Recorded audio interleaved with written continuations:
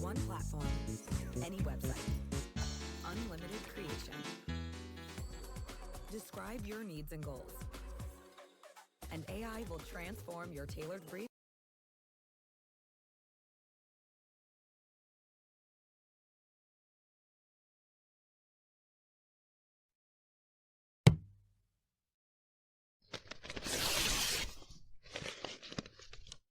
Oh, yeah!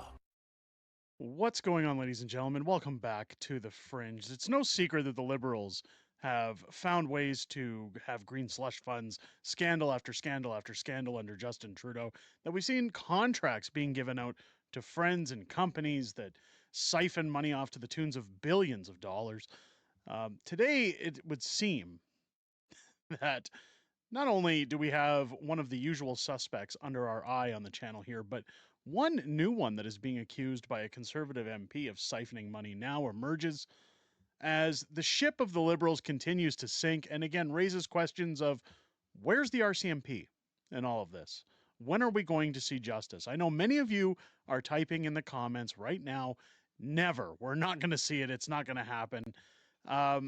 This is where, again, I've often said, we need to demand more from our MPs, or at least the ones that want our vote when it comes time for the next elections, to answer those questions. I'll be speaking a bit more about that as we continue this video, because there is an MP that I am reaching out to, and I do want to show the relevancy of that in terms of the statement that is being made. But first, I want to highlight where this all started. Well, I'm not sure which Randy this is, but apparently Randy Boissonnault coming out stating, we have 4 million more homes to build, and we need trades workers to help build them. Well, part of the problem here, Randy, is you've made it impossible for people to get ahead no matter what they're doing for a job.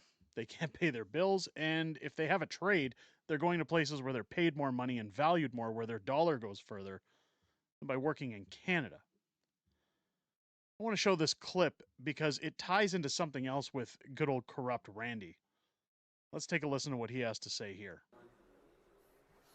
Hi everybody, Randy here. We need to build more homes faster, better, and we need the tradespeople to build those homes. That's why I'm here at the United Brotherhood of Carpenters in Vaughan at this amazing training facility. 48 people being trained in everything from millwrighting to carpentry to joining to siding to build all the amazing homes that we need here in the GTA and beyond. As a member of a union family, I can tell you we understand how important unions are to the middle class, the fabric of our community, the billions of dollars that unions put into training people. And when somebody comes here to get trained, the union is doing it at no profit to them. It's all about giving back to the community. Today, I announced $9 million for UBC right here to make sure that we get 1,500 foreign trained construction people into the home building trades. And that means figuring out their skills, making sure they get the bridging program, and that they get the accompaniment to make sure that they stay in the trade. Why? Because it's going. So I'm going to cut it off right there because his blabbering, does he ever remind you of that really short guy from Police Academy that's always talking? Like, I forget his name, but he was always hanging around with Hightower. Again, maybe that was the other Randy. I don't know. But here's the problem with what he's talking about. He's talking about $1 billion industry. That's going to come into play in a second. But one thing that he does mention here is to get foreign trade workers trained in Canada. Why does it always have to be foreign? Why can't we have incentives for Canada's own citizens to get the training that is required, to maybe put in some kind of program that, I don't know, maybe makes their debt a little less if they're willing to take on a trade, or discounts on their schooling or student debt when they're out of school, some kind of incentive to get our own people interested in improving their lifestyles to work for a living. Again, the one thing he brings up that is separate from that is the cost of this industry. It has nothing to do with coming from a union family because, well, we all know that Randy and the Liberals control the unions anyways. But if we look back here at this tweet coming from Bruce McGonigal, Randy is in charge of the $1 billion rebuild of Jasper. Let that sink in. This is what it's about. Keep in mind, the one thing that gets mentioned in this tweet is the big kicker when it comes to why he wants all these skilled tradespeople to begin with. One of the warehouses his company's owned was torched in an arson attack. I wonder why. I'm surprised Boissonnault didn't blame climate change for the warehouse inferno. Global News revealed the company, which Boissonnault owned 50% of, until June, when he was caught with his hands in his pockets, is mired in lawsuits, including several allegations of civil fraud, owes approximately $8 million in court-ordered debt, and its warehouse was set on fire by 3 arsonists and bid on and won a federal contract while Boissonnault was in cabinet in a possible contravention of ethics rules. I love how they say it's a possible contravention of ethics rules. Yeah, you've gone against you've gone against every ethic rules within the government. Let's take a listen to this clip. Percent of residents want this government to fight climate change. We couldn't breathe the smoke in the air on September long weekend or May long weekend. These guys want to let the planet burn. We're going to defend the planet, put more money in the pockets of Albertans. They can do what they want to do. We're going to defend Canadians and make sure there's a planet for our kids and our grandkids. I love how Randy's throwing of his hands and screaming louder makes him feel like he's somewhat resembling a man.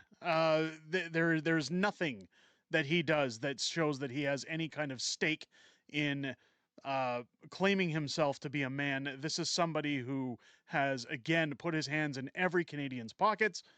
He's clearly got these contracts in Jasper to pad his own pockets, which is exactly why he's standing in a warehouse talking about training tradespeople. This is all for their benefit. Follow the money, folks.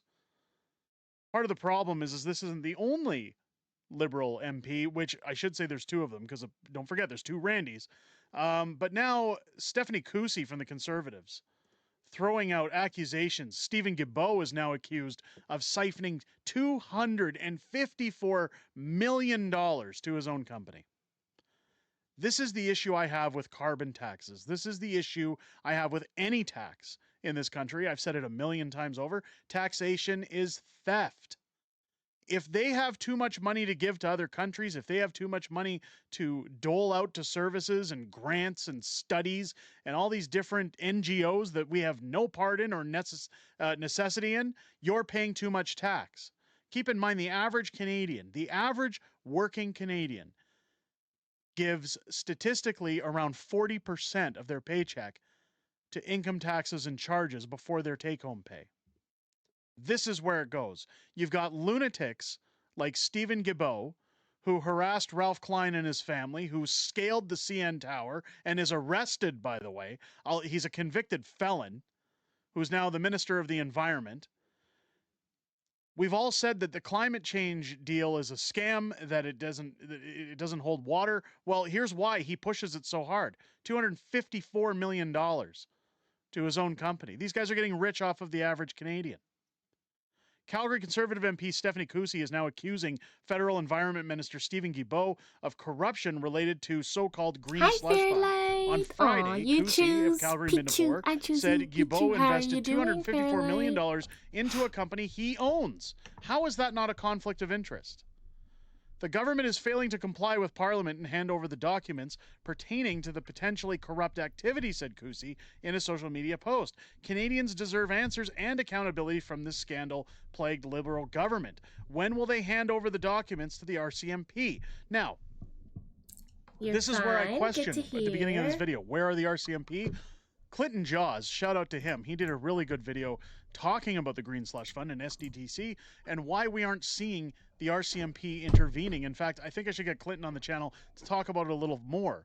If you haven't seen Clinton Jaws before, I would highly recommend checking out his channel. He's a former RCMP officer who is now left his post. He makes YouTube content, talks about politics, does some really good videos on the platform.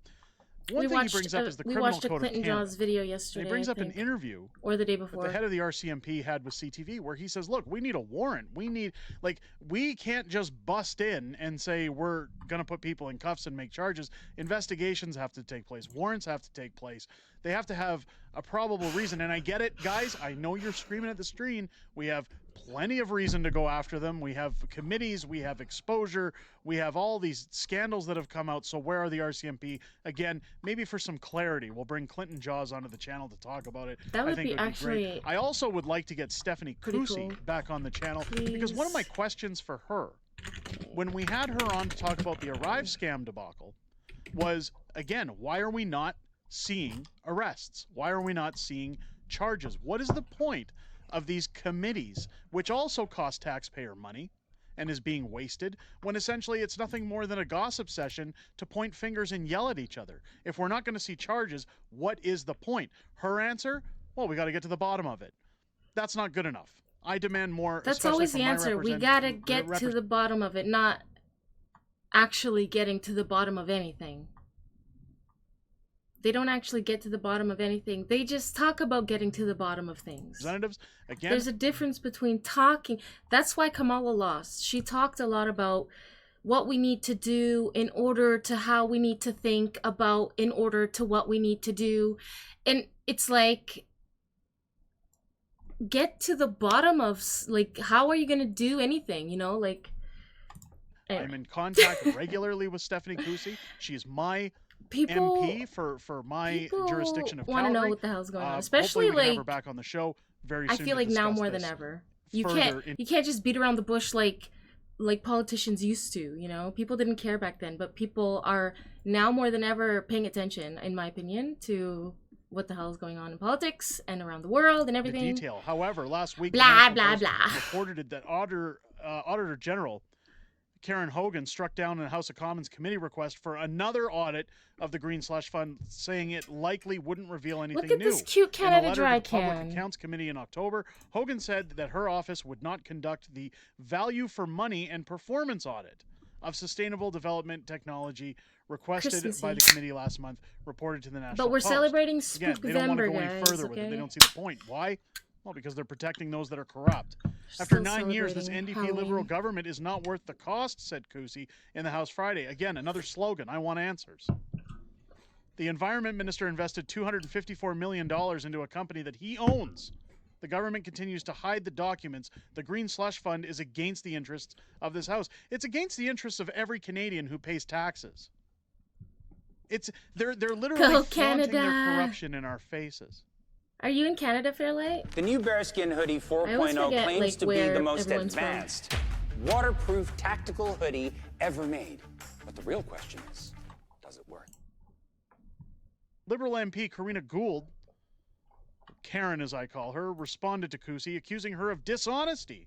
She said the federal government has already tabled all documents requested by the House. Then why isn't Parliament moving forward? Why is it at a standstill, Karen? We did so in a way that respects the Canadian Charter of Rights and Freedoms, said Gould. When have they ever respected the Charter of Rights? The Conservative Party is blocking its own blocking of the House's work. On this side of the House, we respect democracy, we respect the rights of Canadians, and we respect the authority of the police. End that sentence with a big old bullshit. RCMP Commissioner Mike Duhame is concerned that some of the Green Slush Fund documents sent to police through a House order are outside the normal reach of investigators, putting the force in an awkward legal gray zone, reported the National Post. Again, the government has covered their tracks. We all know about when they did the Emergency Act Commission, again, transparent, redacted documents that show up. It says here that allegations against Guilbeault have not been proven in court. Of course not. They're all protecting themselves. And this, again, is why we need to be more vigilant, more concerned about where our tax dollars go. Even in Alberta, you'll see that Danielle Smith recently sat in a conference talking about Stephen Guilbeault to this matter, because now she's taking him back to federal court. Again, this is all follow the money, follow him lining his pockets. Let's take a listen to this. In Ottawa, Minister Guilbeault said, let me pull up the quote. Speaking about your government, they will continue doing stupid things and we will continue doing things to help Canadians. What is your response? Absolutely not. He is not helping Canadians. He is harming Canadians. 150,000 job losses. I might move to the loss States. Of production, which means the loss of revenue, not only for us, but for the rest of the country. An increase in cost on every family's budget to the tune of $419 per month, each and every month. This is not responsible policy. This is a vendetta. Like, he has a deranged vendetta against Alberta. It's very obvious. We've been watching it for some time. He's trying to find a way to get around what the Constitution says. He even acknowledged that they are not permitted to do a production cap because it is natural resources fall under provincial jurisdiction. Somehow he thinks he's going to sneak one in and we won't notice and the rest of the country won't notice. Well, we've noticed, and we think the courts will notice. He cannot do this. Again, saying that Stephen Guilbeault has a vendetta against Alberta is an understatement. We all know that Stephen Guilbeault, again, acts within the best interests of his wallet. He doesn't care about the environment as much as he pretends to. It's nothing more than a cloak or a shield to protect him from his corrupt behavior or his goals, essentially, of coming out the wealthier person at the end of it. If things don't change here in Canada, I might just move to the States. Anytime we see any of this, again, if you wind the clocks back 20 years ago to the Chrétien days, the Paul Martin days, any of these MPs caught with this kind of corruption would have been removed, fired, and possibly charged. There definitely would have been inquiries where people weren't being protected. Again, begs the question, and today's question of the day, which I'd like you to answer below, what has changed in our policies and in our politics to allow Justin Trudeau and his cronies to manipulate our legal system as much as they have? Let me know your answers down below. On that note, ladies and gentlemen, as we wrap up my question again to you, the WEF has a lot to do with it, the UN, do you believe all in these Stephen Guilbeault's pursuit of the globalist environment? people, Do you I think don't that know. he is noble in his quest, or do you think that, again, this is all just Where do you live liberals again, padding their Winra? pockets? Let me know again. That You're about to answer head as well out now. down Enjoy. below. If it's Enjoy your your first time day. here, Enjoy I your hope this night. video has earned your subscription. Make sure Okay, you no hit that Canada subscribe for you. button Where as do you we're live, Fairlight? very closely moving our way towards 50,000 subscribers here on the channel. All right, guys, if you want to, to, so if you're enjoying this, make you guys sure to are hit not that really button as well as Canadian, click but the if bell you want for to notifications. Leave a thumbs up and subscribe to Unacceptable Fringe, this is the channel. Sorry. For any Canadians watching, or even Americans who are interested in Canadian politics, there are a lot of like Americans on X that are interested in Canadian politics. So it's interesting to hear from them. You live outside of Seattle in Washington State, 3 hours away from British Columbia. So you'd still be close to Canada, just the west side of Canada. Age unknown, place on earth unknown. My home is the moon. I love that, Fairlight. I love that for you, and I love that for me too. I want to leave this place. I want to leave this place. No, I'm just kidding. All right, what are we gonna watch next? Let's see. Oh, let's watch this. Not enough of you were talking about yesterday's Congress hearing, which featured whistleblowers exposing the truth about UFOs. In it, an ex-Pentagon official said the government has a secret cabal that is hiding the fact that we are not alone. Beyond that, they also said the government is withholding alien technology that they found and are testing. You cannot miss this video. Thoughts? Planet. Speaking of, Fairlight, speaking of not being from this planet. Was wild. In fact, I got sucked into it this morning, and I watched all 3 hours, and I've now cut down the most important bits so you could hear from. Sorry, guys, one sec.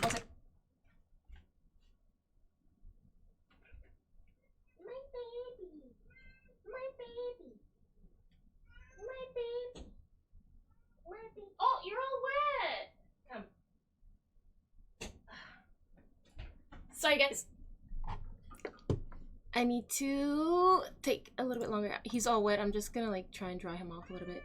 Hope you don't mind that I run an ad break while I take a break.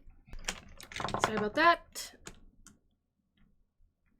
He's probably gonna come in again for me to let him outside, so I'm probably, he's just eating now. So wait, I thought I put the I did put the music playing, but it's on mute. My bad. Okay. From these witnesses yourself. I urge you, watch this. This is wild. Fairlight is here. New this is achievement blow unlocked. your mind. These aren't conspiracy theorists. These are real ex-military, Pentagon, NASA people who are trying to get full transparency from the government because unchecked power is keeping it from you. Without further ado, let's watch the best bits from yesterday's hearing. Former National Security Advisor H.R. McMaster said on Bill Maher's program, I mean, there are things that cannot be explained. Wow. And so I don't know what the explanation is for those unexplainable things, but I will say that there are phenomena that have been witnessed by multiple people that are just inexplicable by any kind of the science available to us. Army Colonel Carl Nell, a member of the federal government UAP task force, said at a conference this past May that non-human intelligence exists. Non-human intelligence has been interacting with humanity. This interaction is not new, and it's been ongoing. And there are unelected people in the government that are aware of that.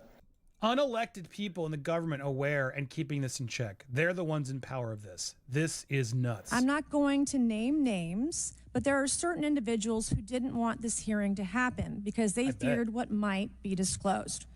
But Maybe we Saturday stood night firm. stream? No amount of outside pressure would ever keep me from pursuing a subject to ground, come hell or high water. Representative Luna just told me if I say Immaculate Constellation, I'll be on some list. Maybe a FISA warrant, so come at me, bro, I guess. But now, this is a group that has now been named that she wasn't supposed to name, and they're going to talk about it more, but I guess I'm now getting on the list I've heard of as this well. Immaculate Constellation. Oh, wait. I've heard of this. I've heard of this. Hold on, because I'm actually I love to learn about UFO stuff. Yeah. And wait, where is he? Chris, Area 52. This guy's always talking about Immaculate Constellation.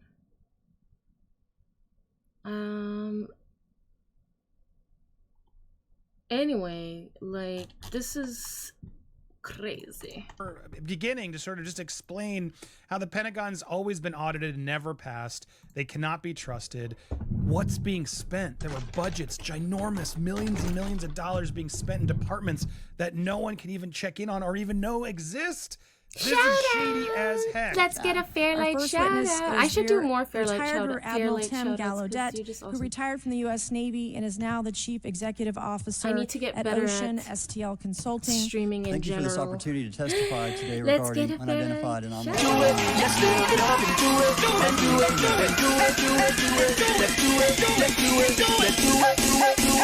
Here we come, here we go. We gotta rock, easy come, easy go. Now we on top, feel the shot, body rock, back it don't stop, round and round, up and down, around the clock. Woo! Guys, go check out Fairlight. Fairlight streams music. I'm assuming you're like live mixing, and that's awesome. I wish I knew how to do that. But yeah, Fairlight. Thank you for redeeming that. And guys, again, go check out Fairlight for some sweet mixes. UAPs are real came to me in January of 2015 when I was serving as the commander of the Navy Meteorology and Oceanography Command. At the time, my personnel were participating in a pre-deployment naval exercise off the U.S. East Coast. It included the USS Theodore Roosevelt Carrier Strike Group, and this exercise was overseen by the United States Fleet Forces Command, led by a 4-star admiral who at the time was also my superior officer. During this exercise, I received an email on Navy's secure network from the operations officer of U.S. Fleet Forces Command. The email was addressed to all the subordinate commanders, and the subject line read in all capital letters, "Urgent Safety of Flight Issue." The text of the Illuminati, email was you've come to brief take but control. alarming, with You words can to the effect, take your "If heart, any of you know what these are, tell me ASAP. You can take your heartbeat, we are but having you multiple can't break your near soul. mid-air collisions, We all and shall if we be do not free. resolve this soon, we are Illuminati, going to have come to shut take down the control. exercise."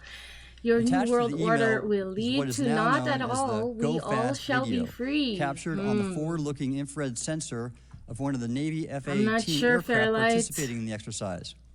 The now declassified video showed an unidentified object exhibiting flight and structural characteristics. Have they come to unlike take control, anything or in are our we going to arsenal. be set free? Which one And is let's it? be clear, this was declassified and released by the Which one is government. it, This was not Fairlight? some, oh, this was AI, this was made up. Nope, this one was official. The implication of the email was clear. The author was asking whether any of the recipients were aware. I've been into like UFO stuff since before this came out, since I've always been interested in space, you know, like space. Of classified technology demonstrations that could explain these objects. You know, because the DoD policy is to rigorously deconflict such demonstrations with live exercises, and part of me was like, I want to believe, and here we are. Confident this was not the case. The very next day, that email disappeared from my account and those of the other recipients without explanation. Moreover, the commander of Fleet Forces Command and the operations officer never discussed the subject. Even during weekly meetings specifically designed to address issues affecting exercises like the one in which the Theodore Roosevelt Strike Group was participating. This lack of follow-up was very concerning to me. As the Navy's chief meteorologist at the time, I was responsible for reducing safety of flight risks. Yet it appeared to me that no one at the flag officer level was addressing the safety risk posed by UAPs. Instead, pilots were left to mitigate these threats on their own without guidance or support. Last year's UAP hearing also revealed that elements of the government are engaged in a disinformation campaign to include personal attacks designed to discredit UAP whistleblowers. That's been going on for years and years and years. Think about Bob Lazar. Like, he came out, he's been talking about, you know, what he worked on since the 80s, and they made him out to be this crazy man, and he had it tough. He had it tough, like, after that, like, being, you know, labeled as this crazy, you know. Anyone talking about UFOs, alien abduction, anything like that, like, were not taken seriously. He never signed a non-disclosure agreement regarding UAPs, and now as a private citizen... you know, that's perfectly natural. It's still like, even with what we know today, it's still like really freaking hard to believe or even imagine that this is real. I feel like so much so that we're just taking it in and we don't even care anymore at this point. I don't know. What do you guys think? One sec. Sorry. I'm back. Secret lover is restless. Wait, what? Sorry, I have to, like, there's a little stinger on the end of this onesie, and the way, like, wherever they put it, it's not comfortable because you have to sit, like, right on it. So I'm like having to move my stinger like I have like a like like I have a sack or something, you know, and I have to move it over. Anyways, I've become an advocate for greater UAP transparency from the government. Our second witness is Mr. Lou Elizondo, a former Department of Defense official. Okay. Ex-Pentagon official, guys. This guy's legit. Let me be clear. UAP are real. Advanced technologies not made by our government or any other government are monitoring sensitive military installations around the globe. Furthermore, the U.S. is in possession of UAP technologies, as are some of our adversaries. I believe we are in the midst of a multi-decade secretive arms race, one funded by misallocated taxpayer dollars and hidden from our elected representatives and oversight bodies. Just let that sink in for a second, what you just said. An arms race for alien weaponry that's now being funded by taxpayers through secret departments that we have no idea or monitoring or transparency We living in dystopian future and other now? competing countries also Officially. in this arms race. This is nuts. For many years, I was entrusted with protecting some of our nation's most sensitive programs. I consider my oath to protect secrets as sacred, and I will always put the safety of the American people first. A small cadre within our own government involved in the UAP topic has created a culture of suppression and intimidation that I've personally been victim to, along with many of my former colleagues. This includes unwarranted criminal investigations, harassment, and efforts to destroy one's credibility. By linking our TikTok accounts Pretty with the family good. pairing tool, Early it's finish easy to make Friday, sure what my so teens are weekend is watching here. on their Nice. TikTok is safe and Sweet. age appropriate. Early finish Friday. Just like family movie night. Nope. Family pairing on TikTok. This is a melody in Ableton Live. Let's export it to MIDI. Drag It's about and drop midday into Friday. Ace Studio. Oh, where are you? Are you Then in type like in the lyrics. and generate the I want to vocals. say Australia. Are you in Australia? Most Americans would be shocked to learn that the Pentagon's very own Public Affairs Office I always forget where openly everyone. employs You a are from professional Australia. psychological Okay. operations officer as the singular point of contact for any UAP-related inquiries from citizens and the media. A psych op is in charge to make everyone look crazy. This is unacceptable. Many of my former colleagues and I have provided classified testimony to both the Department of Defense and the Intelligence Community Inspector General, and many of us have subsequently been targeted by this cabal with threats to our careers, our security clearances, and even our lives. This is not hyperbole, but a genuine fact, and this is wrong. Our third witness is Mr. Michael Schellenberger, founder of the newsletter Public, and author Jeremy of a recent Corbell. journalistic piece about special access programs, including one widely There's Jeremy identified Corbell. This is another guy. I watch him. He is all about UFOs. as Immaculate Constellation. I swear the staff wants me on a list. That name is what she's not supposed to say, and she's said it multiple times. Good for her. Fortunately, there is a growing body of evidence that the U.S. government is not being transparent about what it knows about unidentified anomalous phenomena, and that elements within the military and the IC are in violation of their constitutional duty to notify Congress of their operations. President-elect Donald Trump and former President Barack Obama have both said that the government has information about UAPs that it has not released. We now have existing and former U.S. government officials who have told Congress that AARO and the Pentagon have broken the law by not revealing a significant body of information about UAPs, including military intelligence databases that have evidence of their existence as physical craft. Now, he mentioned this group, and they mentioned it before, AARO, this all-domain anomaly resolution office, was sort of put in place by the same organization that's supposed to be checked by themselves, and it's not apparently working. It's unclear where the budgets are going. It's unclear who's actually monitoring it, and it seems like they're doing more of a cover-up job than actually reporting transparency and keeping us honest. One of those individuals is a current or former U.S. government official acting as a UAP whistleblower. This person has written a report. This is the report that says the executive branch has been managing UAP NHI issues without congressional knowledge, oversight, or authorization for some time, quite possibly decades.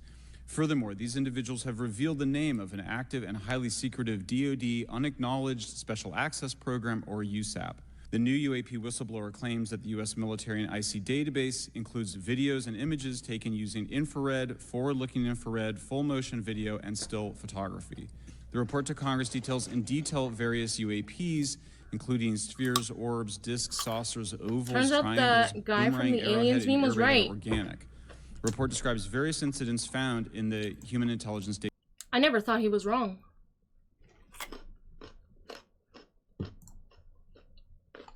I also didn't, like, again, it's that, like, I want to believe, like, you know, you want to believe in that kind of thing, and so you watch stuff that kind of confirms your bias, but at the same time, it's like,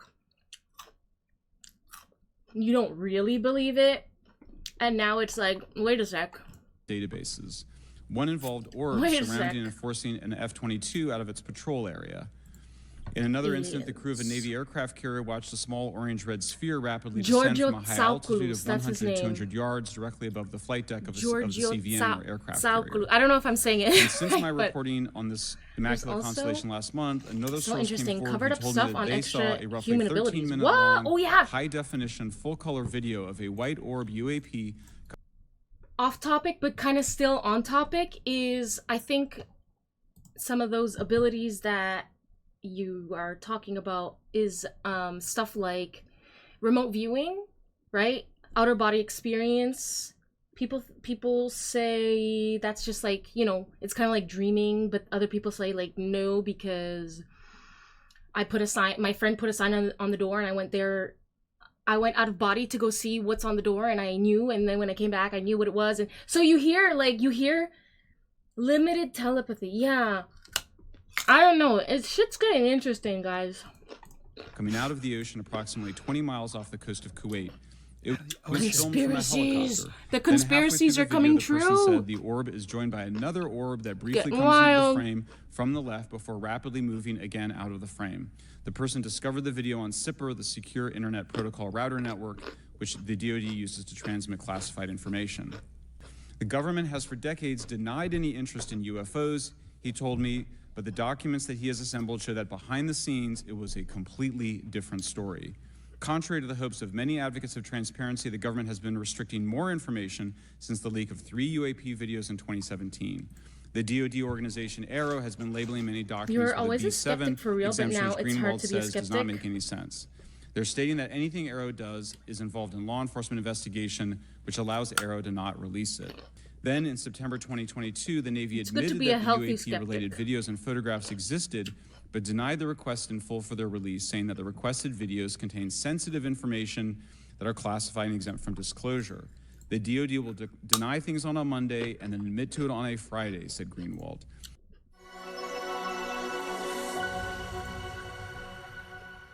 Hello, everybody. Well, He said the government can and does release videos that protect secret methods of capturing it. They fall back on the sensitive platform excuse a lot, he said. However, the on-screen information can be blurred and scrubbed. The metadata can be removed. I'll show you this example here. This is a presentation from the UATP task force. This is completely absurd. It's nuts, this level of censorship, of redaction on a document. It shows the redaction of how many reports they've collected, for how many years. 2 of the 3 potential All explanations sensitive. are blacked It's sensitive. out. The It's Pentagon, sensitive. the intelligence community is treating us like children. It's time for us to know the truth about this. I think that we can handle it. That's the big question of can we handle it? That's Here's the thing. The U.S. I think the U.S. and like Western civilization can handle it. I don't know if other civilizations can handle it. You know what I mean? Because like other civilizations are more religious, you could say, right? And so that poses like, what are the implications there? Are all the countries on the same page with this, you know, before the States just decides like we need to know what's going on? I think that like, I don't know, all the world leaders, you know how, and someone was talking about this actually the other day on an X space. You know how, okay, we have adversaries, right? But when it comes to things like space exploration, we are able to work together. So I think when it comes to something like this, we should do the same. We should work together to, you know, because if this could potentially be a threat to Earth or something, you know, we should care about that. But who's to say that NASA and, you know, the other space agencies around the world aren't already communicating regarding this? But I don't know. It's very interesting. It's a big theory, and I want your theories down in the comments below. Can we handle it? Our last witness today is Mr. Michael Gold, a former NASA official who is also a member of the NASA UAP Independence. Alternative hair ads for all the people. Sorry, but that's so funny. That's so funny. I didn't put 2 and 2 together, but that's so hilarious. Oh my god, people, the alternative hair ads are like, now's our time, because I'm sure, I bet you any money, like some of the people who shave their heads probably woke up the next day being like, why the fuck did I do that?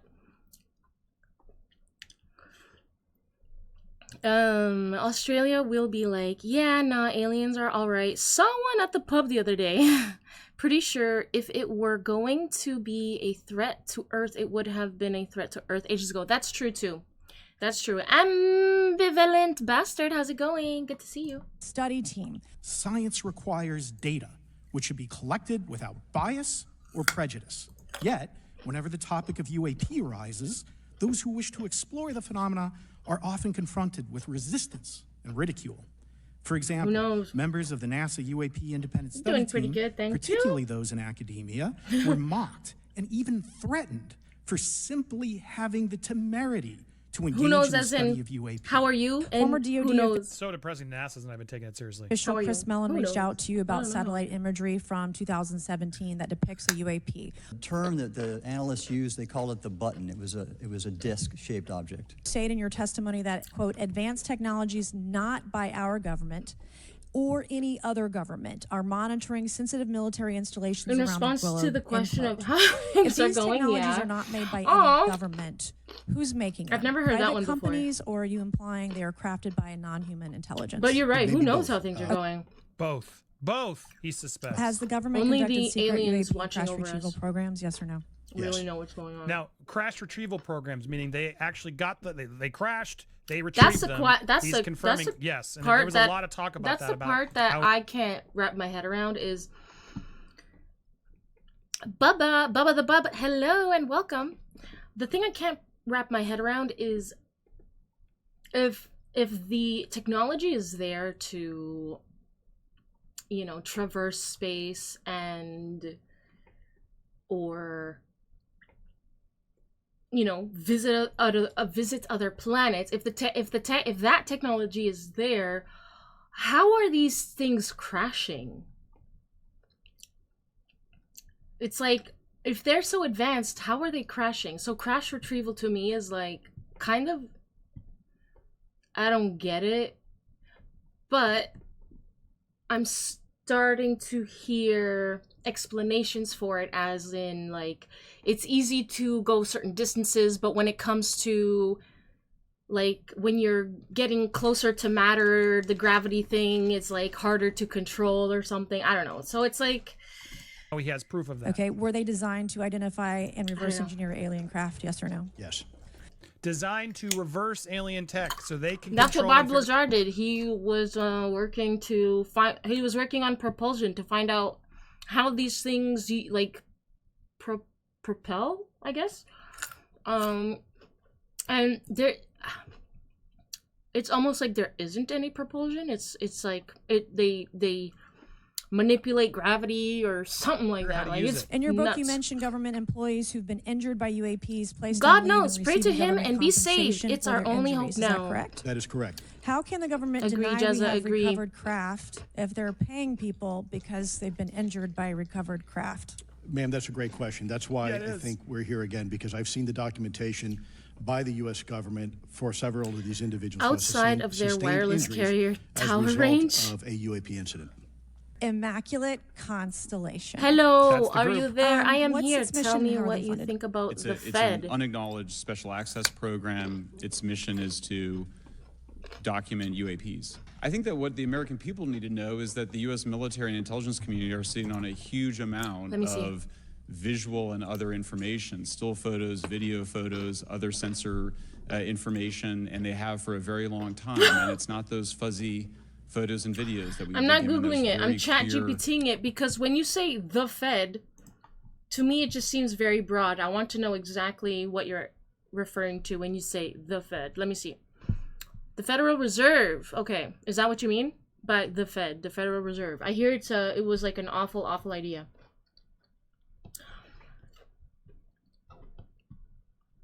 I'm not a politics streamer. I'm learning about politics. And I think that's allowed, don't you? So what? I'm learning about politics. What's the problem? You can teach me. You're teaching me right now. Is that a problem?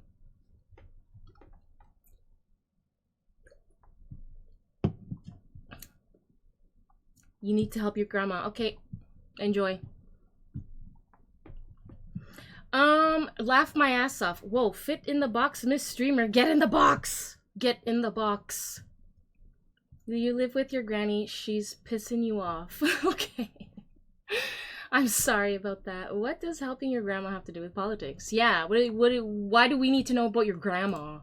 High res. High resolution. How many visuals, graphics, videos, photos? I mean, I've been told hundreds. You know, all the cameras and satellites we have in the sky, it's always a blurry, sketchy little thing. We don't know what it is. That makes us look even dumber, to be honest. Maybe thousands. I mean, I also wanted to say, because there was some conversation around concern around the revealing of these materials, revealing the source collections. It has a lot to do with her. She voted for Jill Stein. Oh shit! So, like, no excuse. Really? Document. Love that. Who did you vote for? Who did you vote for, Bubba? The U.S. government, sir.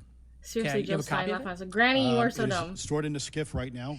I do not have possession of it. The U.S. government does. What department of the U.S. government gave you this Granny's document? not on X. What I will can say you, the what can Department you of do? Defense. Unfortunately, I can't say in this forum much more than that. You voted for Trump. A secret department in the Department of Defense that he can't say because he signed a document. Specifically said the document said you can't talk about crash retrieval.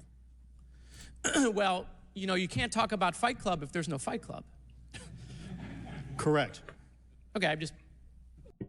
You're not a child, you're a man. So stop wearing so many layers to go outside and get the bearskin. All right, so the Federal Reserve, is that what you mean? Money, bank, financial. Okay. So what I know about the Federal Reserve is that that it was like created in 1913 or something. When was it created? I remember the year. Fuck you, Bubba. Sorry, but I remember the year. So that's saying something. Okay, 1913 by, it was like that president that people don't like because he created this Federal Reserve, blah, blah, blah, blah, blah. Like, I kind of get it. So what do I think about it? I think it's BS, just like you probably do. He won the election, and now he's going to end the Fed with Ron Paul by his side like a patriotic warrior. We'll see. Yeah, we'll see. We'll see what words he'll keep. Making an observation. You know? Right, so you're not some conspiracy. But it's definitely words that people wanted to hear and that Kamala was not expressing at all. Sheriff, you actually have a legitimate background. Well, sir, I'm Anyway, certainly not a conspiracy I theorist. always have something I'm fact-based. to say about Just Kamala. fact-based. Kamala. Access. You weren't allowed to ask for a lawyer to review the document? It was an option, but they probably wouldn't have allowed me to because the document itself was pretty explicit. How would you characterize UAPs? An enigma, sir, and a frustration. We're talking about technologies that can outperform anything we have in our inventory. And if this was an adversarial technology, this would be an intelligence failure eclipsing that of 9/11 by an order of magnitude. To your knowledge, have any USOs ever outpaced our submarines? Yes, ma'am. At what magnitude? I don't have the exact speed, but again, a witness came to me, a credible former These submarine officer. These UAPs, when they, from what I've heard, what I've learned is that it makes no difference when they enter the water versus exiting. Like, it's almost like the water's not even there and they're just, I don't know. It's crazy. I don't know. Observed it on Bubba, what do you think sonar about all data. this? UFOs? And, this was in What do the you think? 80s in the North Atlantic. Yeah, not during a storm, hillbillies. And it You just said 911 squared? submarine by orders of magnitude. So are you... What do you say? I guess would it be safe to... I don't have the exact speed, but again, a witness came to me, a credible former submarine officer who observed it on sonar data. And this was in the 80s in the North Atlantic. Yeah, not during a storm, hillbillies. And it Military outpaced personnel. his submarine by orders of magnitude. So are you... I guess If would it they're be equally safe to infer that aerodynamic they're and moving hydrodynamic, that should be how they operate. I'm not prepared at this point to state for the record is something alive or not, because even that definition is hard. There was a time in science we thought that life required. He explains having to reevaluate. he doesn't even. They can't even say they're not alive. Like the ships themselves could be alive. See this thumbnail? whether or not they're religious. This is basically talking about how some people think that they have bases in the ocean and all this kind of shit. It's crazy. Might have access to it. Thank you, and I apologize for stepping out. My governor is here upstairs, so I'm trying to get in between meetings, so apologize for that. Believe, just for the record, that the federal government, any part of the federal government, is knowingly concealing evidence about UAPs from the public. Yes, sir. 100%. Yes. Yes. What do you believe UAPs could be or are? Strong evidence that they are non-human, higher intelligence. I echo my colleague's comment, sir. Two of the most What the people there, not fuck? the journalist and the nice guy who doesn't What do you have guys the think? information. Is it the two all with a the information, ruse? Could it even be a non-human ruse? I don't know. threats. Genuinely do not know. Don't know, but we must find out.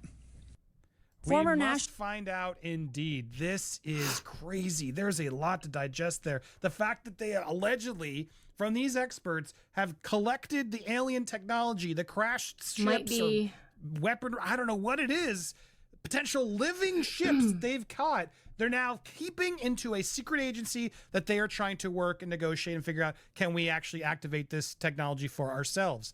Look, there's clearly a reason to keep this secret, to say, well, this is crazy. This would blow everyone's minds. This questions religion and so many other things. I understand there could be mass chaos if aliens were actually to step out. And here's the thing. Some people think that they're not aliens from another planet. Some people think that they're an intelligence that has been on planet Earth for, I guess, longer than we have. And for some reason, they're living inside the Earth.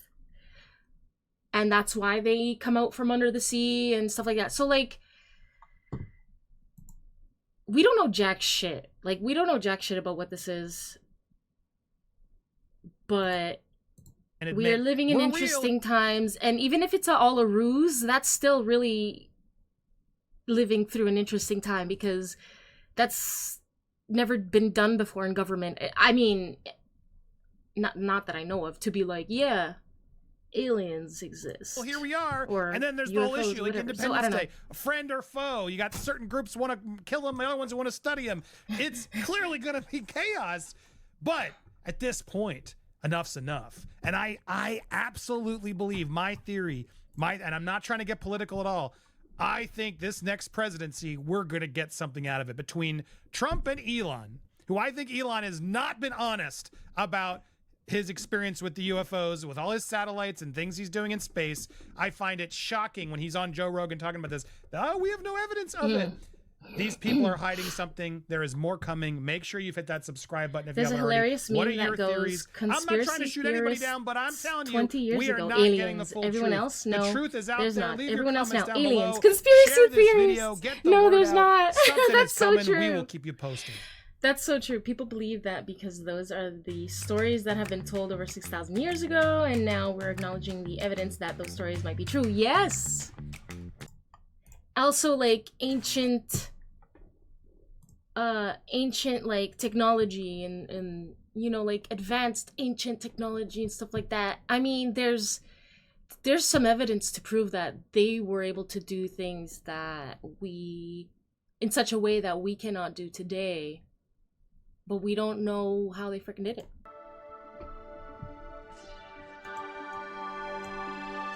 Hey guys, welcome to the Liberal Hive Mind, a channel solely focused on exposing the Meme of the day, abundant she was hypocrisy going of the to left. fix the economy. You know, it feels Her like the campaign is Democrats $20 million really in stepped in debt! at this time now, didn't Okay, guys, let's take a minute because that is so true. This is a little too on the nose. She was gonna fix the economy. Her campaign is $2 million in debt, $20 million in debt. Come on, people, wake up.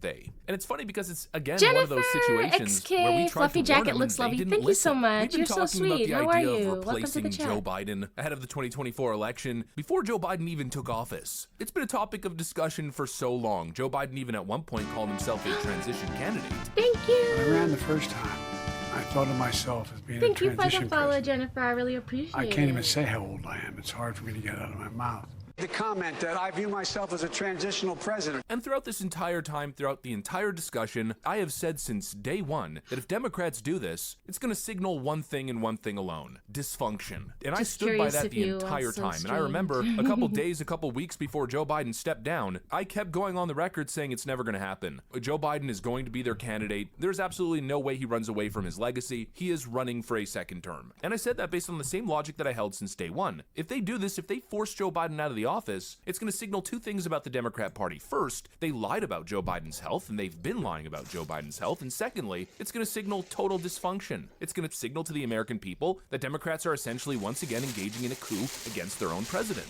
And then, of course, I was wrong. Joe Biden was eventually forced to step down, something I predicted wouldn't happen, but I guess I was right in the outcome. I mean, total dysfunction. The Democrat Party is now in utter disarray, and everybody can see it. It's not just me, it happens to be leftoids as well. Even Anna Kasparian from the TYT Don't get into the politics is putting thing. the Democrat Party on blast. It's for bad. what they It's a did little to too Joe late. Biden. The Democrat Party is in serious trouble thanks to their totally corrupt, Gaming is much extreme, better. You know what? undemocratic actions. And so that's the topic for this video. We got some stuff I'm to get into. gonna I have to start getting back into gaming. Too. So let's roll. But I have been very focused on politics, and you know why? Canadian. See, I live in Canada, and so things are really like messed up over here, and so I've been like paying attention to politics a lot. Aliens are real because you are one. Radwar, welcome, welcome. Aliens, welcome. Canada, you love it. Nice, nice. But yeah, like, oh, you're English. Nice. Oh, so do you live in the UK? Like, I feel like you guys are going what, you know, we're going through, and I personally feel like a lot of Canadians feel like Trump's win is it's like giving them hope that we can turn things around for our countries. So like I feel like Canadians are really trying to piggyback off of this Trump win, and like there's a whole Maple MAGA thing movement, and well, at least there is on X, you know. That's the people I talk to in real life, they don't really care that much, but I don't know. I've been very like involved talking shit on X and stuff like that. But I do want to get into gaming again soon. I do. Well, shit, good luck, Canada. Thank you, Ambivalent. I appreciate it. Okay, all right, folks. So we tried to warn him that it Don't would worry be about a Trump. bad look and that it would backfire. I will tell you and they what just will wouldn't happen. listen. Another And virus now, or a well, war. this Trump is what the won't Democrat do Party anything is dealing he with. knows he cannot take on China.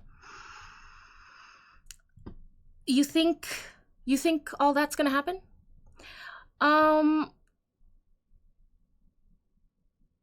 The thing is, I feel like all that would happen under Kamala. Another virus, another war, and that she wouldn't do anything. Like, that's how I personally feel about Kamala. In my opinion, a vote for Kamala is like a vote for Justin Trudeau. That's how I see it. And I think that Trump could take on China more than Kamala could. Kamala would shake in her boots and not want to meet with Xi Jinping or whatever, and not like, you know, meet with anyone because she doesn't do well in meetings, as we've seen. Justin Trudeau will handle Trump. I think Trump's gonna handle Justin Trudeau. That's how I see it. But, you know, I don't know. I see here, Trump, the thing is, Trump, when he says he doesn't want any more wars and that he doesn't want people to die and that he wants what's best for America, people believe him, including myself. Canada has masses of oil pipelines through the USA. The military in America needs uranium and aluminum and other things USA doesn't have. So they'll have like I hear, but I honestly can't even remember Trudeau's stance on pipelines. I feel like he's always flip-flopping, but I don't know, correct me if I'm wrong. There was some conservative correspondence concerned Kamala copied Canadian communism. You know, it's because it's all the WEF. It's all the WEF's doing. These people.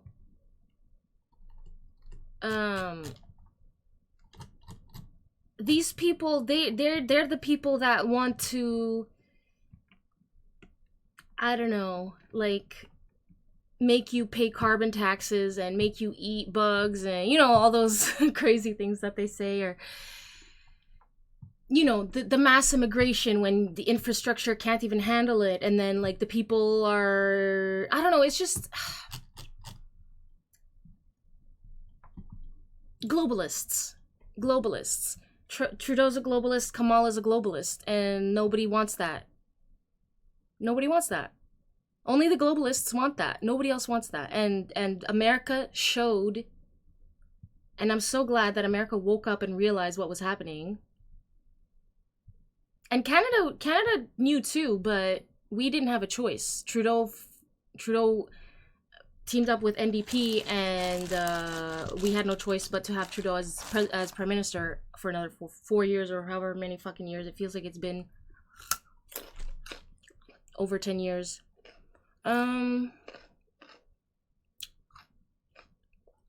That's a dictator. That's a tyrant. Someone who Like, when the fuck is he getting the fuck out of here? And he's still trying to stay in power. In power. Like his fucking... Globalization is just business, yeah. Don't all the women like Justin a lot? Hell no!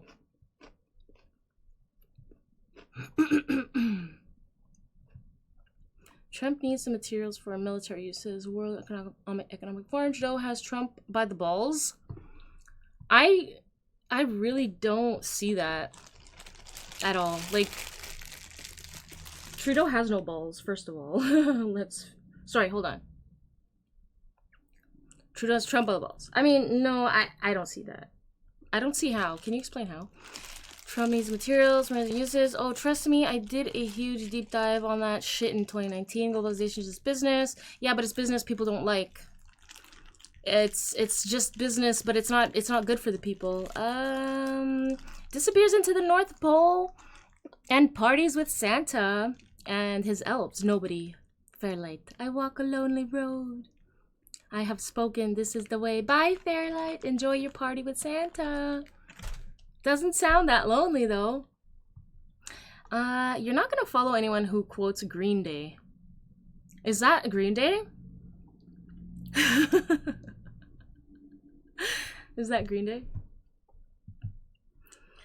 Look at companies like Barrick with their connections to the White House. USA needs the Canadian resources. Yeah, but the people are not gonna leave Justin Trudeau. I mean, the people, like...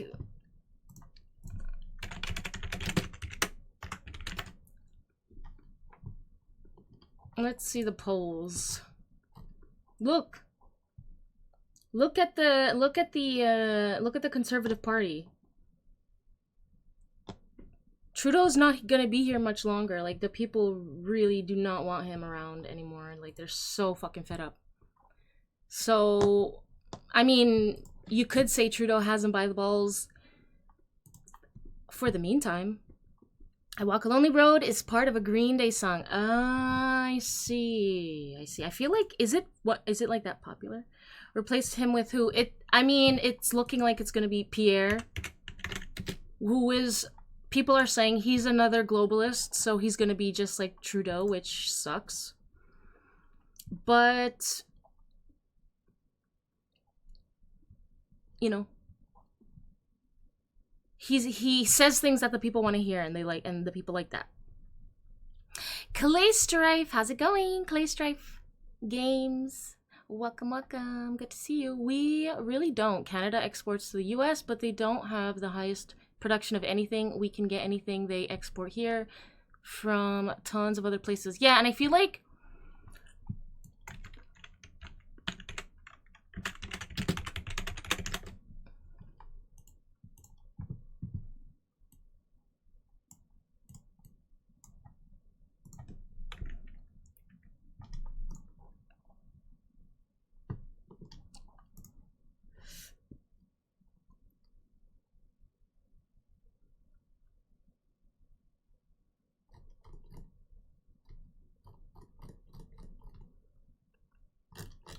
what I don't know is if this pipeline is even complete.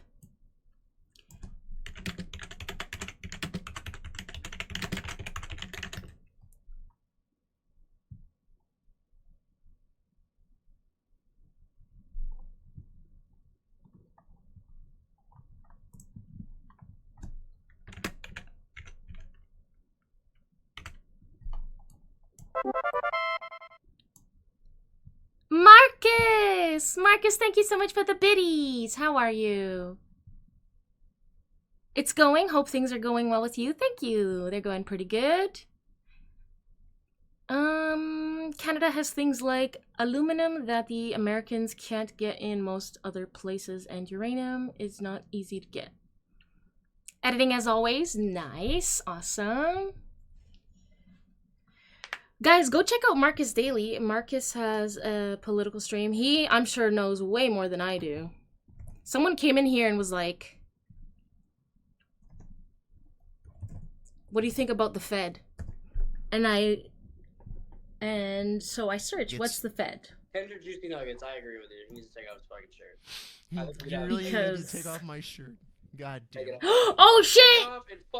Oh shit! Put on the fucking soundtrack and let's throw some ass. This is rated PG. No, this is PG-13, guys. I'm so sorry, Marcus. I'm so sorry. But guys, don't you want to go follow Marcus? Please forgive me. And that's how we roll here. That's how we roll here, folks. No. But anyways, guys, go check out Marcus. And besides taking off his shirt, he has a lot of political things to say, if I'm not mistaken. Are you in the States or are you in Canada? I forget. We love Newfound dogs. We love Newfound dogs. Newfoundland dog. Labradors? You like Labradors? Is that what you're trying to say? I'm not sure. Newfoundland dogs. Crude oil imports from Canada reached a record after pipeline expansion. The mods, you never clip anything good. What do you mean? That was a great clip. One of your best, I'd say. I'm just kidding. I haven't seen all your clips. They never clip anything good. I beg to differ.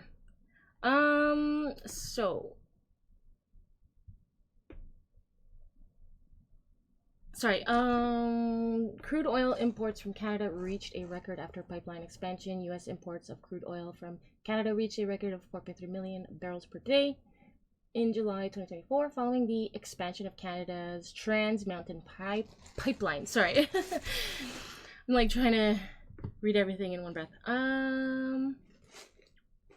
America has the means to be oil dependent for ages. That's what Trump wants to do. I think he wants to be oil dependent, or he wants to be dependent from certain things. He wants America to be dependent from certain things. We can get uranium from India and Australia fairly easily. I'm not sure what you're trying to prove here. Newfies are from Newfoundland. Labradors are from Labrador. True, but you could also, I've never met someone from Labrador. I've only met Newfoundlanders. Why is that? Australia, you can get uranium from, but why not buy Canadian? It's cheaper. I'm just saying we don't need it. USA doesn't have rare earths. It buys from China. Trump wants to stop whatever he can stop, like either buying from China or mass producing stuff in China. Like, he says he wants to stop that. I don't know how, I don't know, but I guess Kamala never mentioned any of this stuff. She never really mentioned anything. She mentioned she lives in the middle class. Great. That's great, Kamala. That's great. You grew up in the middle class. That's nice. Love me some Newfies by the way. What Trump wants, he couldn't even build a wall. Will be out in 4 years. Well, maybe he couldn't build a wall because there was like maybe some forces against it, or I don't know. But then why did Kamala pretend that the wall was, why did Kamala make the wall part of her campaign after? As if it was like her wall, or as if they were gonna do something, and you know what, the wall's actually a good idea. So like, nobody knows what her convictions are. They're always changing. At least with Trump, everyone knows what his convictions are, everyone knows him.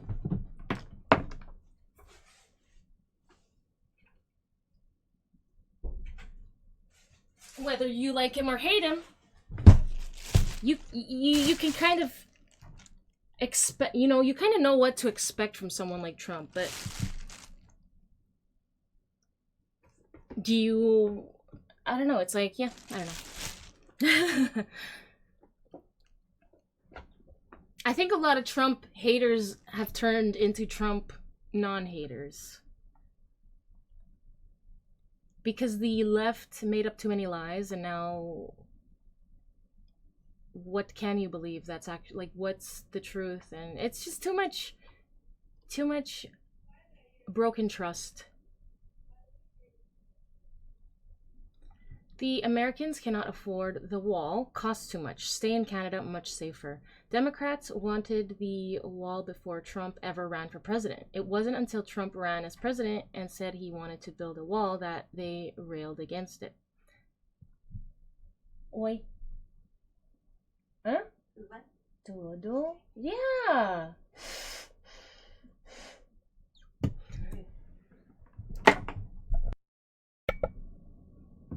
I'm back. Hola, Canadians! How's it going, Luisito? Como vai? Como estás? Biden's, sorry, what? Hold on. Democrats wanted the wall before Trump ever ran for president. It wasn't until Trump ran as a Republican and said he wanted to build a wall that they railed against. Hold on, let me see if that's true.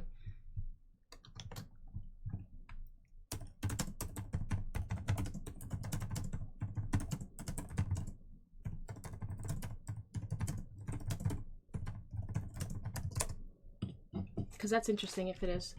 Biden's even on record saying he was going to build a wall. Really? The answer is yes, the Democrats did want to build a wall.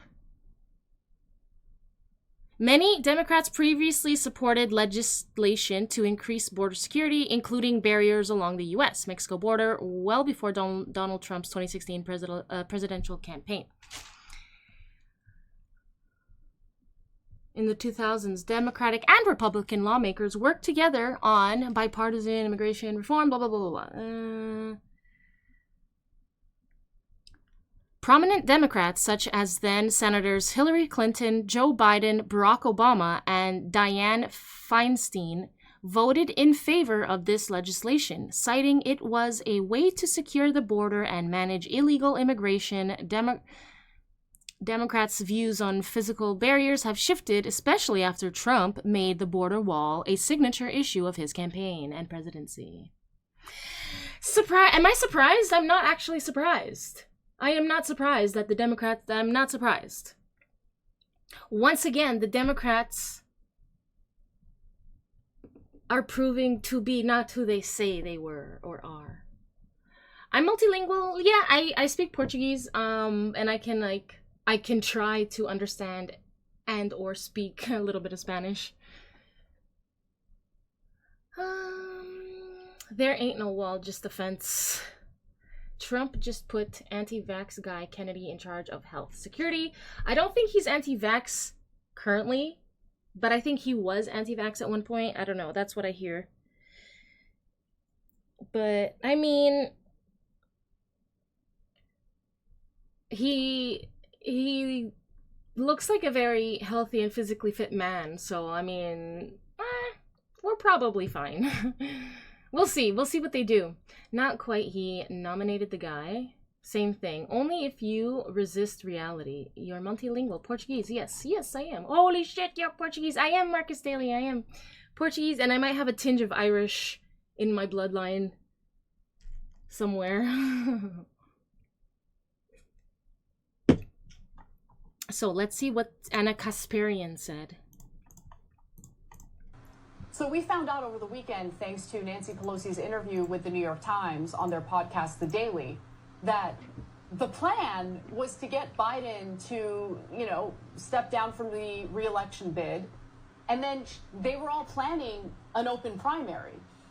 But Biden, 30 minutes after he dropped out of the race, decided to endorse Kamala Harris as a middle finger to the Democratic Party. The other thing to know about Joe Biden is that their internal polling before he dropped out of the race indicated that if he stayed in the race, Donald Trump was going to win even more electoral college votes than he won against Kamala Harris. But they didn't care.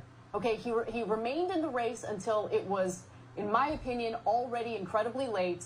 And so he set up Kamala Harris for failure. He set up the Democratic Party for failure. But I also want to be clear that the Democratic Party specializes in failure. They're incompetent. They're pathetic. and they lied to the American people and thought that they would get away with it. The cover-up on Biden's mental decline was very much real, and the fact that the party overall felt the need to lie to the American people and their own base goes to show you how little respect they have for their own voters. All right, last two things. Damn. Anti-vax means anyone who understands the COVID vaccines were BS, which is why they needed boosters. Yeah, like I wouldn't have taken the COVID vaccines if I wasn't forced, basically. Like I wouldn't have done that. Like I don't take the flu shot. I don't need to take the flu shot. You know, these things are take the ones like those, you know, hepatitis and measles and all those, fine, but these flu shots, COVID shots, I'm good. There's something called immunities, you know, build up immunities. The vaccines literally lowered people's resistance to COVID. I think so. I think because like before I got the vaccine, I was definitely asymptomatic because I was definitely around people who had COVID. I didn't know it at the time that it was COVID because it was still like new, but it's like the guy I was seeing at the time was very ill at one point, and like I was perfectly fine. I didn't get anything, and that was, we found out later it was COVID. But then after the vaccines, then I think I got COVID like another 2 times, and I actually, or sorry, like my first 2 times, but like I actually had symptoms this time around, so F them. You know a little Portuguese, your mother knows fluent. Really? How so? I'm not the only half-breed Portuguese man on Twitch anymore. Wow, you're Portuguese too? No way. That's so cool. I used to be full breed, and then I learned that somewhere along my mom's side there was like Irish ancestry, which makes sense because when I went to Ireland, I felt a connection to it that I didn't understand because I didn't know it at the time. You love that the Dems are blaming Biden for Kamala failing. They're all just blaming each other. What happens if Trump bans all vaccines in the USA, then China makes a new virus weapon and releases it on the Americans? US will be like finished. So do you really think that Trump's gonna ban all vaccines?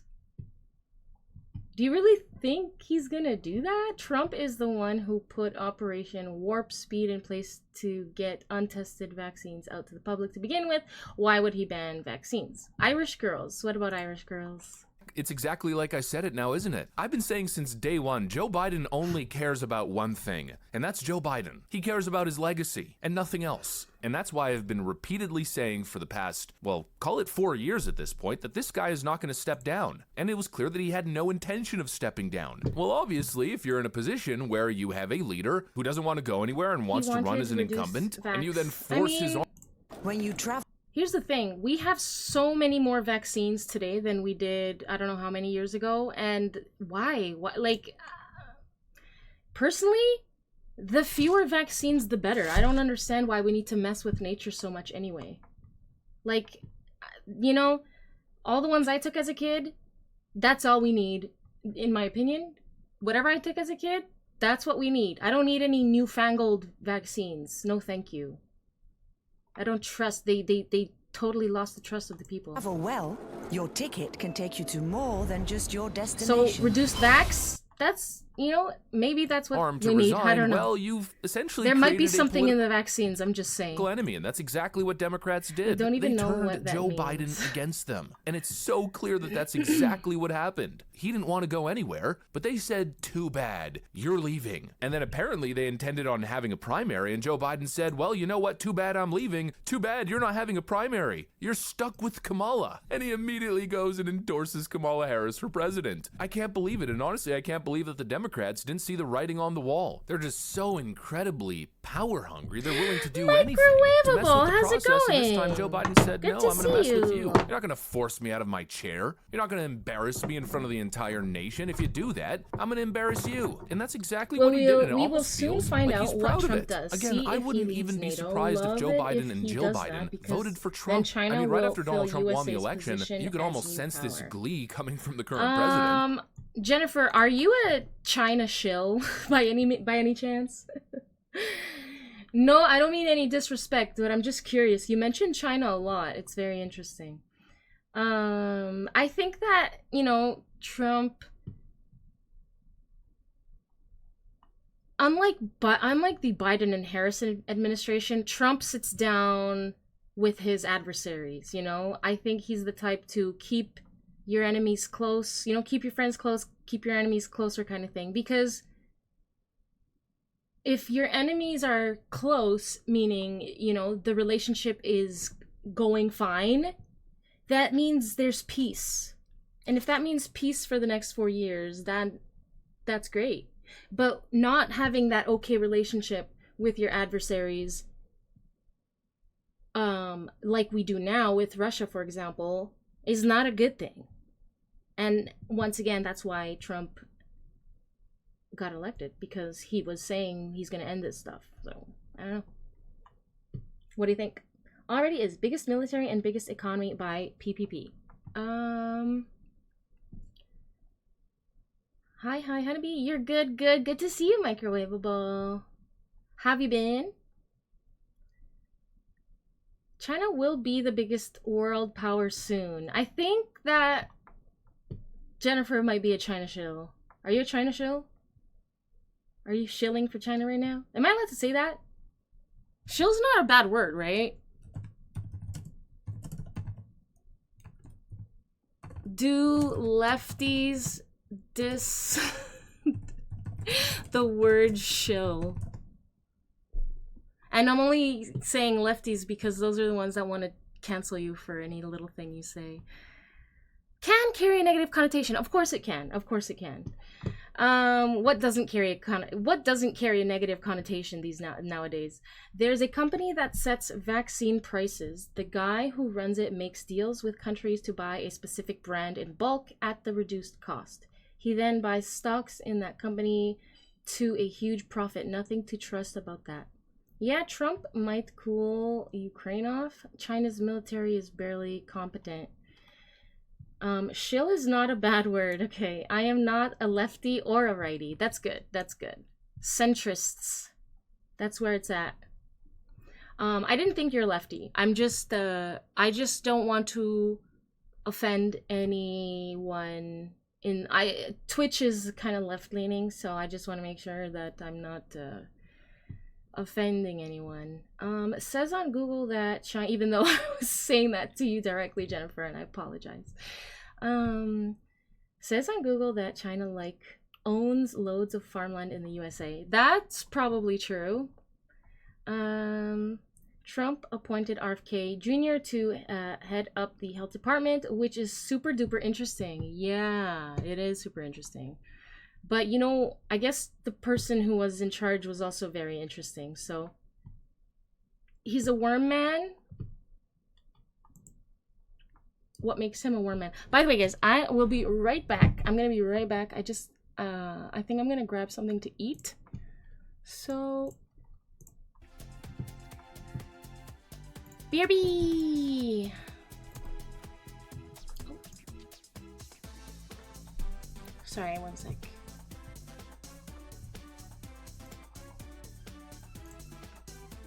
BRB! I'm back.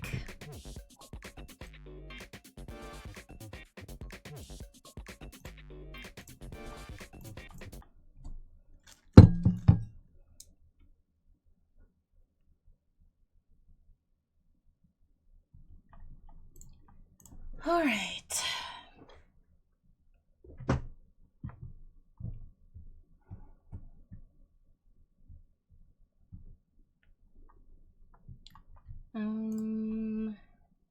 He had literal. Oh yeah, that's true. Disagree. He had a worm in him and his legs. I heard about that.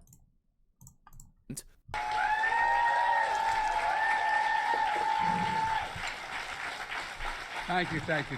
Please. Thank you, thank you, thank you. Yesterday, I spoke with President-elect Trump to congratulate him on his victory. And I assured him that I'd direct my entire administration to work with his team to ensure a peaceful and orderly transition. That's what the American people deserve. And now, just yesterday, Donald Trump shows up at the White House to meet up with Joe Biden to set up the transition. And again, it's the same kind of tone. Well, Mr. President-elect and former President, thank you. Donald, congratulations. Thank you. And looking forward to having a, like we said, smooth transition. Do everything we can to make sure you're accommodated, what you need. And we're going to get a chance to talk about some of that today. So good. Welcome. Thank you very much. And thank you very much. And happy Joe Biden is. I mean, he seems almost...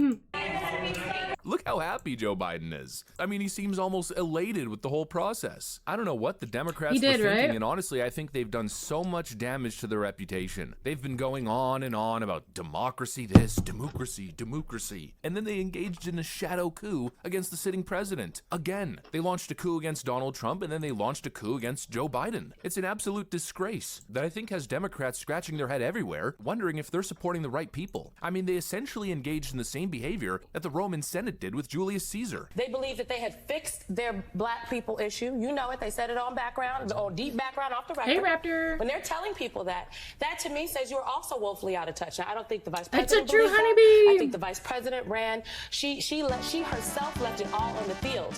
Yes. But I do have an indictment of some of the strategy. From Balkan, thank you so much for the people follow. that said Joe Biden was the problem. Joe, screw you, Kamala, pretty much. He was not the solution. He was not the solution. I will just note that it is probably not the best idea that Democrats orchestrated a very public stab fest, a proverbial stabbing in the front of the sitting president of the United States of America, and then didn't use him in his hometown of Scranton, Pennsylvania. Are you tired of politics, Quote, Raptor? A proverbial stabbing. I can't believe I'm saying this, but I agree with Simone Sanders. They have done so much damage to their party, and I knew that this would be the outcome. You know, Democrats probably should have just taken the L. They should have just accepted the fact that Joe Biden was going to be a one-term president. They failed, but instead they refused to accept the defeat and instead put themselves in a very precarious now it's situation just a bunch of Democrats They're crying. so utterly obsessed with controlling outcomes. They're so I guess I'm still like very much in the politics because I'm in Canada and the fight's not over for us. The fight may be over for you guys, which is not. Like, I think it's still... Let's hope Trump does what he says. Let's make sure we hold him accountable kind of thing. But, like, I feel like you guys can breathe a little easier. You're just accepting it. People can't fathom how Trump won. I can. I can fathom. It's very easy to fathom. Because I watch videos like this, like that. With playing this behind-the-scenes game. They expose what's really happening. And it finally backfired spectacularly. And I think that's thanks to Joe Biden. Because, you know, he could have played ball. I think he could have done everything they asked. But you know what? He recognized that what they were doing was wrong. And instead, he stood up to them. And so, with all the criticism that we lobbed his way, of course, rightfully so, I'd say in the end, he redeemed himself. Joe Biden fully redeemed himself. He ended up doing the right thing. And it's just beautiful that this whole thing backfired in the exact way that we expected. I've been very interested in politics lately.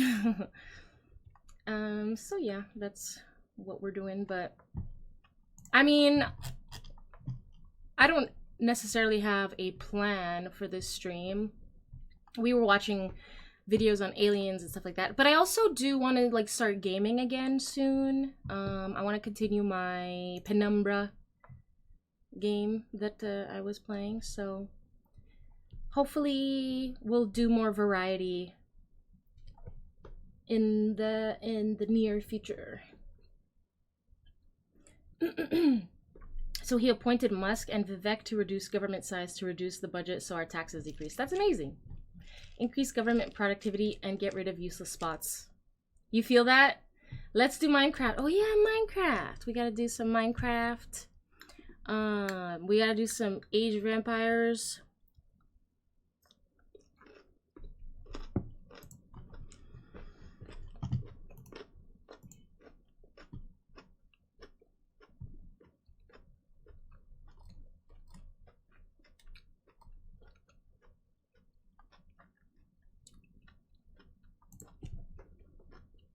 Introducing Vention's modular smart The vibes, conveyors. not the With upcoming industry-leading administrations. delivery times, design and deploy fully customized Oh, you feel the conveyor vibes. Got it. systems. The way y'all liberals are backtracking on everything y'all say or do, y'all make a comment and then try to, no, I only meant it this way. I wasn't talking about this. I only meant that. That's why y'all lost the election. Y'all have no ability to, accountability. Y'all don't know how to admit when you're wrong. You don't know how to take advice. You don't know when your ideas are bad. I swear to God, black, white, Spanish makes no difference. Y'all rainbow warriors, y'all liberals will never win another election in this country. Oh my gosh, this guy's Y'all want to unite under everything except what the Democratic Party should be uniting under, which is basic civil rights, helping out the poor, uplifting the community, equality. Hold on, guys. Hello, everybody. Breaking we have news. a lot to cover today. Sit back, relax. Welcome to the show. It's so awesome to see you guys. Tap that thumbs up because it helps us reach more people. We're going to talk about a couple of huge stories that, of course, the propagandist, fake woke mafia media will never cover. You only get that here. That's why I'm so happy to see you guys. We're going to talk about James Carville. Remember James Carville, the Democratic strategist? You just want money? Absolutely You're running for president, loses Cool J? it I'll vote for you. on the Dems. Sloth and for just president. goes on a tirade, CP a Sloth. rant. We currently have a against his sloth own for party president. after the loss to All he Donald does is Trump sleep. on November 5th. Tucker Carlson talking about vaccines. Something really, really important. I want to share with you a Always very, on topic. very powerful clip. Howard Levine from TMZ talking about celebrities and Diddy, and the Poly Market CEO was just raided by the FBI. That is going to be the first story we cover here at the top of the hour. Let's get right into it. You guys remember I talked Which about Poly this several Market? times during the live election stream that we did. Poly Market is this site that essentially, it's a website where bettors can basically predict and make wages Market on where who's you can going to bet be the on president. And speculation Polymarket stuff. has been one of the most trusted sites because it's really dependent upon the marketplace.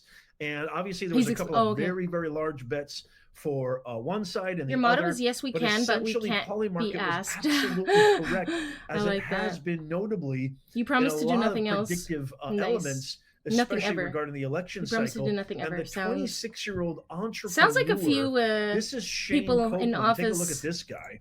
Shane that we already Copeland have. was actually arrested, okay, out of his house at 6 a.m. He was roused out of bed. The FBI agents raided his Manhattan apartment. This happened literally just recently, a week after the election betting platform successfully predicted Donald Trump's landslide victory that you all know, that I know, and that we I should have love bet within money our on country that. back. What the hell? So he was roused out of bed at 6 a.m. by U.S. law enforcement who demanded he turn over his phone and other electronic devices. One source told the New York Post, quote, You won't "It's bring a in jobs, you'll grand get rid of all the political jobs." theater at its worst." They could have asked his lawyer for any of these things. Instead, Once they again, staged sounds the like something so-called that's already raid happening. so they can leak it to the media. That's really, really interesting. Essentially, this source is saying, which is somehow connected to the 26-year-old entrepreneur, the source is saying that this was used for obvious political reasons. So, I mean, this is a really, really interesting story. Why would the FBI raid this guy's home? Copeland was not provided with any reason for the raid, but the source suspects it was political retribution since Polymarket accurately predicted an easy triumph over Vice President Kamala Harris, as opposed to other traditional polls. This is obvious political retribution by the outgoing administration against Polymarket for providing market that correctly called the 2024 presidential election. So real polls are not allowed. Fake polls are allowed. Great. That's was just not great. arrested as he's not been charged. A Polymarket spokesperson told the Post, Polymarket is a fully transparent prediction market that helps Unemployment rate is at everyday 4%, people and you're better outperforming every other understand the country in events major metrics. that matter Actually, most to them. Wow. It seems like what keeps on happening over and over and over again is that these agencies are doing everything they can. They are clawing and scratching to just really, they're acting so petty at the last second. They are very Salt very bro, thank you so much for the follow. losers, I appreciate it. and they're not. I'm eating making like rice themselves with look any grilled better veggies with and this. fish. And so I would pretty love to good. get your thoughts on this. Let me know in the comments down below what you think of this story, because I think there's a lot more to come from this. Very bizarre Hello, that they Salt would bro. actually go after this guy. I am still in Canada, yes. When it's obvious that it's a completely open free market. It's an open source software. It's not any kind of there's nothing fishy going on with this. It's literally Yeah, I think we do have Panda market. Express, It's a but I think I've only eaten there once. prediction betting. So I don't It know. wasn't very good. I never went very back. Interesting. We'll have to see what happens. We'll have to see if anything comes of that. Okay. Let's talk about this. Very interesting. Democratic strategist James Carville absolutely blows up on his own party, the Democratic Party, calling them arrogant and stupid. This is Is that what we were just watching? glorious rant. I can't wait to share this with you. Oh, no, Check it's something this out right here. We have no legislative power, we have no executive power, we have no judicial power. So when you're out of power, you're an opposition. Is that cat okay? party. And go and tell all of the people that are sending you and asking you for money, justify what you did, justify what you did wrong, Is and that even tell a us cat? what you're going to do different. Because what you've done ain't worth a shit. Whoa! Get your Gotta try head the honey around walnut that. shrimp. And Okay. all of the Washington Twitch keeps recommending me. Democrats Oh, thanks, Salt farting bro. around, going to wine and cheese What? parties Twitch is recommending me? That's so cool. talking about how misogynistic. Looking they forward say, to "Get some your ass out of conspiracies. Washington We and were go just work on a watching. 2026 campaign. We were watching stuff about the UAP stuff. Are you into penance. aliens? Are you into UAP to stuff? make up for your goddamn arrogance and stupidity. Well, we're going to say, we told you so. We told you this identity shit was disaster. We told you to get out in front of public safety issues. You didn't. We told you to have an open process and demonstrate the magnificent, staggering, and deep talent that exists in the modern Democratic Party. You didn't. We told you to differentiate yourself from Biden. You didn't. I hate to be so at all, but all of these things are part of the record. Wow. Wow. Wow. Wow. What do you think of that? Interesting. He went step by step. We told you, obviously referring to defunding the police, safety issues. You guys blew it. The border blew it, talking about that. Interesting. He brings up the open Two-toed process. sloths are fake Essentially, that sloths. sounds They're like not a even real very, sloths. very They move big kind of fast dig and are at Kamala, her a little lack of skills, her DEI, aggressive. Very usurpation unsloth-like. or That's your conspiracy? ascension, if you will. Are we to talking the, Grays or what? VIP Just random UAPs? vice So we can president, talk then, Grays. Inserted as the puppet nominee who lost. We can talk Grays. You know, I actually kind of want to show you guys something.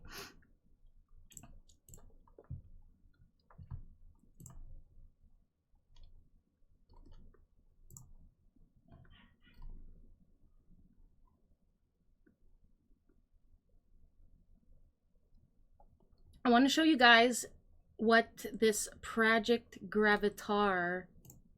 See, the problem is like this is like a 2-hour-long video. The last 3 years, Luigi But it's Venditelli very has been interesting. working with famed whistleblower Bob Lazar on the most anticipated project within the UFO community.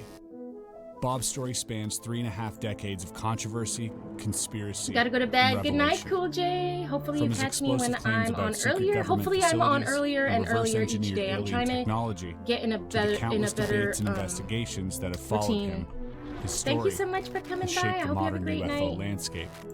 And now, amidst congressional hearings and whispers of secret UAP crash retrieval programs, Bob's story is more relevant than ever. Enter They made Project him out to Gravatar. be this crazy man. Luigi and his team have meticulously recreated the legendary S4 facility, based entirely on Bob's memory. From the craft can't wait itself to view to the this. offices and the labs where it all happened. Using cutting-edge software and the latest You technology, have your they've built a okay, we need to virtual hear. replica, bringing the mystery to Tell life tell like us never about your before. experience. But this project isn't just about the place. It's about the man behind the story. Over the last few years, Luigi has spent time with Bob, getting to know who he really is. The person behind the headlines, behind the controversy.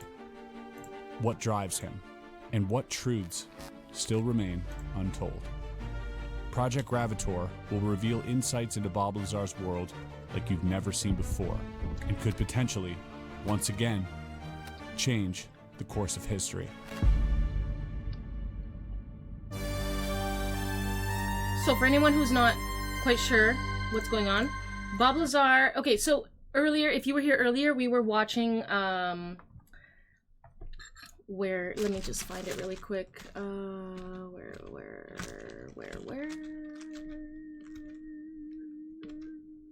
no, sorry.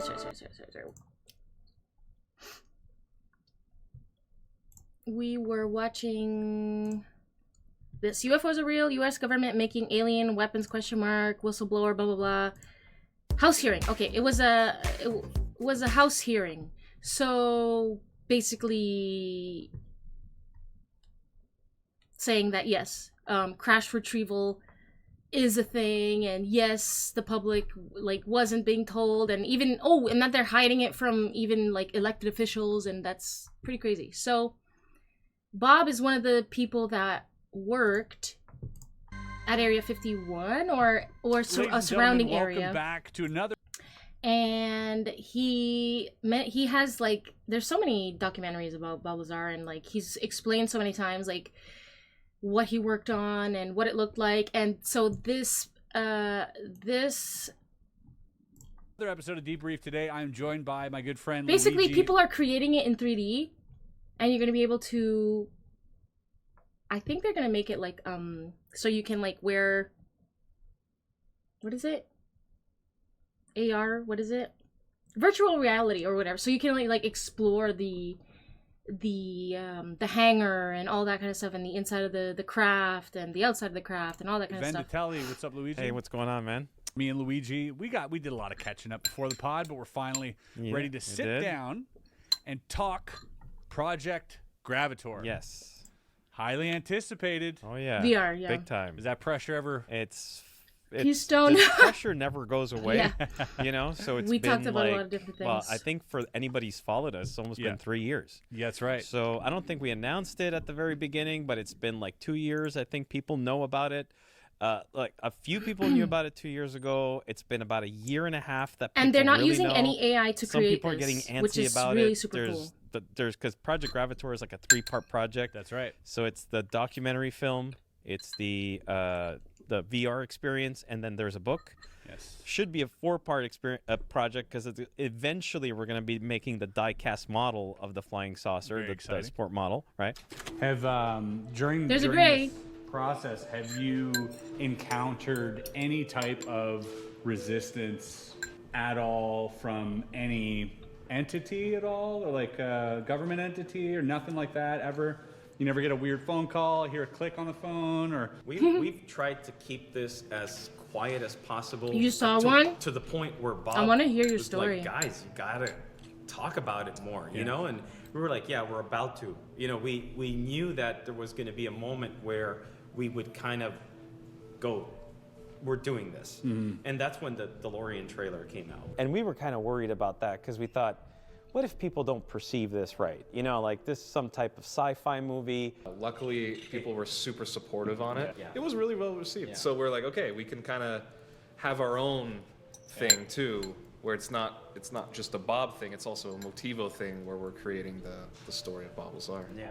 But at the same time, Bob the had a idea DeLorean. was to bring some lightheartedness into this very serious project. And I guess we were taking the project so You put rockets seriously on it or something? that the DeLorean came across to us as a way to kind of like make it fun. Because it was, as much as it's fun to work on this, everybody's very focused and it's a very serious process. We respect the data like diligently, very military style process to get everything accurate. So we wanted to do something fun. So that was a worry for us. What was making us happy was Bob liked it. There's really no way I can prove it without revealing my identity and getting myself into more trouble than I have already. Exactly what's going on up there?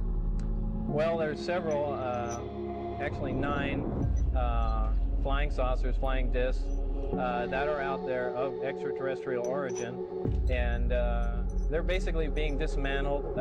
Some are, well, in various stages of completion, built from other parts, and they're being test flown and basically just analyzed. I was 29 years old, working on the most incredible project in the history of the world. No one has ever been able to show exactly what I saw with my own eyes, until now. Let's travel back in time to December of 1988, when this all started.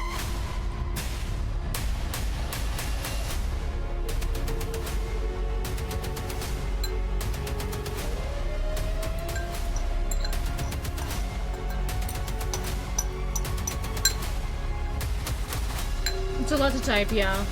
You went outside every night for a month and stargazed, hoping to see something. One night, months into it, you've seen essentially what you can only describe as a paintbrush of light go right into your field of view.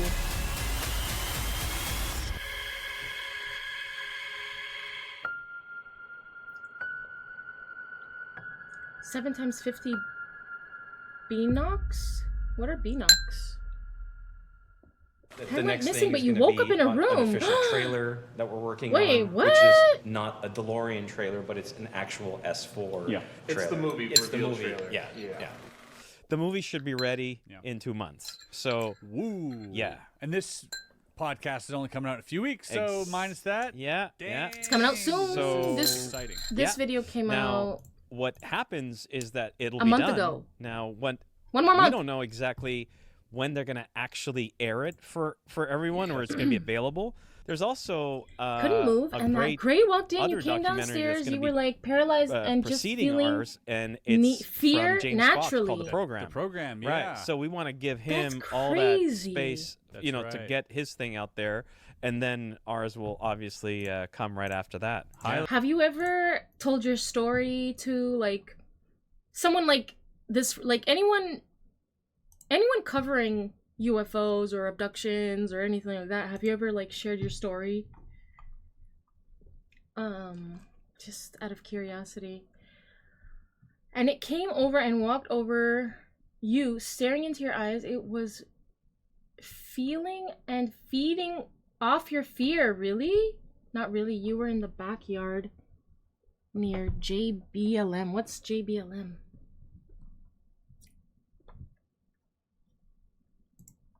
Really anticipated. Yeah. For those of you who don't know about Project Gravator, Luigi, for the past 3 years, has been working very closely with Bob Lazar, famous whistleblower. Came out in 88, 89 with military George base. Knapp and told the whole world that he worked at this secret Oh, facility at binoculars. Area That's so 51, cool. reverse engineering actual UFO craft that the military had retrieved from various places. The most compelling story, in my opinion, in the 20th century. Oh, yeah. It is probably, to date, one of the greatest stories of mankind. Yes, it is. You were Great on a importance. military base? One of the greatest feel revelations. That's right. Because it says something pretty big about what's going on Military behind the bases scenes. get This a is lot something of that action we even when discussed it a little comes bit to, in an interview with George Knapp. UFOs and Disclosure, stuff like right, that. is something that we're all hearing about these days. I mean, since 2017, the Tic Tac It thing was legit came out, staring into your and eyes, that and legit you could changed feel it the- like the absorbing whole playing absorbing field. your fear. But things are even hotter now than So what they were happened? before. So The what people happened who after don't that? know anything about flying Or, saucers, like- their immediate perception of the topic is not necessarily a craft in a hangar guarded by the military in an installation that is within a compound that is protected by the national security of the United States. In their mind, this is maybe there's potential life out there. They look like the that. fact that this topic is becoming more mainstream is great. You woke up But in the what I tent thought was backyard and important couldn't with Project sleep the Gravator rest of the was night. fact This was that like there 4 a.m. is at a this point. reverse Holy engineering program probably still You didn't today. tell anyone? And this is not reverse engineering Russians or Chinese technology or They anything. probably wouldn't This is believe you. reverse engineering. How long ago was this? Non-human intelligent technology. You've told friends. First of all, if you guys want to check Do they out believe you? anything, you can go to, I left the links below to the Instagram, but also the website if you guys want to stay up to speed. Yeah, check that out. And you guys are also now posting on YouTube. Yeah, that's right. So you'll have like A weekly few years updates on back. YouTube. Yeah, about that's right. All the ongoings. All the ongoing stuff behind the scenes, how we made this So thing. what happened- VFX behind it, the what interviews we happened- have, the exclusives we got. Next. There's going to be some pretty crazy revelations in the You're film. not known for lies. So we're going to be giving away a big revelation plus showing hard evidence that has never been shown before. You're hearing this for the first time, folks. Oh, yeah. This is a big deal. Yeah. To hype you guys up even a little bit further, check out this exclusive little teaser to Project Gravator S4, the Bob Lazar story. Is that what it's called? That's the new name. For about a year now, we advertised Lazar, the original whistleblower, as the name of the film, and that was going to be the name we're going to run with. But we changed it, and it's called S4, the Bob Lazar story. And I think it's better, because it's really about S4. So we figure, this whole thing we did was we built S4, like we basically recreated it. So yeah, that's the best name to give this film is calling You lucid it dream like what it's super really hardcore. all about. Oh, you remember the You whole guys heard rest it here of first. the night Check morning. out this you clip watched the from Matrix trilogy, honestly, S4, after that. the Bob Lazar story. We'll be right back. How did you did you just wake up in the tent after seeing Some what you people saw? just have natural abilities, and that was my natural ability was just I don't have any natural dismantling abilities. things to find out how things worked. I think I had either a engineering or scientific quirk to me as a kid. Well, most of the kids would be out Yes. playing baseball and things like that. I'd be down in the basement taking You apart don't my remember mother's going to favorite sleep clock either. or something like that. So Oh. I think it's something that just I had in me for a long time, and that interest in science, Right, technology, you're and watching stars like it engineering was your grew as TV. time went on. That's crazy. The first time I went to S4, the bus arrived at the facility, and we got off. I was with Dennis, who basically led me outside and took me around the side of the small cutout in the hill. And there was no one around. It was just deserted. And we came to a small door, which was, like I would find out later on, the hangar doors were camouflage, just to match the general area. Above the door was a camera in a housing, a little white housing, focused down at us. The door was unlocked, and Dennis just led me inside. While I was at S4, I was brought into a briefing room and sat down and instructed to review a pile of documents. You felt your whole life truth The is project hidden I from worked us, on, and we need to Project discover it to Galileo, discover ourselves. um, Yeah, like I the feel like there's information in the briefing was everybody knows that we don't know everything, but I think that there's even more that we don't know. Accurate. And that's being hidden potentially, and like everything that it mentioned in there Yeah, I matched don't know, what I it's discovered crazy working with times. the materials hands-on. you felt like that your whole life, that the truth was hidden.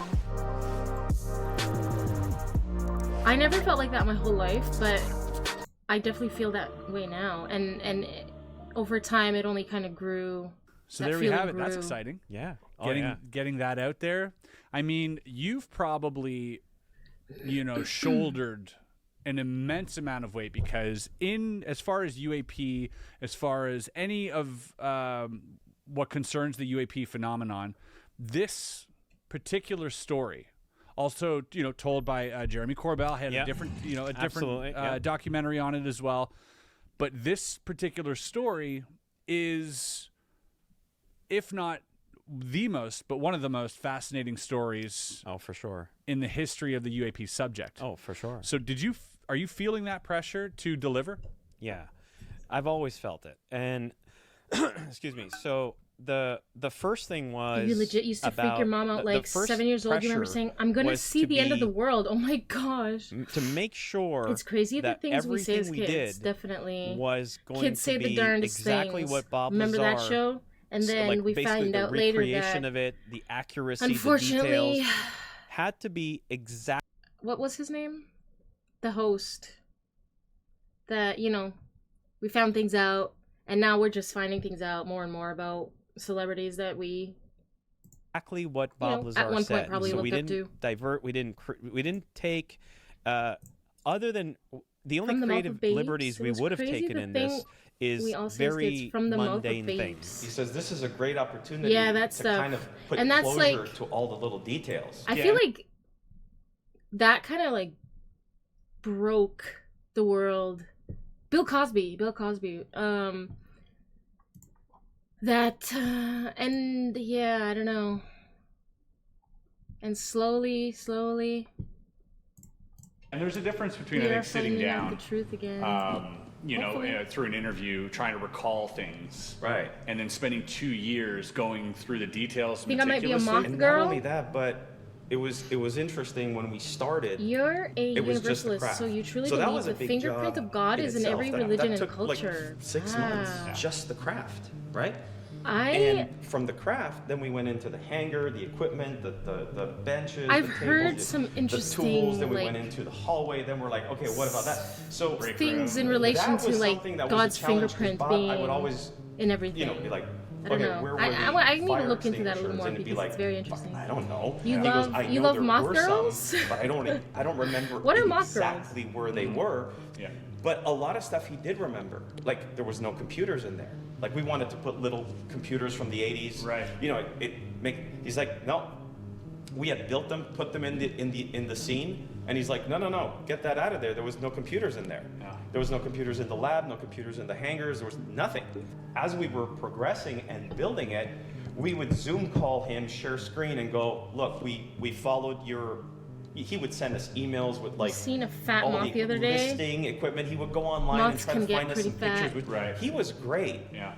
Once we built it, he would go into it and he would be like, It's a oh, human wait a female second. that is No, half moth my and mistake. He combined goes, it was with much other smaller animals than into that. human. Because when you're saying They like something light- from memory, They like light and fluffy. you kind of be like, oh, maybe it was like Why 30 is feet, Kanye you know, West? And then you don't see How's it going? Welcome and to then the when you chat. actually measure it out, you go, okay, no, that's But again, not 30 that's feet. just another testament of if you were somebody trying to cover up a lie, you would just go with whatever you just with said what you initially. just said. Yeah, That's you, right. you would never go back and That's try right. to correct yourself. Yeah. So stuff like that, Bob just didn't remember all the details. So Guys, we we're took gonna be able creative to liberties see there. But what as far Bob as Lazar accuracy saw of the facility, the in like a month coordinates from of the now? No. actual real coordinates of the think facility, only the movie comes the out in a month. environment out there, the The craft, AR obviously, experience the most probably is important, still in the works. propulsion lab, the equipment in there, the When it comes to reactor, aliens, the are you element more 115, physical, the briefing like room, the Grace, briefing or documents, the nurse interdimensional? station, the hand scanner, the Pika Adenomat 2000 Oh yeah, I hand look like scanner, Pikachu. the personnel. Oh, the Little bit. personnel, yeah. Barry Castillo, Dennis Mariani, Renee, the security guards that were there. There was other scientists as well. That's a good And then question. you can actually talk, like the guards will be NPCs At first- and the nurse will be NPC. Dude, At yeah, so first, it was more physical. We just want to do a little quick shoot. Now it's like, is it physical? Is it interdimensional? Or is it both? You know, like. really get in detail. What was Bob's reaction? I don't know. What do you think, At Saul? the very beginning, he was hesitant No to way there's share not other beings too out much there. information. That's- yeah. And as the project went on, he kind of got confident with us. That's a given, and because the remembered- universe is remembered too more, vast. yeah. So there's no way we're the only ones, I mean, right? if we ask each other questions about like, hey, Chris, remember 25 years ago when you were at work? Do you remember what the color of the table was? You'll remember that you were there.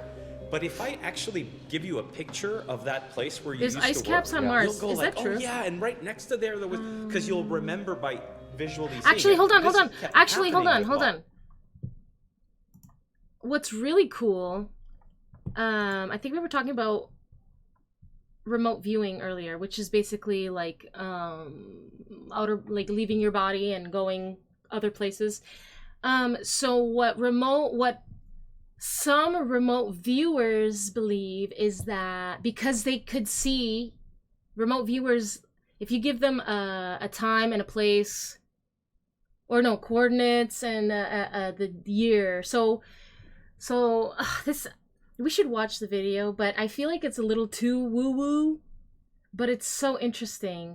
Basically, what they say is that humans used to live on Mars. Now, maybe not humans, but our ancestors basically came here from Mars 1 million years ago because Mars was dying or something, which is, you know, it is dead. Yeah, it's a bee. And that, so basically the idea is that Martians came here 1 million years ago and they messed with the genetics, and we humans would have been what Sasquatch is today if the Martians didn't come and mess with our genetics. That's what some say. So who knows? You never know. That's a little that's a little out there, but I thought it was interesting. Here.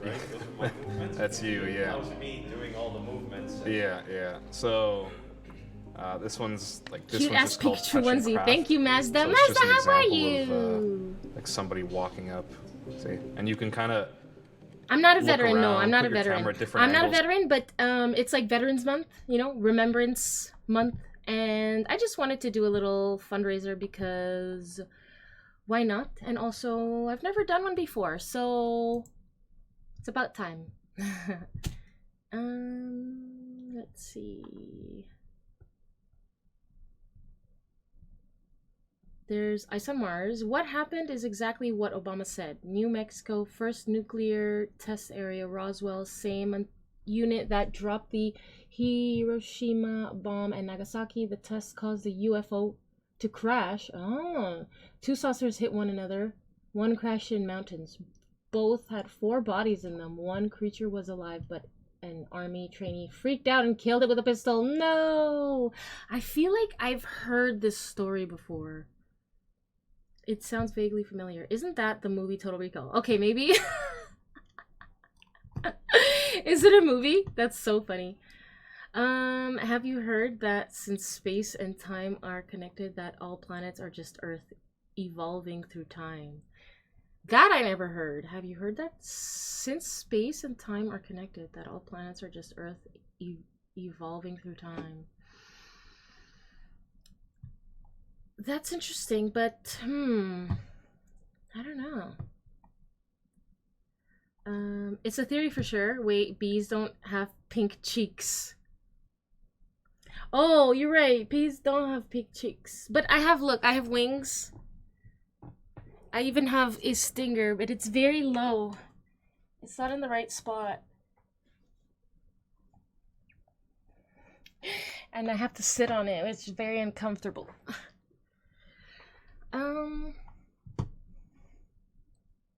UFOs seen today are copies man-made. Probably. I wouldn't be surprised.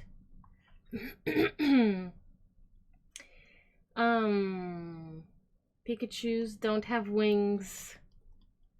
Ben Rich. All things are connected. Ben Rich Skunkworks. Thank you, Mazda. You're sweet. Thank you. See what looks cool, like while the animation is happening.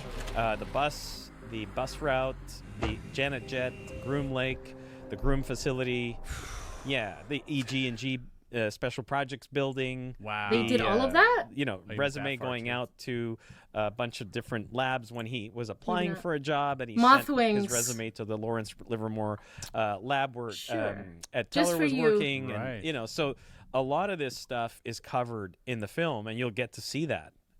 You could fully interact with everything. You'll be able to turn on lights, turn off lights.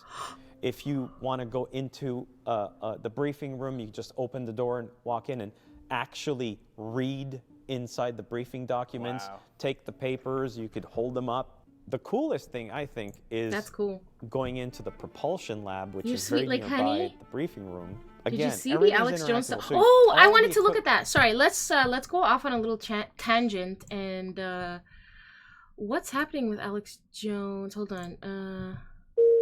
No, not this. Onion buys. Hold on. Onion buys shuts down InfoWars? ?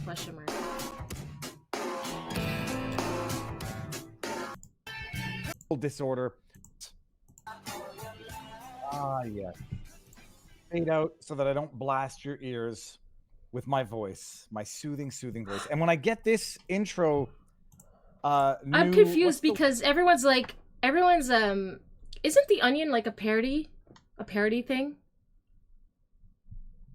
Word tactic down. What I'll do is I'll find a way to segue in. You have to be able to share more than one screen on Studio, but when I do it, The we auction's will Infowars, fade but not into the otherwise. the what would auction be Infowars, intro but not video. even to the We're gonna highest start bidder. Yeah, I heard that too. That song is 5 times August. Lies, cheats, and thieves. I think if you put in lies 5 times August, you're gonna get it on YouTube. Joy Reid deleted her X account. Make it #1. It's amazing, and we'll be starting every show with that now. It's the good theme intro, and then we start with the good stuff, and then I'll just go back to some standard intro rant stuff so that we can enjoy. The meltdown, by the way, is glorious. It's glorious. We're going to focus a little bit on that. I want to know. My 1.9 million followers over there is because. Do you not notice how they are all obsessed with number 1.9 million followers? Oh, it's such a sacrifice. Infowars is do you know Alex Jones?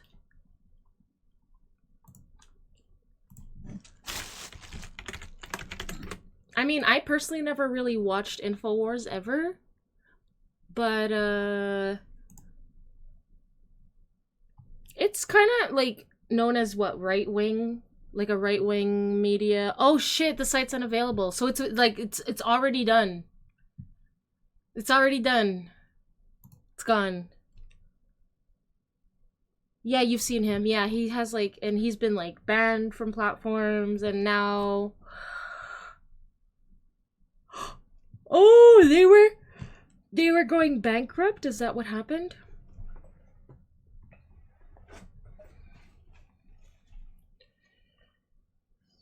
My eyes running.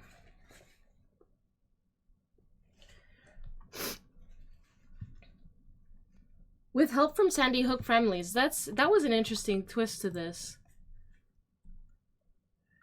Oh, is it because he was it because he had something to say about the Sandy Hook thing that happened? Basically, does somebody want to dumb it down for me? Like, what does this mean? Did they buy it so they could shut it down? Infowars was his company, I guess. Not anymore. Dude predicted 9/11 or whatever? Really? Was he even, like, known back then? He was the dude that said Sandy Hook was a hoax. That's, okay, that's what I'm remembering. Yeah, he floated the Sandy Hook thing. Not anymore, ha ha ha. Oh, look up Alex Jones 9/11.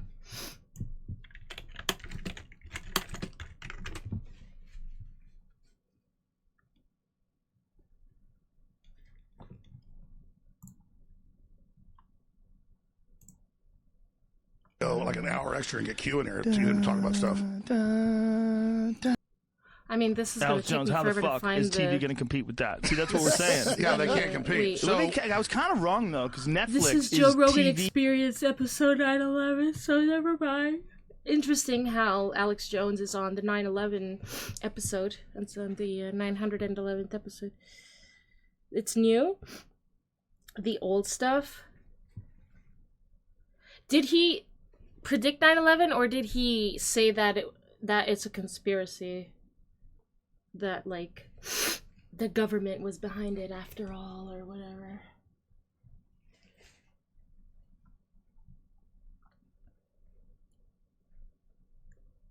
Might be hard to find today. I feel like it might be. You know what? It's not hard to find if I just ask ChatGPT. Google sucks. When did Alex Jones predict 9/11?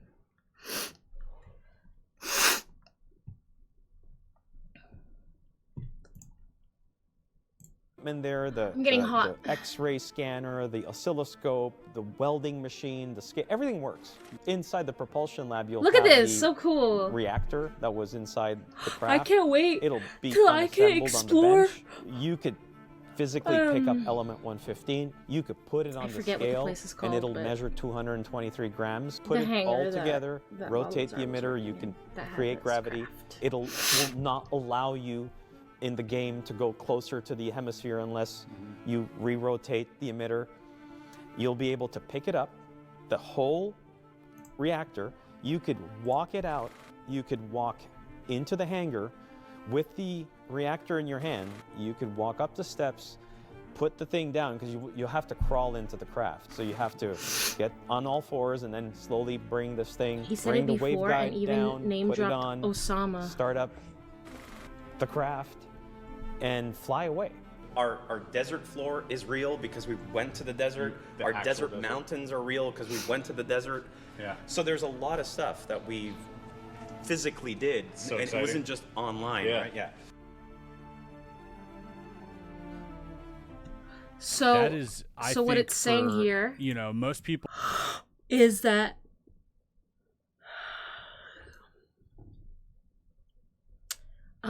in 2001, on his radio show shortly before the September 11 attacks, Jones spoke about potential government-sponsored terror attacks that he believed could happen soon, vaguely referencing threats but without specific details or evidence. In later years, he and others pointed to this broadcast as evidence that he had predicted 9/11.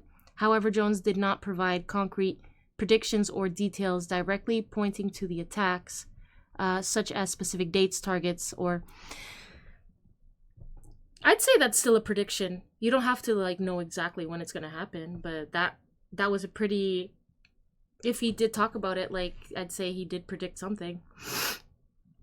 Maybe he knew something that, you know, a lot of people didn't. Because at the end of the day, here it says that he's a conspiracy theorist. And the thing about conspiracy theorists is that they don't just want to, like, hop on to any conspiracy and believe it. The people become conspiracy theories when they start looking for the truth about something, and when they start finding out the truth about something, and then, oh, you're just a conspiracy theorist. So I don't even know where I was going with that point, but I guess what I'm trying to say is, like, he probably knew something that a lot of people didn't because he's interested in stuff like this. These comments have led to debate about whether his statements were general speculation about terrorism, a common topic in the media around that time, okay, or an actual prediction. Jones' use of vague language and broad claims has led to many questioning the accuracy or sincerity of his 9/11 prediction claim. Oh, excuse me.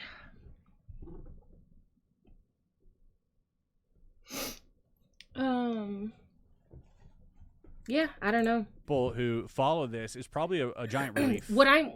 How old is Alex Jones?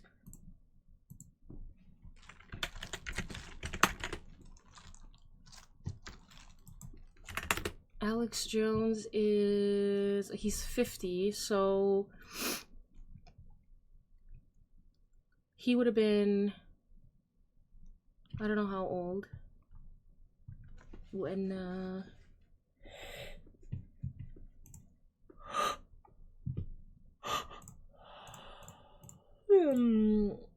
I don't know, I can't do the math.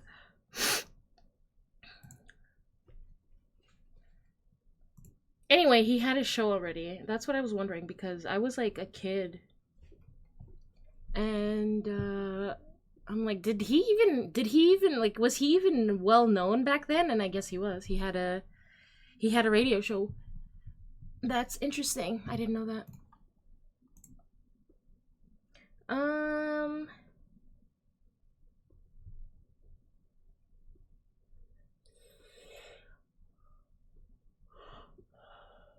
You wouldn't just say it. Your big rabbit hole right now is Egypt. Oh my gosh, Egypt is full of mysteries, and I want to visit at one point before I die, before I pass.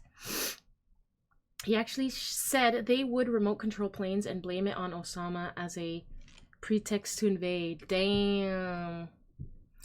You can dig it up and send it. Sure. if my DMs, yeah, my whispers on Twitch they welcome links. The links don't work in the chat though. Not gonna do it now. No worries. You were in 7th grade on 9/11. I think I was also in. I might have also been in. No.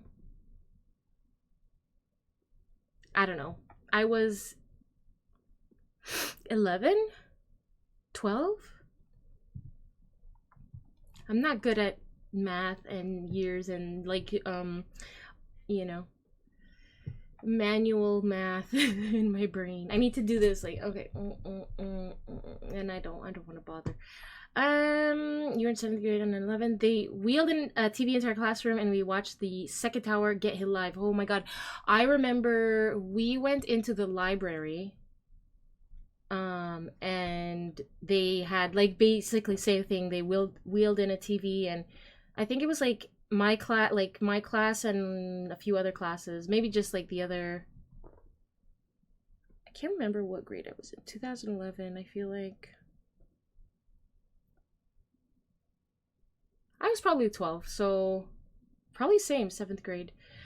And I think same, we saw the second tower get hit. Honestly, I can't say for sure if I remember if we saw it hit live or not, but it was crazy. It was crazy. Crazy times.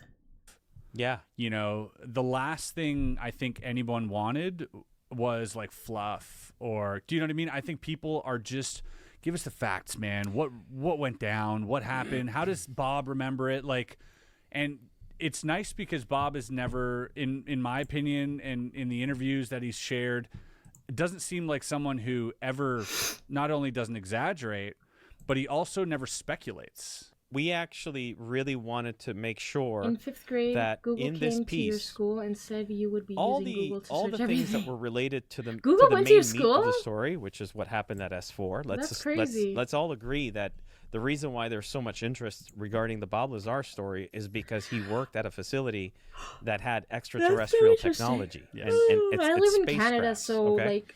So that's a big we deal. didn't get stuff like That's that. a really big deal. I was also in a And Catholic school, when we so look like at stuff even that's been less, done in the past, there's been it a was, lot like, of even things that less have been done, programs and whether they stuff be for us. commercial Because projects Catholic schools aren't government or funded, things we so see they have to do online. all their own A lot fundraising. of this story has been covered in the past. But so that's cool. That's cool. George Knapp did incredible work in the past. There was also bought computers for the Bob school and his stuff. friend Gene that had created Wow. the Bob Lazar and Government Bible tape back in 1990, right. I That's cool. believe.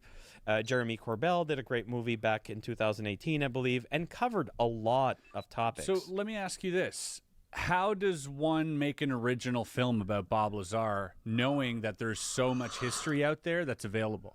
It all started because I wanted to recreate the craft. Okay, so the whole Project Gravator, started because I wanted to recreate the sport model in a professional die-cast, like a collector edition flying saucer, which doesn't exist. Does that have to do with the old model that used to exist? Yeah, we got one here. That's right. That was done in 1994 from the Testers Corporation with a guy called John Andrews that was running Testers. It was a plastic model made in the USA.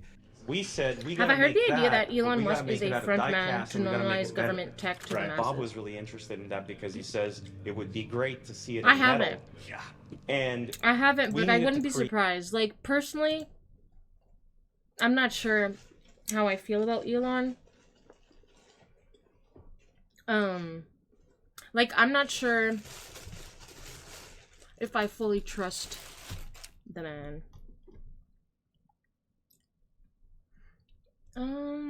They say the government is at least 50 years ahead. I mean, I also wouldn't be surprised, but it's so weird because they say if the government was 50 years ahead, like wouldn't Kamala have won because they're so advanced that they can like, okay, this is what we need to do to win. Like, it's like sometimes the government seems really, really smart, and then other times they seem really, really dumb, and it's like, what's the truth, you know? What's the truth? And also, like, I don't know.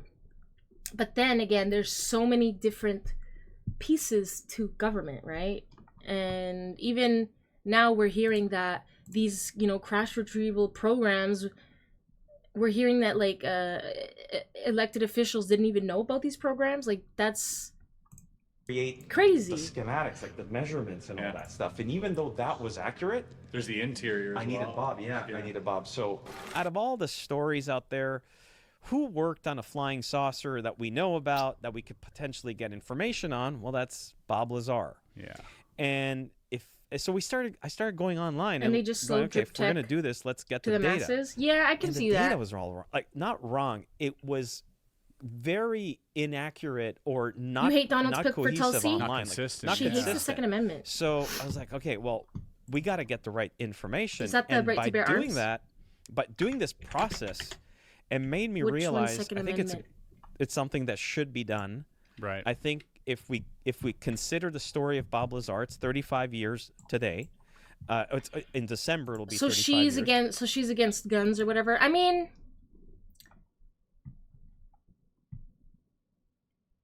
this is where, for me personally, I don't know which side to land on when it comes to guns, because in the States you have stuff like school shootings, right? Which is a big problem. Whereas in Canada, that's extremely rare. You don't have school shootings in Canada, right? So it's like, I don't know. It's hard to, for me, as someone who's never had the right to bear arms, to understand and like feel what that would feel like to the American population who is used to that right. I don't know. I think that something needs to happen with guns in order for the whole school you know what? I want to see if school shootings get better or worse. I want to see in the next 4 years, are they going to get better or are they going to get worse? Next 4 years are already looking grim. I think they're looking the opposite. Personally, that's what I think. But I live in Canada, and so we are... Nobody in Canada is for Kamala or the Democrats right now, because voting for the Democrats is like voting for Justin Trudeau, and we're not down, and we don't want him anymore. In fact, we haven't wanted him as our Prime Minister for a while, a very long while. And yeah, have you heard the conspiracy about how Tulsi got her stripe? No, what's the conspiracy? She's on video saying only military and police should own guns. The thing is, I don't disagree with her. I'm not saying that, you know, Americans should have their guns taken away. I'm not saying that at all. But I feel like only military and police should own guns. I feel like that kind of, to me, that actually makes sense. But again, you know, we come from two different, when it comes to guns, we come from two different backgrounds. So I don't know. Guns in America aren't ever going away. Oh, dude, she slept around. So did Kamala. She's no better than Kamala. See? You can stop school shootings and still have self-defense. So why hasn't it been done yet? School shooters only target gun-free schools. First of all schools should be gun-free. Okay? That's insane to think that there aren't gun-free schools. Like, what is going on here? Like, schools are like a prison now. Like, you need guards, you need like, it's ridiculous. It shouldn't be that way. It should be, you know, school should be somewhere safe that you go to. No shooter targets banks for obvious reasons. No shooter targets banks for obvious reasons. Most private schools have guards. It's just a sad reality to he's I don't know. He's getting older. Here's the thing. Here's what it is. The right to bear arms, it made sense back in the day, like in, you know, the Wild West. It made sense to have guns, sure.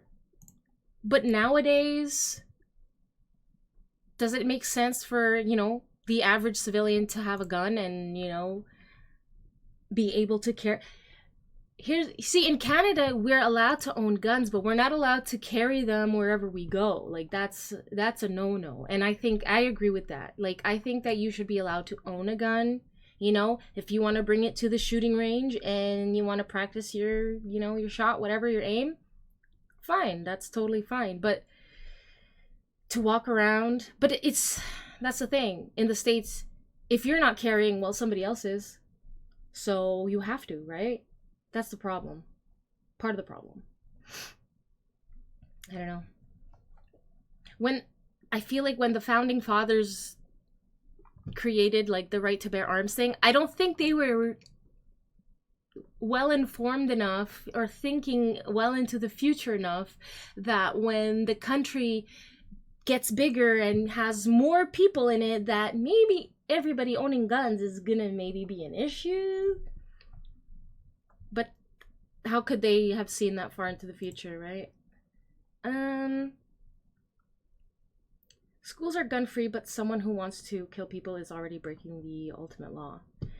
Yes. I don't think the government purposely hides things. I just think there is so much information people don't know what to search up, or sometimes people don't even care. Yeah, a lot of people don't care about learning new info, I find.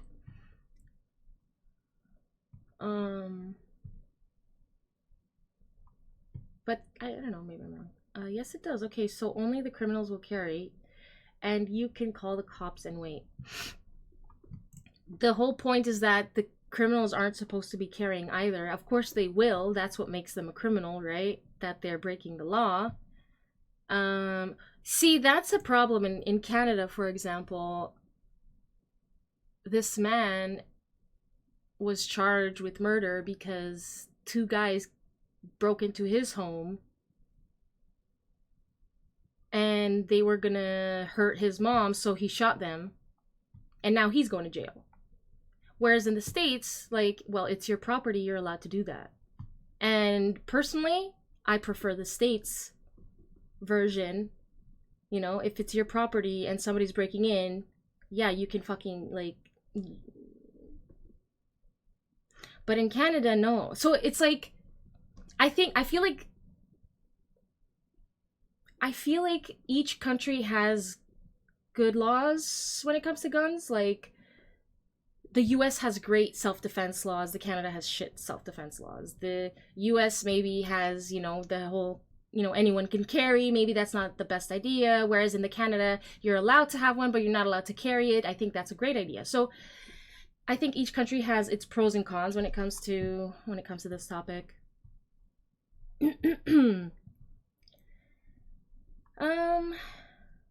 Oh, but wait, they are defunded. Not anymore. I believe you are allowed to carry anywhere, and to defund the police, I don't need a cop to protect me. Third leg gym.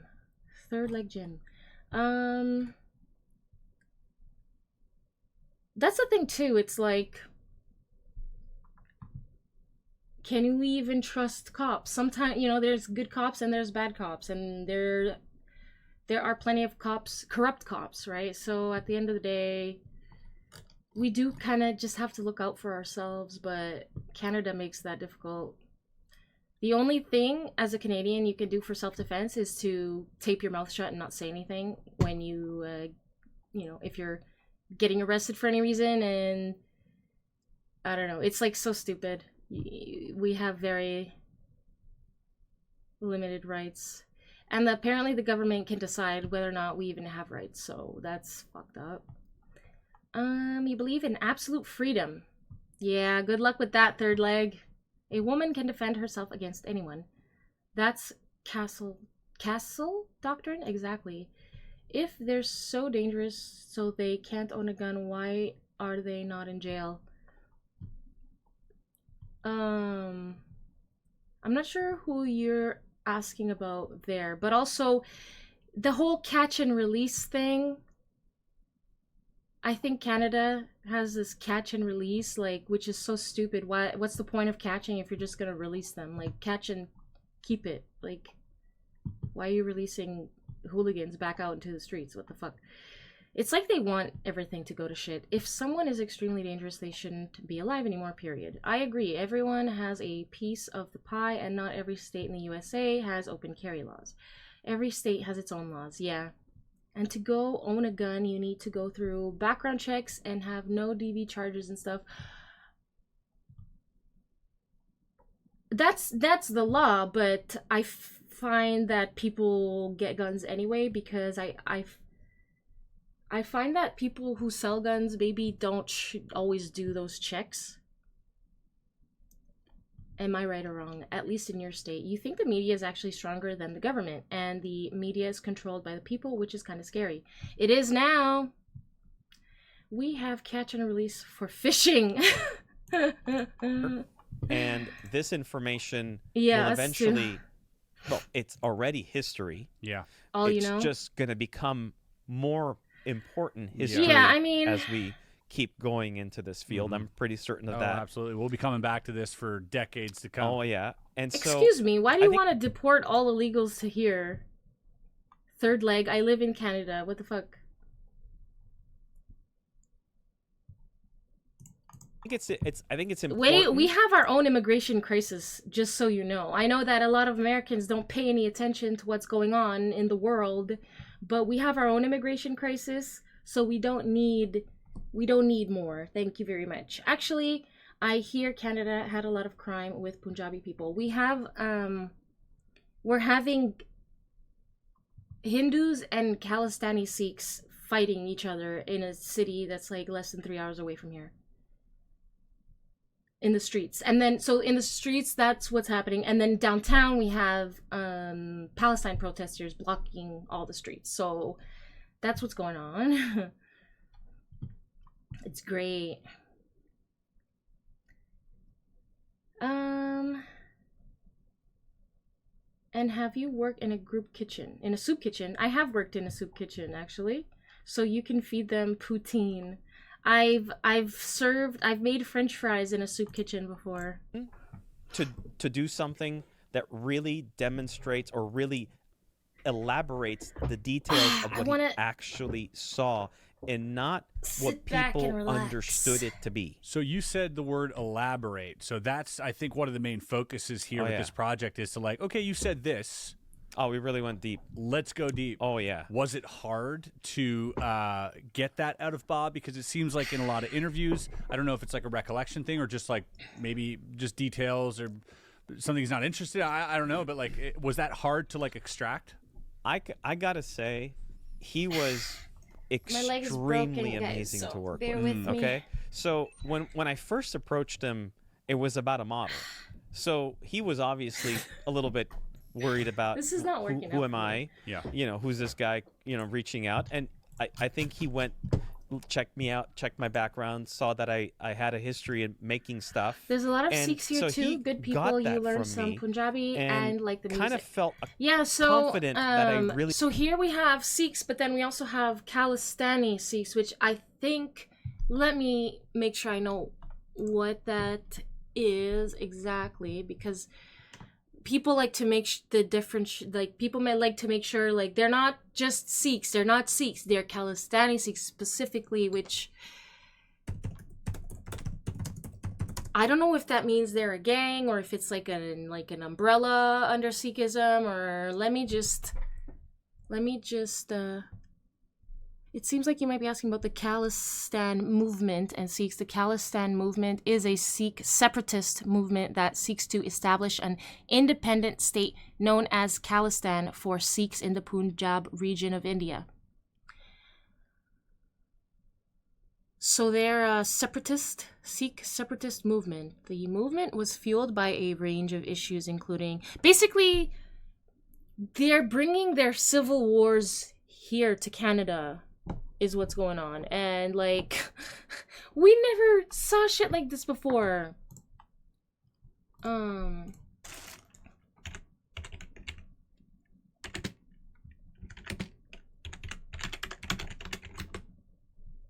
don't know if I'm spelling that right, but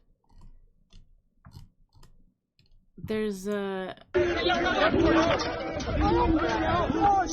like they're protesting and then they're attacking each other and they're like, what the fuck is going on? Like, this is not Canada.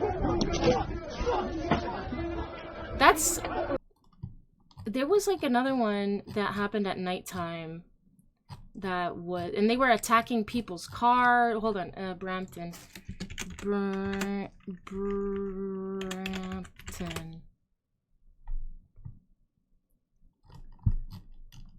Is it this? That's nice to hear. Was it this one?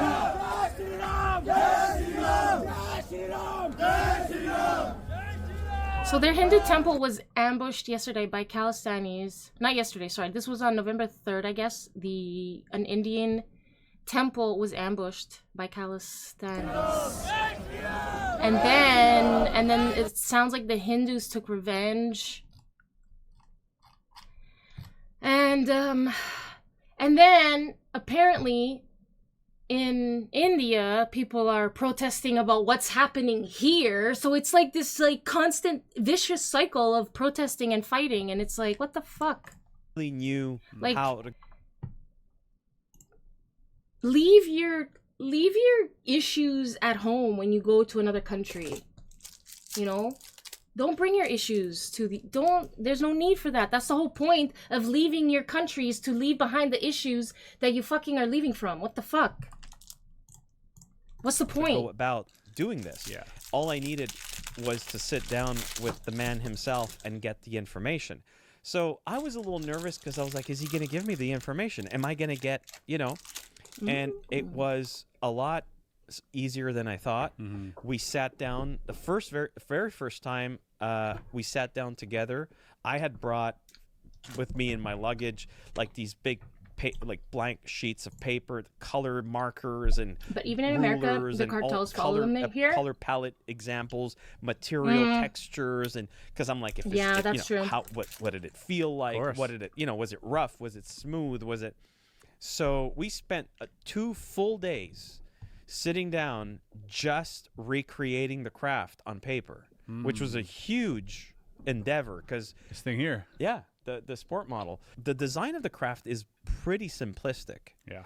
It's not like there's no bolts, there's no rivets, there's nothing like that. But the way it's made, it's obviously not made by us. So the way it was designed was I had to carefully measure things, because if I was going to replicate it in metal, I had to make sure that it would look as close to the real thing as possible. You can't have in a seams human, with human technology in miniaturized models.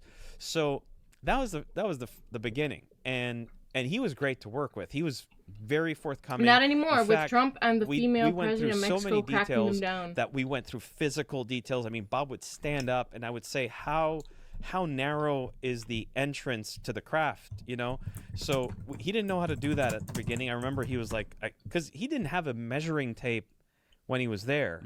And something that a lot of people should know is that when he was working there, nothing was permitted except for whatever he was told to do. So it's not like you're told you could go into the craft. You don't just go Mexican? grab a tape measure Mexican in a pen and a paper. That's and cool. You can't do any of that. It's like you are just go in there, do exactly what you were told. Don't talk only to your partner and whisper. Do not look elsewhere. Do not communicate with anybody else. So that's heavy. It's a very stressful, slightly toxic environment. So it's not like he had a lot of leisure time to measure things. So everything was very based on his proportion of his body. So if I said, how narrow is the entrance? Well, he's like, okay, well, he would get up and he would just be like, hold on. And I remember the patio door. He opens up the patio door, stands in the middle, closes the patio door, and uses the patio door as the measuring. And he goes, okay, smart. That's about it. And he moves out and he goes, measure that. That's pretty much, how much space I had. And that's like great, you know, because so smart. That's a perfect way of like measuring. Which was 100% with his recommendation. No way, Sop. That's awesome. Started doing that, measuring the October. The little seats. He said the little wow. 3 little seats in that, and what he says what they and she's gonna crack down on shit. Says they were never confirmed the seats, but he pretty much thinks they were. And they were very tiny compared to She's a scientist too, apparently. Seats for children, for toddlers, cool. Which is not something that he was expecting to see. In a craft, right? You know, obviously, you know, we would have adults. Yeah, in what there. does the adult craft look like? Yeah, exactly. I remember when he sat with me when we finished. No. What's he GLP? said, "This is probably the most details I've ever gone through on the craft. I never even went this deep with John Andrews when I did that when he helped John Andrews with the Testers Corporation." Wow. So he says you really asked a lot of questions, and I had a lot of questions, and I wanted to get it right. I said it's like we gotta have. I don't think that the community in general there's nothing. You know, we see these pictures of the craft everywhere. And do you, as someone who's worked meticulously, and you know, maybe this question is also directed to Bob indirectly, but do you guys ever see those and kind of cringe? It's an old and be forum, like, kind of got blasted recently, but it's a good archive. I gotta say, I do. Yeah. Bob doesn't really comment much. Do I use He'll just say RSOE it's alert wrong. maps? He's not on the internet either. He's not. If ever I show him something, I remember on the second trip I went out there, I had created a book. We had a 374-page book on the craft. Yeah, wow. Which we created. It was an internal document for the craft, and he was impressed with that. And there was other pictures that I had of people online that had the craft designed or whatever. So I would say, you know, people show this, and he would just go, that's wrong, that's incorrect. Sometimes he would look at things and say it's okay, you know, but it needs to be a little bit fatter, you know, it's too sleek, or some people made it too thick, you know. And so that also was a huge challenge. Bringing a point, the height. When he did the model with the Testers Corporation, it ended up being that the height of the craft, including its little antenna on the top, because there's a little antenna on the top of the craft, which is the waveguide terminator, was 16.5 feet. Now, what was really interesting, and you've been to our office. Our entire office is the exact size of the craft. Whoa! It wasn't even like I had measured. Really? Yeah, it's literally the size of the craft. Whoa! So when I took a measuring tape and I went 52 feet with diameter, which is exactly the size of our office. It's 52 feet by one portion of it is 52 by 52. That's big. And then we have our other side, but one of the main areas is 52 feet. I said, shit, we have the size of the craft right here, right? Computer's and then our ceilings are 12 feet. Sorry, they're 12 feet high. So I thought, I need an extra 4.5 feet to achieve the height of the craft. So, but what that did is we started actually physically manipulating equipment in the office, imagining the lower floor level because we were like on the floor, right, with Bob there. Yeah. So we really went through a lot of detail in terms of like, this is cool, does that even make sense? And if it was that height, where is the edge of the craft?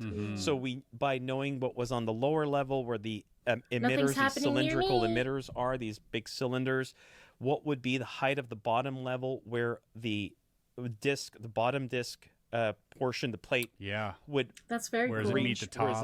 So where's the edge of the craft? And we determined that it was at around a 6-foot height from the ground.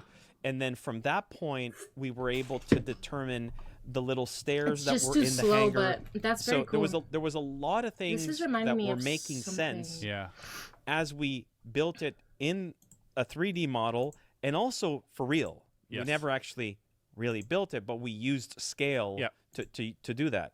And a lot of things that Bob had said to us prior to us building it in the 3D environment or having something physical could not have been verified until we had done that. And when we did that, they were verified. So the angle of the ceiling inside the craft, when you crawl into this, because you have to crawl into the craft, how many steps, how many crawl steps until you can actually start standing, right? So he had measured. He says, well, maybe like 4 or 5 until you. What do you guys think about this article? Crawling in your office actually, at one point? we have him crawling on the green screen. Actually, it was really funny because we have. Well, it'll be in our film where you actually see Bob crawling into the craft. Daily Beast, You know what I mean? So we had him on a green screen. So that'll be a super cool shot.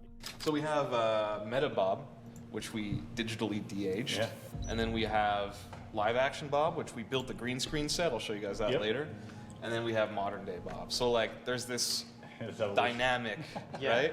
So you'll have young Bob who's considered biased, and then older Bob who's explaining it on a green screen. How many people do I think went to the moon? So it's kind of him going back in time. I guess that's our I want to believe the moon landing That's why we got the was DeLorean. real. That's why we got the DeLorean. Bringing you back in time. There you go. I believe If you it want a was one-liner real. for the movie. But I'll show you guys some green healthy screen skepticism is always kind good. of filmed even something as simple as, So- hey Bob, let's go down the hallway and kind of look into the side door, do little fun scenes like that. So we actually, right behind you is where we set up the entire green screen, put some tracking markers, some You never tennis heard of Daily balls to Beast? track everything. Because what I'm going to do is I'm going to take How many people this do you camera think went to the movement moon, and Saul? copy it onto an Unreal camera, and then Use it on your use phone, in the okay. hangar. What it is you can take an actor, let's say walking in the Anything middle of the about desert, Russian right? agents I can would be take it under and just completely scrutiny. replace him without any green screen or anything. Yeah, we did show him what we did in the office here. I'll let that settle in for a bit. Yeah. Oh. They don't always tell you what's opinion or not. I tried to like. Yeah. Hey. Or They're it very replaces biased. him in Like, the scene. No way. it's very crazy. No green screen, nothing. What the hell, dude? Isn't that crazy? Yeah. Because he'll explain. It's real live action film of him explaining. Basically, I was like posting about Tulsi because, like, from what I've heard, I like what Tulsi has to say, and then someone's like, Tulsi, yeah. Basically, someone on the left who's like trying to say that I don't know anything, which I don't. Like, I'm still learning. I'm learning, and I'm trying to find out the truth. And I told them, send me an article that, of whatever it is that you don't like about Tulsi or whatever. So I have it here. I just haven't read it yet, and I don't necessarily want to read it on stream. But I'm always willing to be proven wrong, because at the end of the day, I just want to know what the truth is, okay? The official story is like 11 or 12 people went to the moon. Honestly, a lot of people on the right don't like Tulsi either. I'm gonna... You know what? That just tells me when people on neither side like her, that means she's doing something right, so... I'm crawling into the craft, I'm gonna read as it, you just can see, not on because screen. it'll have the 3D craft in the environment, so it looks like he's in the craft. So we really did a lot of work on precision, and he was impressed with that part. Why and I laughing? think that led just like Trump, right? Everyone knows that the Democrats don't want him there, and the Republicans, the original Republicans, don't want him there either. That's why. Why do you think there were so many attempts on his life? It's like nobody wanted him there, and so that's like, oh, maybe he's doing something right. The fact that neither of them want him there means that they want, they want the power over him having the power. This badly. Like, what does it mean? Because at the end of the day, we know government doesn't really want what's best for us. They want what's best for their own pockets. To take the project So- of just the craft, and really like, why were evolve they the trying project so and say hard? the full documentary of S4. So that's how that happened. Yeah. I've seen the work that you guys have been putting in. We you either and went to the moon or we Chris, haven't, Chris right? Mecco, That's still where you're at. And if I may, You think and your you whole went, but you team, don't know if the you guys have been working tirelessly 69 on was real. this project, and every time I go there, I see these MF incredible talking updates. to You guys, the I'm president not live going on to TV spoil too from much. the but moon. there are I don't some know. really banana things that you guys have recreated in using this I don't know the either. most high-tech software One thing that really stood out to me, and this is, we're going beyond the movie a little bit. Some people say like, who was it? Was it Krasinski? Was it Krasinski?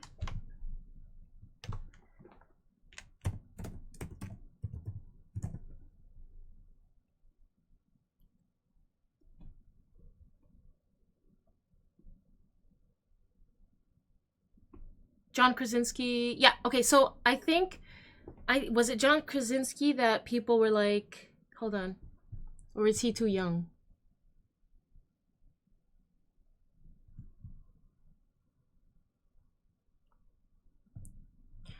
Who was like a famous director back then in the 60s? People are saying, oh, because there's footage of like them making the moon landing. Filming the moon landing here. Trump, sorry, you can call someone on Discord and go under your house and it's GG. I know, eh? Trump has destroyed the uniparty alliance between the establishment Republicans and Democrats. His presidency represents something new, a new national populism. That's what I think, too. Bruh, I'm gonna explode. My English bulldog is sleeping on your lap and you have to pee for like 2 hours. What do you do? Well, looks like you're just gonna have to wake him up. I know it's like goes against the code, but you gotta do what you gotta do. Ale salt, how's it going? Just slow move and get up. Just take him with you if you can. I don't know how big an English bulldog. Bulldogs get pretty big though, can't they? Stanley Kubrick. They always talk about him. Oh, yes. Okay, that's the one. Not John Krasinski. Stanley Kubrick. He's gonna be mad. Aw. I don't know. I think you're in a predicament. So Stanley So people say like Stanley Kubrick was filming the moon landing and all that. Now, who's to say that both wasn't happening simultaneously? Like both NASA, were they even NASA at the time? Both NASA was trying to get to the moon and both Stanley Kubrick was trying to finish this movie just in case the moon landing failed, they can still stick it to the Russians and say, yeah, we still went anyway. Who's to say that's not what happened, right? Just because there's footage doesn't mean... But who knows? Who knows? Kubrick directed... Stanley Kubrick directed... No, isn't that John Krasinski? Hold on. Oh, no, sorry, you're right. Wait, hold on. I don't know. Directors... Soviets, not Russians, by the way. Soviets. Sorry, yes, you're right. If you can go to the moon and it's geosynchronous, so there's always a dark side, you could get away with some things. There's way too many satellites, in my opinion, that we haven't utilized. Good point. Good point.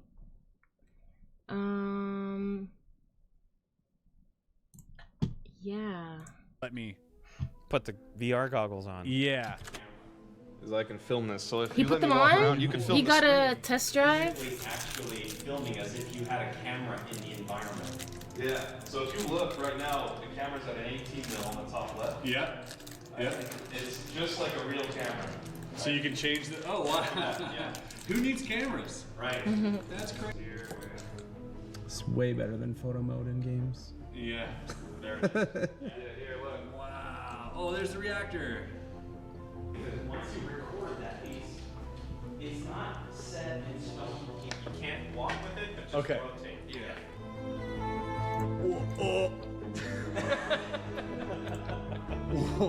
I can't wait to see this. Wow. Everything's to scale. God. I want to see what he's saying. That's the door? Yeah, that's the entrance. Yeah. I know now. When you start it that way, I want to see what he's saying. Wow.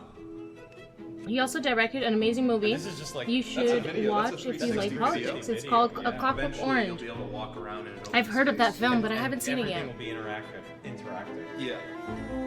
That is, wow, that's breathtaking. Isn't there over 10,000 known satellites orbiting Earth? Yeah. This is what Bob Something saw? crazy like that. It's actually like, I hear it's kind of Oh my god. creating like There's something pollution in a way, like something space terrifying. pollution. Isn't there? No, yeah. I'll tell you right now, like for myself experiencing this when I just did the small test you guys had me do. He's seeing himself get knocked out it by felt- Tyson. Part of me It's felt pretty like explicit? I wasn't allowed to be there. Okay, And okay. it was like a weird, and I'll use the term ominous. You 'cause got that's the what it joke. felt I like. It didn't. didn't feel like it was evil. I It didn't didn't. feel like it was wrong, but it felt like there was I something didn't get greater it. than myself that I was witnessing. And you know, I can only imagine what it would be like to see the actual craft, but I can imagine that.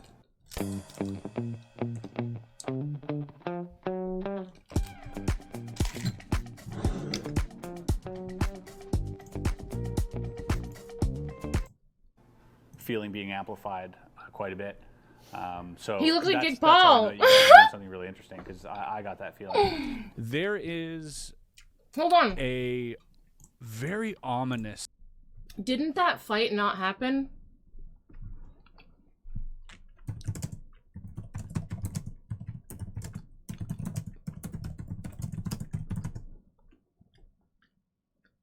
Wasn't it canceled?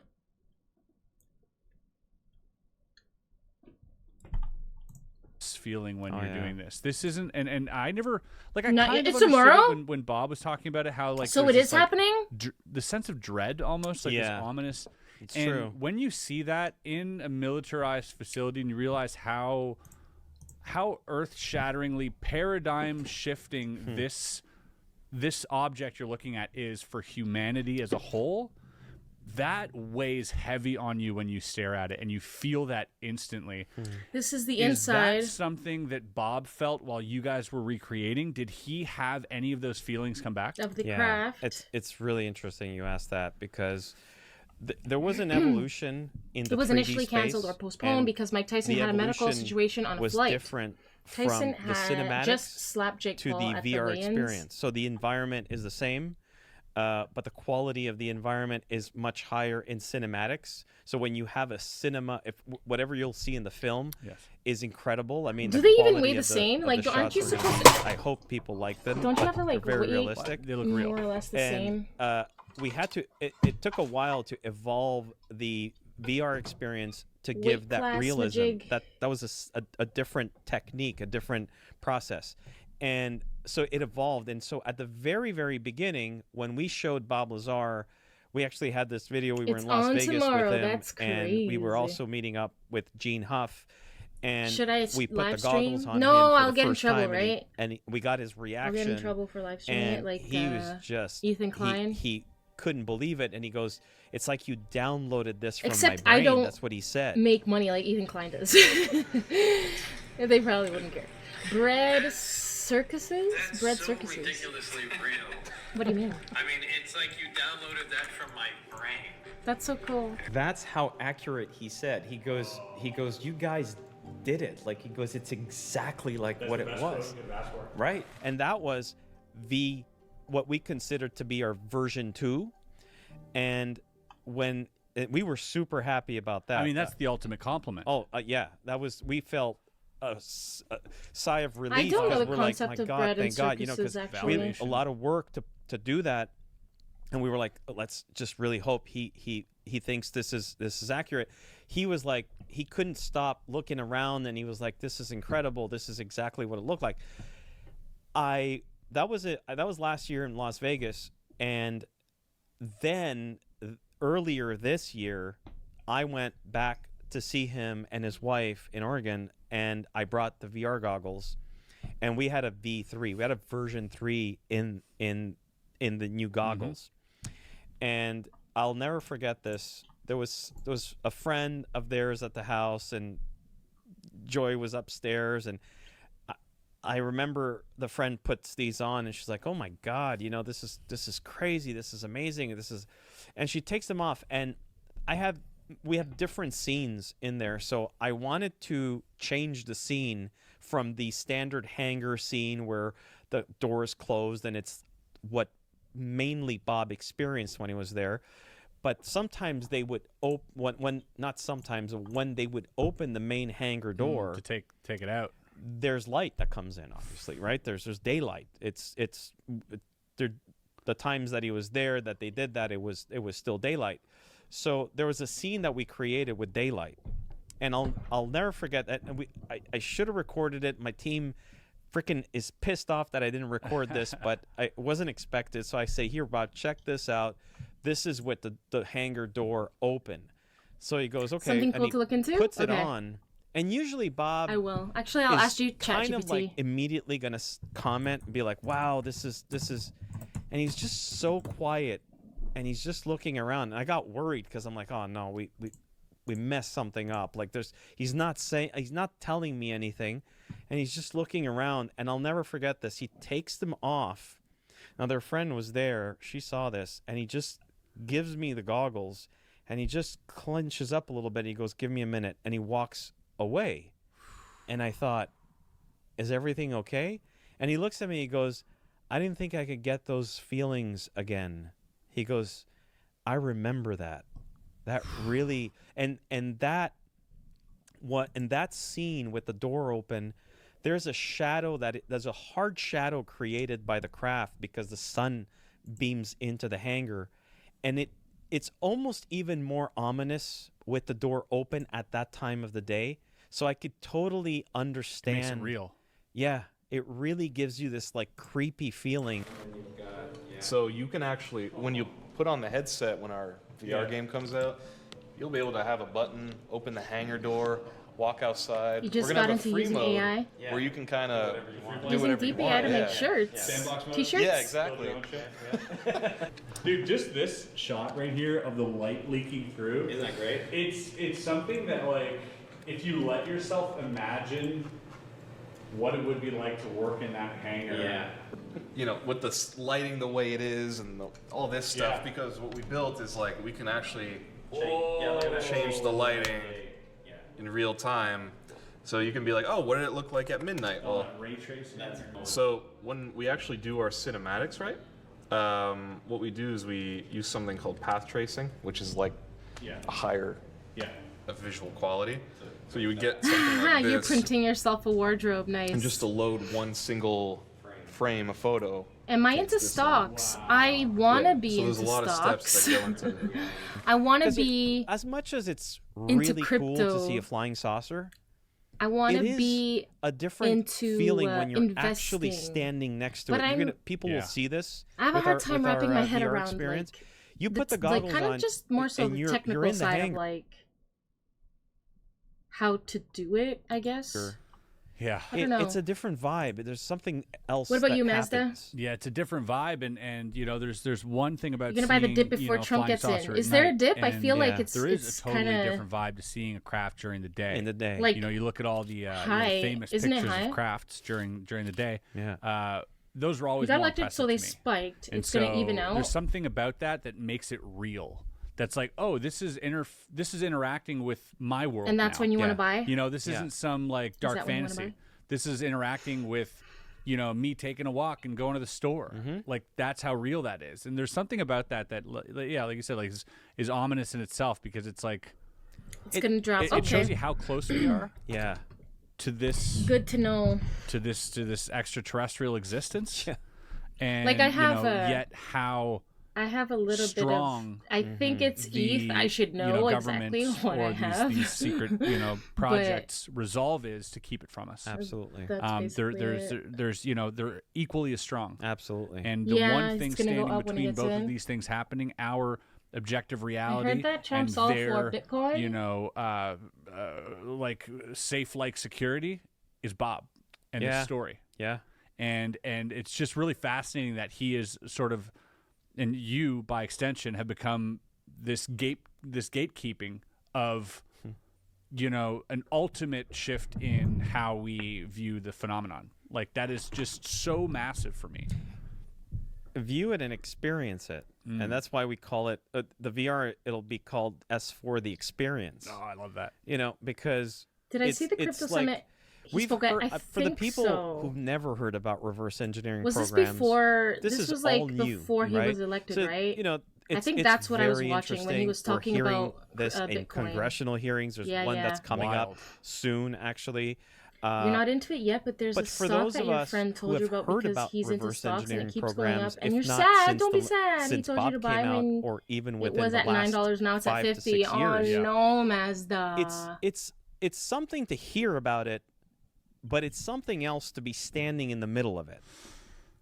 And there's well, maybe he has some other stocks. You know, there's a lot of people out there who are iffy about the story. Get into. It's just hard to like. Almost 3 years with Bob. There's not one time that I felt him ever being dishonest. Of stuff like that for me not personally. Even my team. There's not one so person this is on cool. my team this who ever. Is very cool. It's getting hot in here. I might have to open the window a little bit.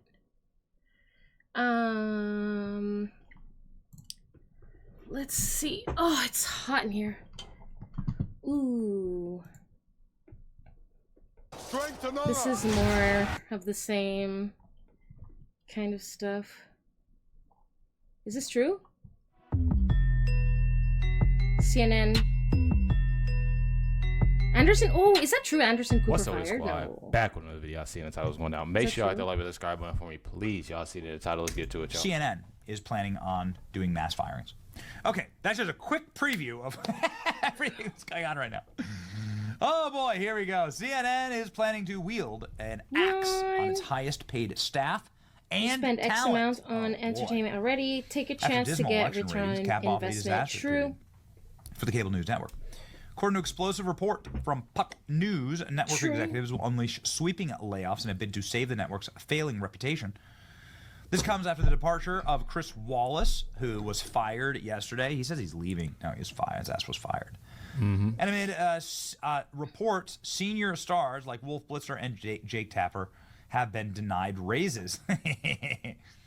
There's no mention of who may be on the shopping block. The highest paid stars include Anderson Cooper, who makes $20 million a year. Holy cow. Really?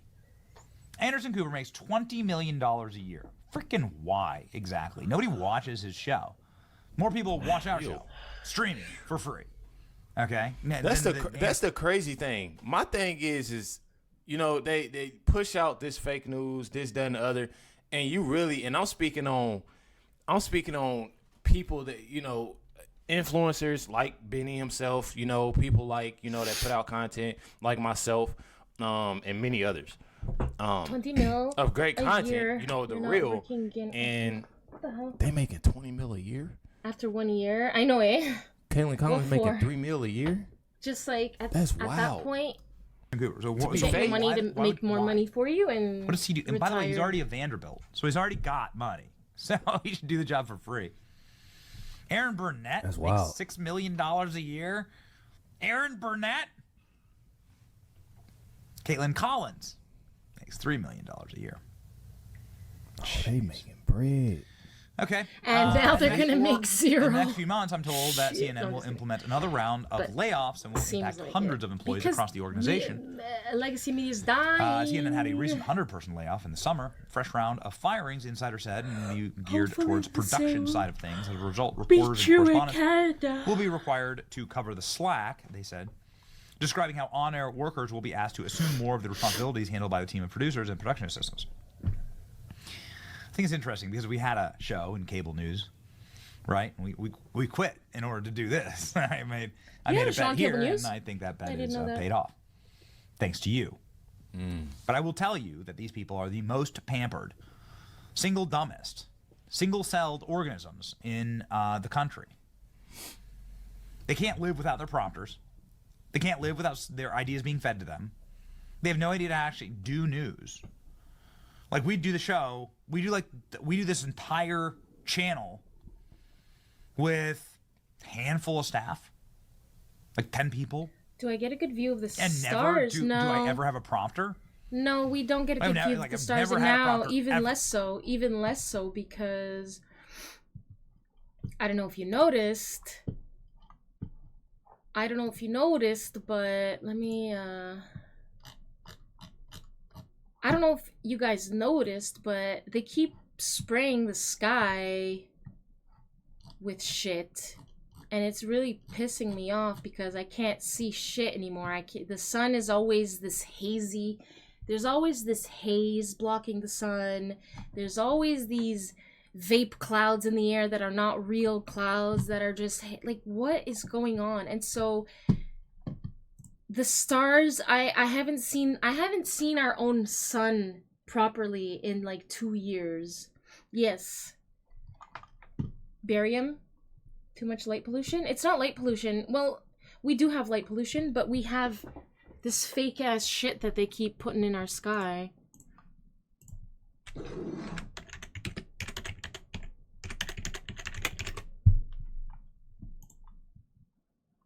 Basically, you know how clouds used to look?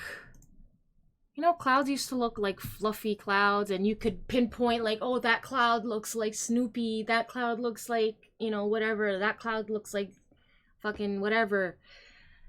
Now you look up and they all just look like these sprayed lines, and it's called stratospheric. There's more than one that they do. The one that I hate the most is the stratospheric aerosol injection, because it's like, it's that line that you see behind an airplane that used to be normal, but now it's like those lines are not going away like they used to, and instead they're becoming these huge fucking clouds that are blocking the moon, the sun, the stars, like fucking everything. And I'm getting really pissed off, and people either think I'm crazy, like this isn't happening, even though it's right fucking here. You can like read about it. There's fucking patents and shit. There's all this shit, like all this information about it. Cloud seeding, whatever modification, solar radiation modification, all this shit. And,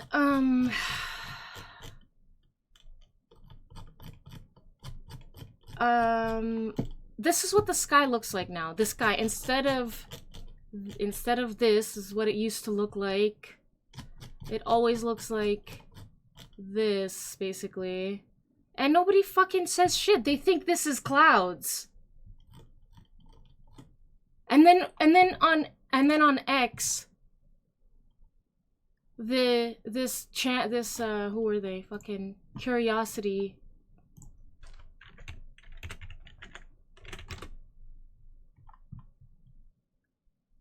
Was it some curiosity? What did I spell it wrong? City? How do you spell it? Curiosity. Curious. So these people have 1 million followers, and they posted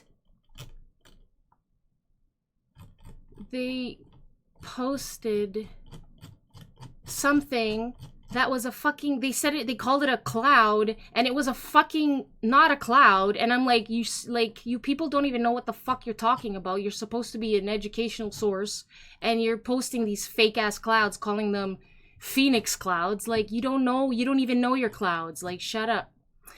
Anyway, it's just like, I have personally filmed the sky over like the last 2 years, documenting all the weird shit I've been seeing in the sky, because nobody believes me, because it's not that easily noticed. Like, you can't really notice it unless, for example, my background is in visual effects. I worked in visual effects for like more than 10 years. So when the light is shining in a different way than it used to, I notice that. But nobody else, everyone else is like, yeah, looks the same. Like, the sunlight is not the same. It's something's different. It has been the last for the last 2 years at least. You do patents for a living? Really? Unreal, yes you do. Patents. What are you saying is complete hogwash? So what is it then? That's why it's called a UAP, not a UFO. What's called a UAP? Cosmic Protocol Band. Hi, Honeybee. They are called chemtrails that come out of planes, and there are other people expressly concerned about them. Yes, Cosmic, you're right. Some people on X Some people on X are talking about it. But it's just like people in my own life like seem to think it's not happening when it's like so obviously happening. I have the evidence, okay? People are taking time lapses of what's happening to these trails, like and it's not just chemtrails, by the way. It's not just chemtrails. It is like they do something called cloud brightening as well, which is really fucking annoying.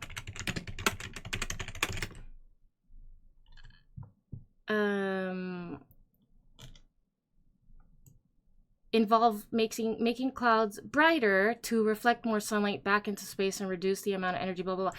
My problem is that they never fucking, like, did they tell the people that they were just gonna start fucking with our clouds? Like, I don't remember them saying anything about this. They just started fucking with our clouds, and I'm not okay with that. Because I haven't seen the sun in 2 fucking years. Sorry, I'm getting really angry about it, because guess what happens when you don't get proper vitamin fucking D? You get upset. That's what happens. Cloud seeding is 100% real. They've openly done it in China. They've done it everywhere. It's happening everywhere. Like, just all you have to do is look up and notice how the sun is always, there's always a haze. And if there's not a haze, then there's a bright ass cloud. You can't see shit and it's too bright. You can't even look that way. Obviously the sun is bright, but like, it's not the same. It's not the same. A lot of people don't look up, yeah. You've been following chemtrails for 20 plus years. Shit, man. Unidentified aerial phenomenon. I know what it means. What are you trying to say? There's no bias as to whatever the fuck you are. Okay, Beard, you don't know what I'm talking about. I'm not talking about UAPs. I'm talking about chemtrails. I'm not talking about UAPs. The UAP topic, we're already off that topic. I don't know what is your problem. So I don't know what's your problem. I don't know whatever the fuck you think is happening, beard tweezer, sorry. People grew up thinking those are natural. The thing is, like, you used to see in the 90s, you would see, you know, every once in a while you would see the plane with the trail and whatever, that was normal. But now it's like, I go outside and there's like 50 fucking trails and they're not going away. What is it? It obviously looks like chemicals to me. It looks like chemicals. So you shouldn't diss preposterous unless you are in China or India or some shit. You have no problem. Well, I have a problem because when I go outside and I look up, there's shit blocking the sun that shouldn't be, that isn't natural, and I have a problem with it. And I can see it for myself. All I have to do is go outside and look up. And if you think that you're gonna convince me that I'm not seeing, yeah, pollution that they're adding, right? They're adding extra fucking pollution to the air. What is in stratospheric aerosol injections? What is even in this shit?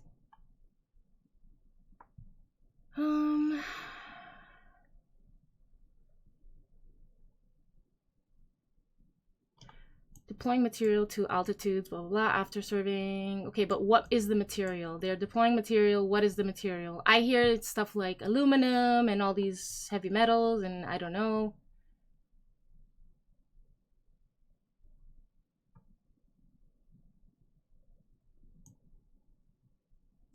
They're saying that they can't do it. But I'm seeing it with my own 2 eyes, and that's why I have a problem here. And they can say that it's not happening all they want. I fucking see it with my own 2 fucking eyes. I'm trying to say that the government is putting shit in our sky, and actually, it's already fucking been proven to be true. They're putting chemicals in, they're trying to block the sun because of global warming. They have to block the radiation, they have to block the sun. And that's their fucking excuse to do this shit. Where is let me go to my subscriptions.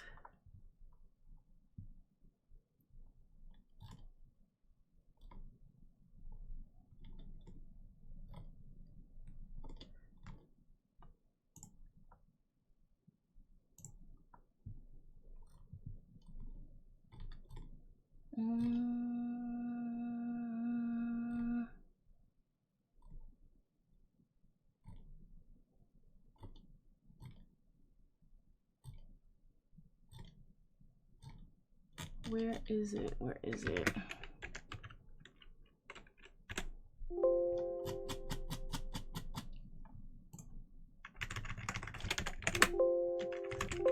Seriously?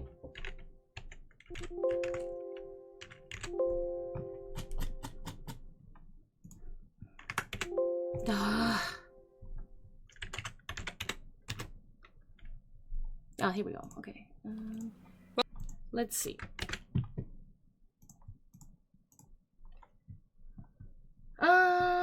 Do you think our government is trying to block the sky? Yes, 100%. That's what I'm saying. That's what I'm trying to say. They're blocking the... They're blocking this. They're trying to block the sun. Like, that's what they say they're doing, but how do we know what really they're doing up there? There's so much shit happening up there. More than ever, it seems. Oh my god. There's not that much going on in Canada for such a degree of pollution. Right? Exactly. Oh wait, I still have pictures and it has normal clouds. Where do you live, Mazda? They have been separating us from nature and our connection to the universe for a long time now.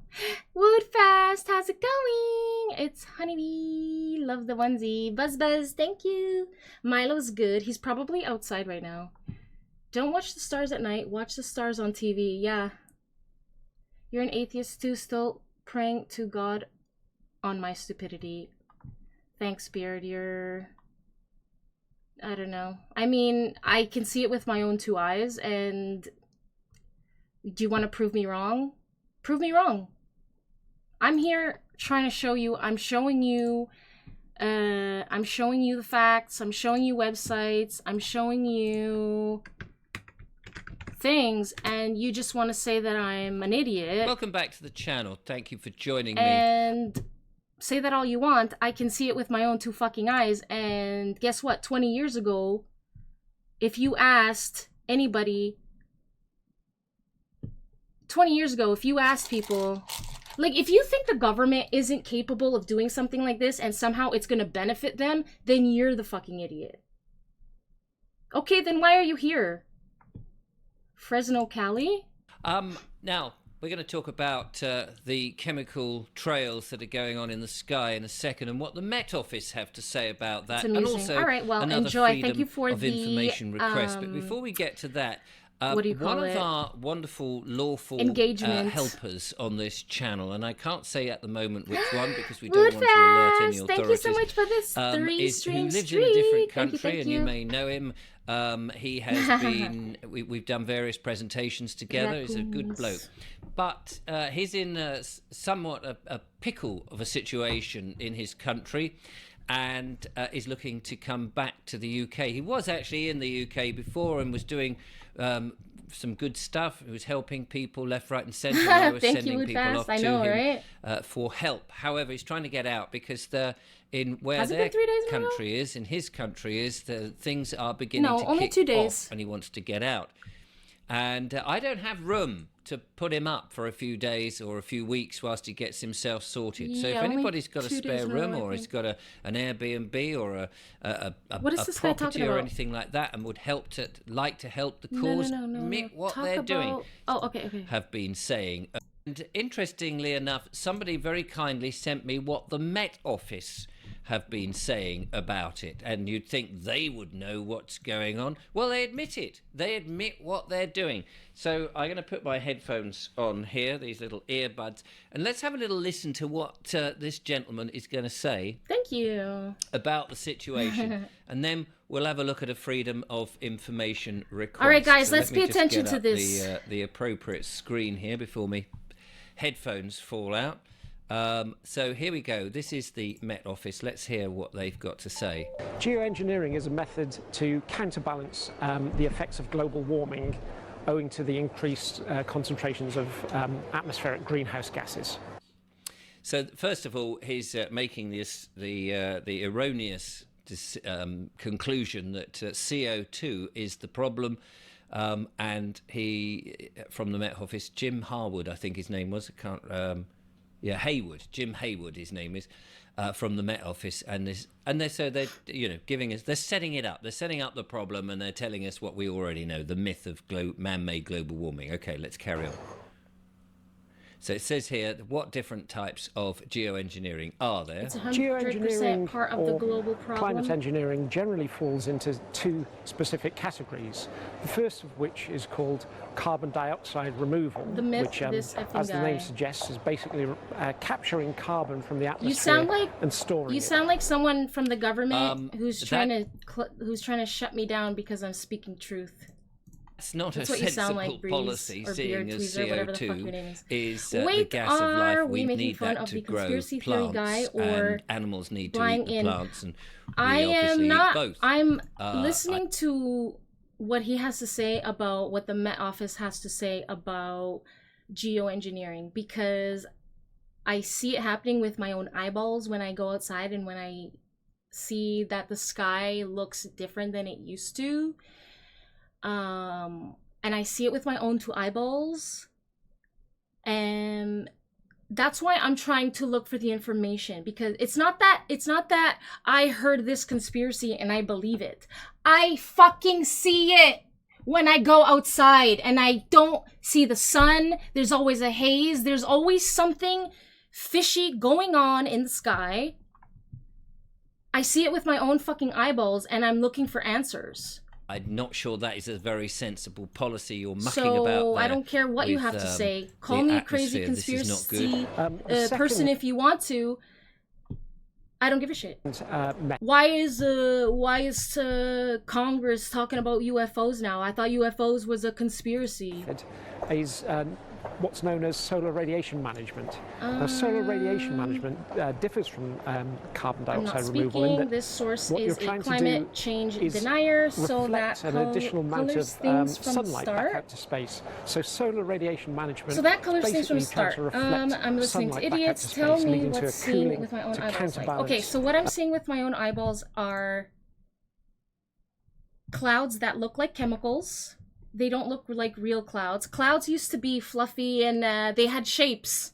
And you could be like, this cloud looks like a certain object or whatever. And now clouds are just like these fucking streaks and they all crisscross. And no, this is clearly shit they're pumping out into the sky. I can see it with my own eyeballs. I take videos all the time. I can see you can...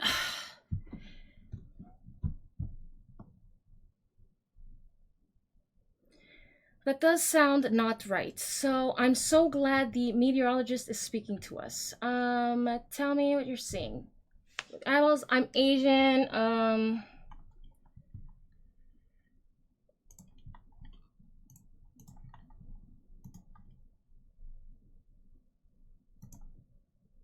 You guys are fucking annoying. Get the fuck out of here.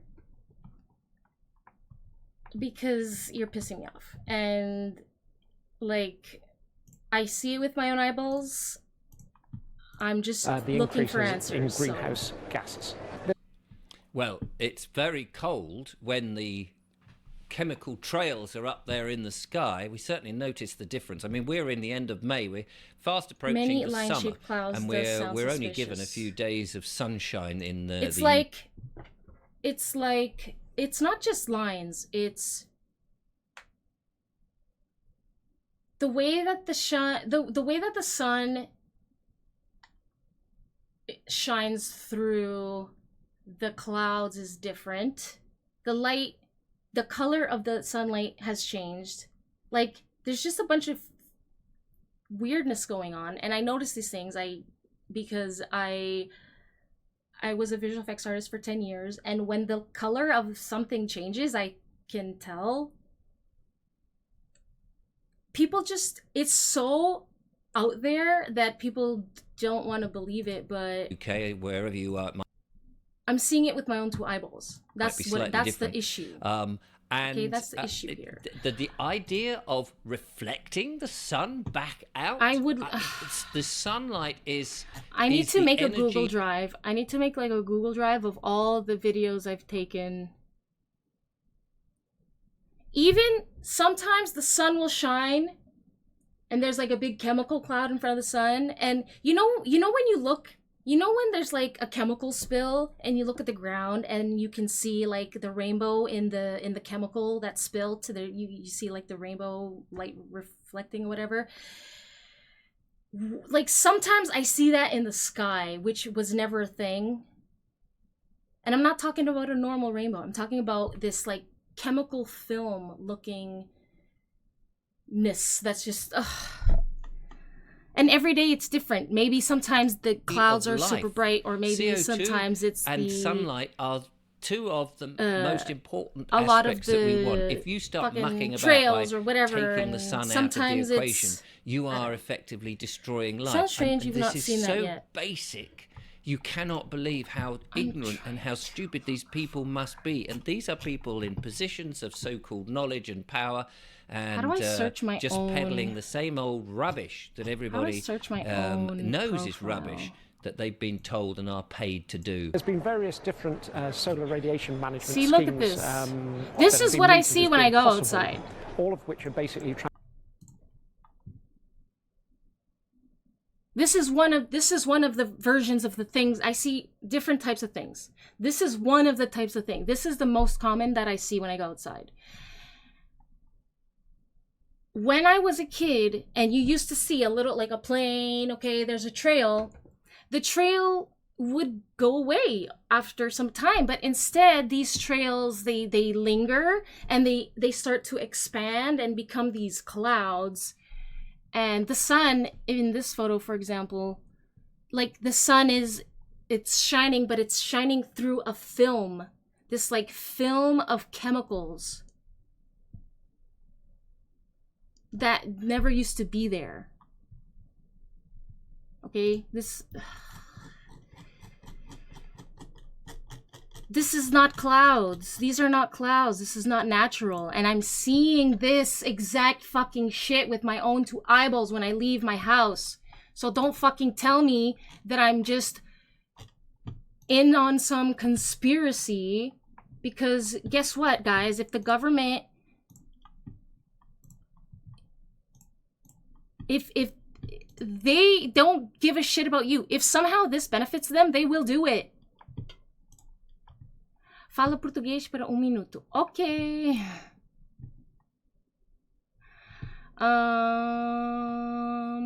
Eu vou falar português para minuto. Desculpa para vocês que não entendo, mas...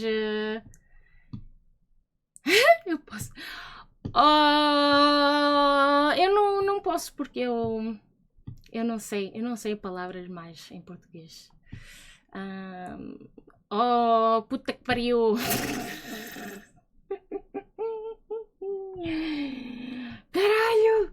Okay, that's all I'm gonna give you. That's all I'm gonna give you. This is why people are worried about chemtrails. I have not been noticing enough, and you are right with my concern. Really? I mean, I think I'm right with my concern because I can see it. I am from Portugal. Well, I was born here in Canada, but my parents came here from Portugal. There are better pictures than that one, by the way. I know. That one looks... It does. I want to show you guys the stuff that I've personally taken, but the problem is that I post too much crap that I can't find anything that I post anymore. I can't find any of the stuff that I post anymore because I post too much. These are not real clouds. Fucking annoying as fuck. Pisses me the fuck off because every fucking day is a gloomy day now. It's really pissing me off. This is not even that bad. Like I have a video that's like, it has so much of this shit.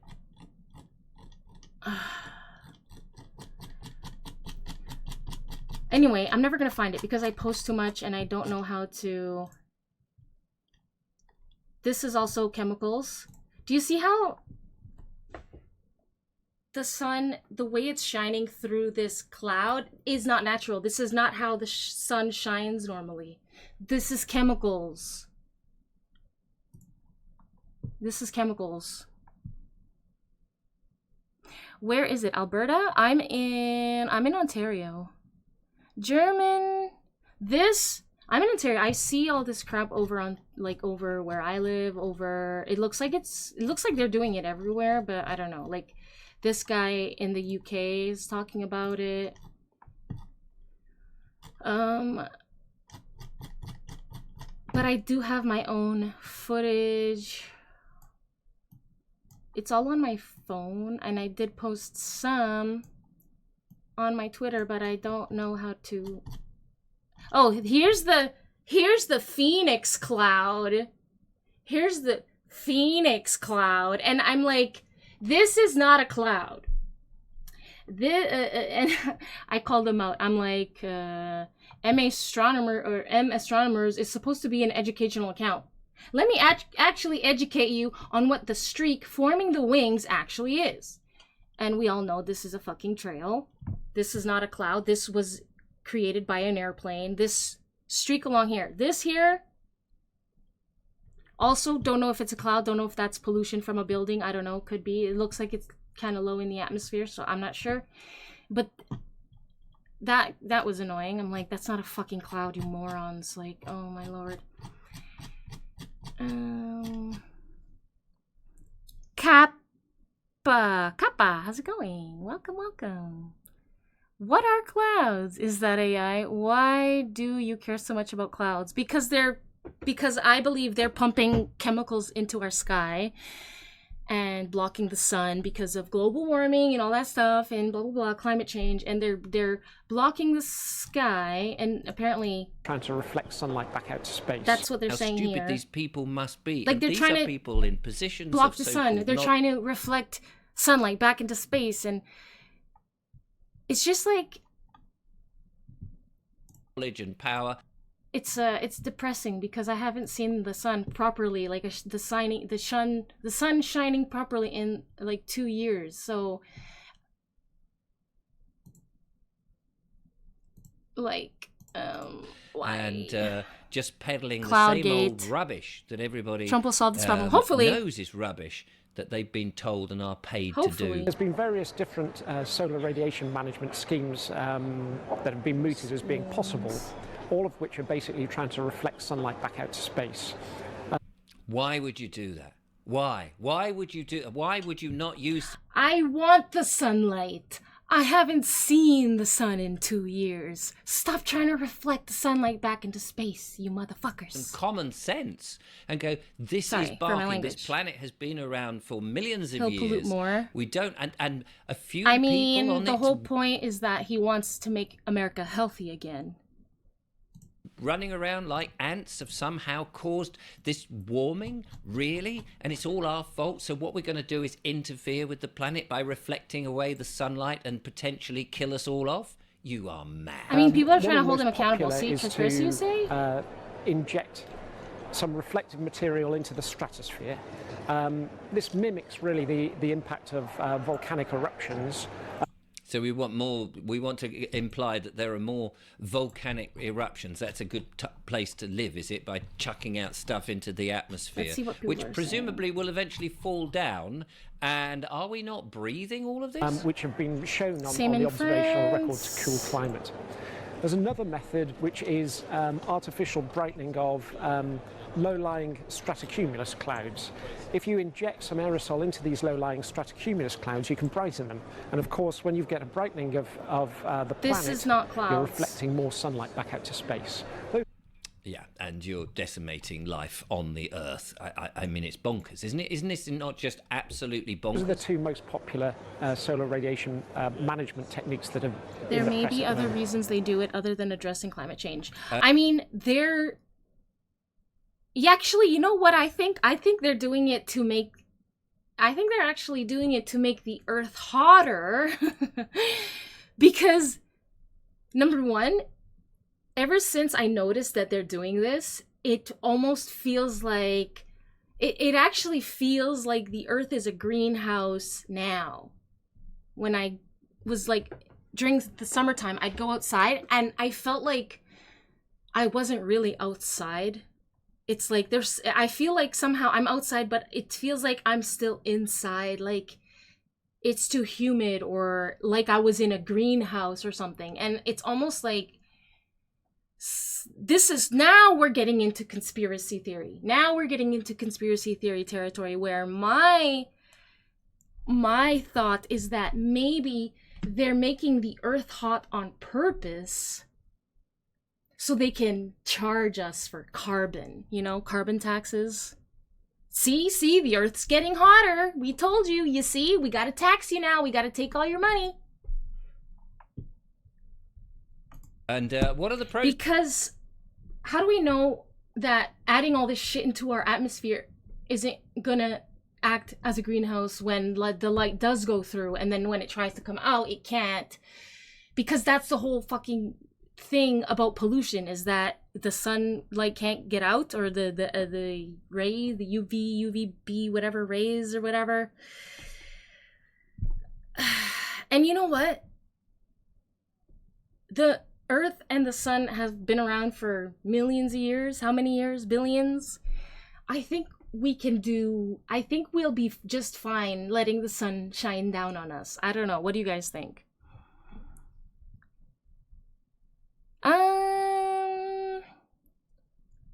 People say the sun feels hotter or brighter, right? It does. It feels hotter. It feels brighter. It's more white. Yes, it's more white. It used to be more yellow. Now it's like, when I see the sun, when I have my coffee in the morning and I see whatever sunlight is shining through, whatever sunlight gets to shine through, when it hits like the patio, for example, the wood, the light, like the wood on the patio, it's wood, like wood is brown, right? Why does the wood look white, bright? It looks like, it almost looks as if the sunlight is bleaching the patio, the wood. I don't think it is. Actually, I should check. But it's like, it just doesn't look the way it used to. Something is definitely going on. They've been telling us the ice caps will melt and flood in 12 years or 60 years now. First it was the ozone layer, right? Remember that? Then it was global warming.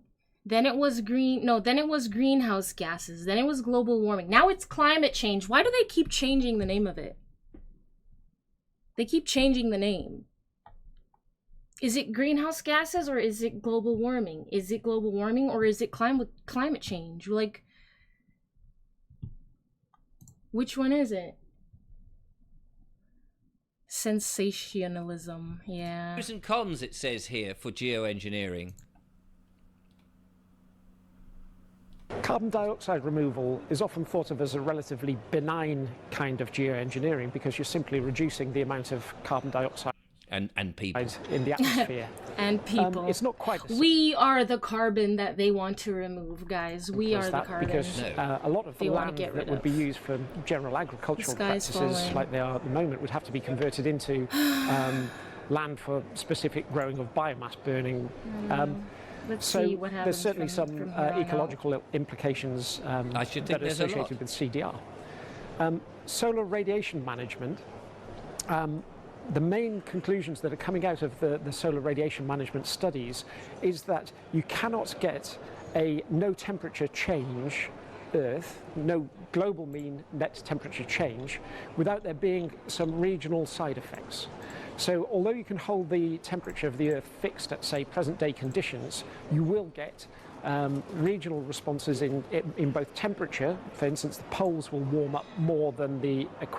Yeah, so in other words, you're meddling around and you're likely to get side effects, and we know that side effects can be extreme and you can't plan for them, and it's going to be terrible for some people. So why muck about with the atmosphere? Leave it alone. Stop injecting all this stuff into the... Right? How is taxing Canadians, how is a carbon tax gonna fix the actual issue? How am I as an individual paying taxes and then you using that carbon tax money to take a private jet somewhere Like, how exactly is that gonna fix anything? Yeah, no. This is why people aren't on board with the whole climate change thing. This is why people believe that climate change is a hoax, because people are just profiting off of it. And it's bullshit. Like, how about, how about the world leaders have an intervention for places like China and India where, where a large population of the pollution comes the atmosphere, from. Which we know, of course. I mean, and he's putting a very global warming was the general original case name, about but we've seen that it's not always a warming in general, but rather a destabilization involving more than just warming. So it's not called climate crisis or that the other substances they're shoving in there. So now it's called the aluminium climate crisis. The problem is the climate always changes. That's what happens on the planet Earth. The climate, that's why we had an ice age, or we had a flood, or this and that. The climate changes, It's a planet. That's what happens. Is it? And the paper various straws other, in he's not California, telling you but the 20 new nefarious coal things plants in about China in 4 decimating the months. farmland, Amazing, right? And the dark forces. Those and paper they're straws trying are really going to make a difference. Kill off it's the all food, to the pat great themselves on the famine back. that will come because things it's all won't just grow, to make the money. poisoning of the atmosphere, the poison. At the end of the day, it's all just to make money. He probably doesn't know that. He probably only knows the tiny bit, the story, that is plausible and maybe it makes sense. Well, no, it doesn't make any sense whatsoever. Stop meddling with our atmosphere. It's our planet. Nobody asked you.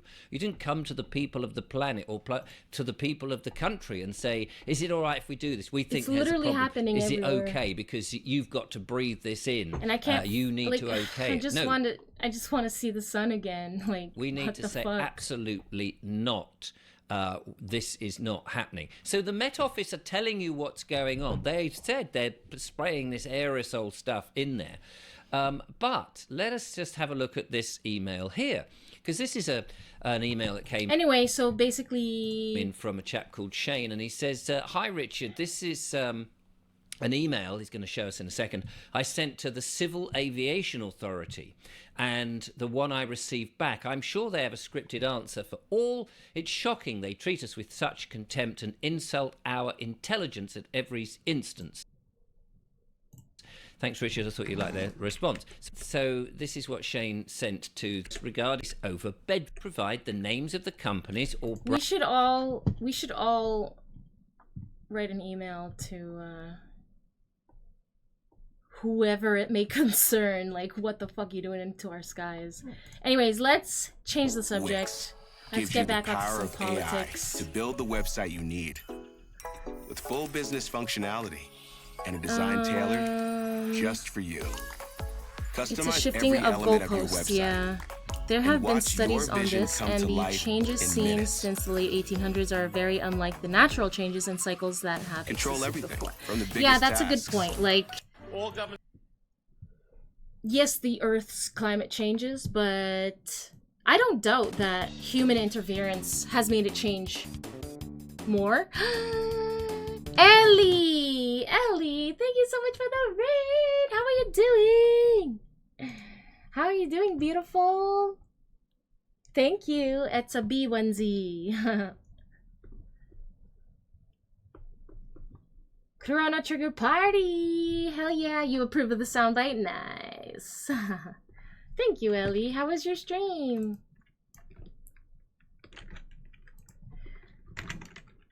Guys, go check out Ellie. She's the best. Ooh, Final Fantasy 14. This is a clip from the Ellie stream. No! What's going on? What did I miss? Oh no! You're welcome, Ellie. I love you. What game was that? That was funny. Guys, go check out Ellie. Ellie is the best. She's got the best vibes, and I love her laugh. And yes, how was your stream today? That's called Human Fall Flat. Ah, yes, I remember. I remember seeing it. It was kind of popular, like when it came out, right? The West deserves blame because regardless of China and India, the West is the historical worst polluter that started the crisis, and it's only in recent years that China and India have become a big cause of the issue.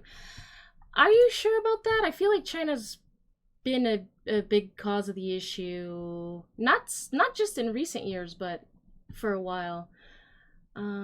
We could totally play that sometime. I know, is it, I'm guessing it's on Steam. Stream was good. Just chilling with Zach and Final Fantasy. Nice. Woodfest. My stream's going pretty good. We're chilling. Like, I'm always kind of talking politics. Actually, we talked politics. We talked UFOs. We talked chemtrails. We talked about it all today. Taxation. Your money is being wasted, and the Department of Government Efficiency is going to fix that. I'm not sure how I feel about zero Elon. as the baseline for the budget, and then see what's actually Climate, necessary. yes, climate does The federal change, but it's government not a doesn't do fault it, but on an successful individual companies, level. including Yeah. the ones that I've built as a CEO, will do it. And after Donald Trump has And on an individual level, like making us use paper straws and, you know, stuff like that isn't really gonna do much. And then also taxing us on top of it, and then instead of using that money for anything to do with climate, you just add to the climate problem by taking trips on your private jets. won the presidency once again. These two Et cetera, gentlemen will et now cetera. run the brand new Department of Government Efficiency, Doge. or Doge, as Trump Yeah, calls it, that was the so Manhattan funny. Project of our time. And for victims of the public school system like me, the Manhattan Project is what developed the first atomic bombs in World War II. You're disappointed that and there now isn't a Elon Doge Musk and emoji. Vivek Ramaswamy I'm will sure figure there out is how our one, government wastes on over Twitch. $6.5 trillion every year, making a smaller government by 2026. As our government is notorious for frivolous spending. Whether or not if you gave gin to a sunfish versus tequila, which would make the sunfish more aggressive? Nearly $1 million spent studying whether or not Japanese quail, if you give them cocaine, whether or not they're more sexually promiscuous. And that's not the only What the thing, fuck? as Senator Rand Paul has called out spending millions. First of all, that's fucking animal abuse. And I'm not okay with that. Of our tax dollars for tourism in Egypt, buying the DoD a lobster tank, and the hundreds of millions that went to singers like Post Malone and Chris Brown, as our national debt will soon surpass $36 It trillion. exists. Meanwhile, Concern Dogecoin Doge. is shooting to the moon. Now Elon that's in not the White financial House, Elon advice for and nearly president, irrelevant to no. the topic, other than the fact that without Elon and Vivek It's getting been to a run thoughtful Doge, conversation. at some Yes, it point has been. Dogecoin would probably surpass the US dollar in terms of value. And I say that knowing full well Dogecoin is a joke that puts far too many coins in circulation to ever attain Bitcoin levels of value. But that's basically what our government Have I was going looked to up do with the stuff US about dollar. HARP And knowing all and this, the Norway swamp creature spiral when senators Obama still got want the to call Nobel out the Prize? so-called inefficiency of having I've heard of HARP. What is this? The Norway spiral.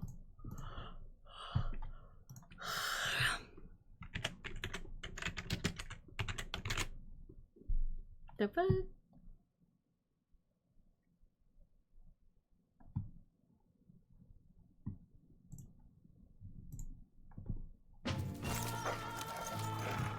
Need to replace their favorites again and again? Chewy has everyday low prices Yes, on the all US your and pets' Europe faves, started so mass Monkey will always pollution be in around. the 1800s when the start of the Industrial Revolution. True. China has only begun the current story. Yeah, but they're like, they're still like the biggest contributors. You know? But I don't know. I think that it's a responsibility for like the world to take care of together as an issue, like together. You know, like the world, they can work together when it comes to exploring space. Why can't they work together when it comes to saving the Earth? Like, hello? 2000. Suddenly they see us. Oh, I remember seeing As the this. stunned residents look on, the phenomenon morphs from a simple glowing beam into a twisting vortex of light. Within a few seconds, a giant spiral hundreds of miles wide dominates the pre-dawn skies. What was this? As people watch this amazing.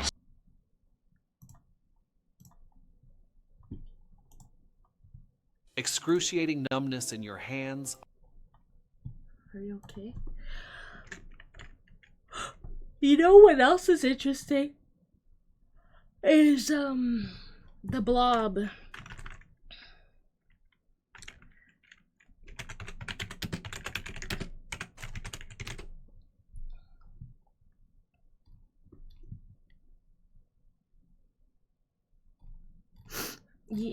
You don't really find anything about this on... Yo, you guys, they saw Nessie, eh? They saw Nessie. I love my conspiracies. They saw 16, no. Hold on, this one, look. They found Nessie, guys. It was on a sonar image. Let's talk about the Loch Ness Monster. Now, recently, a local skipper up there in that Scottish loch. What is the Loch Ness Monster is a kind of surviving dinosaur. So what we're going to do is we're going to talk to Sean first, and we're also going to talk to you can't Woody do it, Cameron. but it's He's there. called Okay, Mr. okay. Loch Ness, and he's a big expert on pollution looking for the monster. in the But 1800s. first, It's not even let's close to talk mass pollution now. That's local true. skipper, You can't compare Sean them to scale. Sluggy. Yeah. Hello, Sean. Because the rich guys need to find a way to escape from their own pollution. Is Yep. Sean And there? they need to keep the pollution going to make money. So sad. Hello, Sean. Are you there? That's what it seems like. Should we go to Willie? It's, yeah, very, very, very interesting indeed. It's most unusual. This is the kid that... Certainly am, my friend. Thanks for having me. Great, got you on now. So you sail the Loch Ness. You take cruises there. So you look at this sonar, and I've got a quote here from you saying it's the biggest thing. Willie was just asking how big it was. You said that according to the sonar image, it might just be one of the biggest things you've ever seen. What kind of size would we be talking about? Well, I'll put my hands up and say I'm not a sonar expert, but been on the loch for about 9 years. We've got Marine sonar, which was fitted to the Spirit of Loch Ness in 2020. And we picked up a large contact which made international news, and that was using a range of 300 metres. And we estimated that to be, well, Marine actually estimated to be 8 to 10 metres long and almost a metre wide, down at a depth of about 180 metres. Since then, I've managed to screenshot some other contacts using another range of 200 metres. So most of the ones we get, they look like the kind of a croissant kind of shape. That's the air and the swim bladder of a creature telling you it's there, telling you it's alive. So some of the ones I've seen normally in a day would be like maybe 2-3 metres in length. So they made speculations and DNA tests saying that this could be eels, large eels in the loch.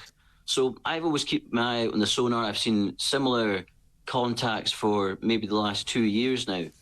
But that day, that was different.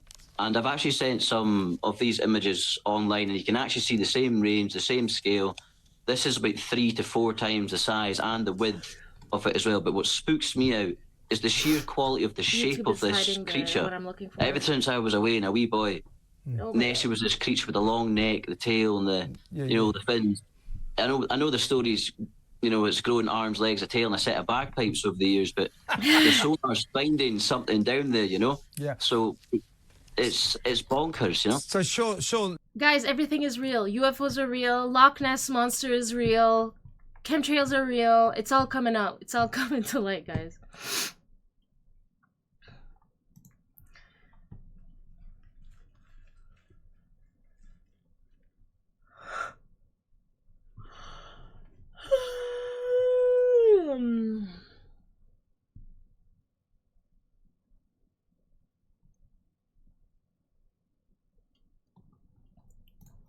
If you want the performance of stainless steel, the versatility of cast iron, and the convenience of non-stick, then you want what UAPs are, no matter what they are. However, we now have existing and former U.S. government officials who have told Congress that Arrow and the Pentagon have broken the law by not revealing a significant body of information about UAPs, including military intelligence databases that have evidence of their existence as physical craft. One of those individuals is a current or former U.S. government official acting as a UAP whistleblower. This person has written a report. This is the report. that says the executive branch has been managing UAP NHI issues without congressional knowledge, oversight, or authorization for some time, quite possibly decades. Furthermore, these individuals have revealed the name of an active and highly secretive DoD unacknowledged special access program, or USAP. The source of that document told me, that the USAP is a strategic intelligence program that is part of the U.S. military family of long-standing, highly sensitive programs dealing with various aspects of the UAP problem. The new UAP whistleblower claims that the U.S. military and IC database includes videos and images taken using infrared, forward-looking infrared, full-motion video, and still photography. The report that was just shared with Congress says Immaculate Constellation serves as a central or parent USAP that consolidates observations of UAPs by both tasked and untasked collection platforms. I'm curious to see what Jeremy has said about this, actually. Jeremy Corbell. Have they talked about this 6 days ago? They haven't talked about... Oh, wait. 7 days ago, hold on. What is this? In this week's episode of Weaponized. The last time Congress had a hearing, David Fravor was one of the witnesses. So he talked with us. Featuring a special interview with Commander David Fravor. A couple of weeks ago, Dr. Sean Kirkpatrick came out with a public statement. He's the head of ARROW, the latest incarnation of the Pentagon UFO program, and he came out with a statement that basically all cases have been explained, including the Tic Tac. They want to take our event and then they want to talk about the censor. Well, it could have been this and that. It could have been that. I said, well, it wasn't that. I go, by the way, 4 of us interacted with it. We saw it with our eyes. And I said this to Congress, because, we all know that the Air Force is building the B-21. And I would say, well, if you're building a B-21, but you have something like the Tic Tac that does what it does, then why do you need that?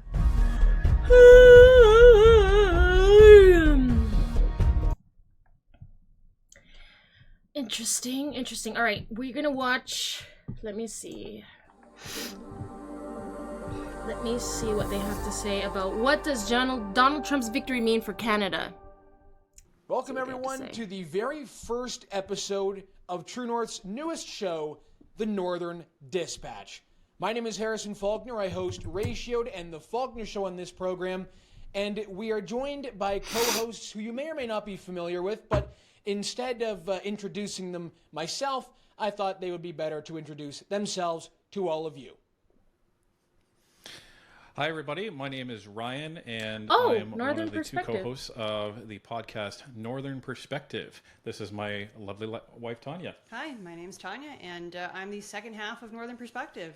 We started our show back in January of 2023 in an effort to convey a more balanced and truthful perspective of what is going on in Canada as a result because all legacy news media is biased, no matter where you go, it seems.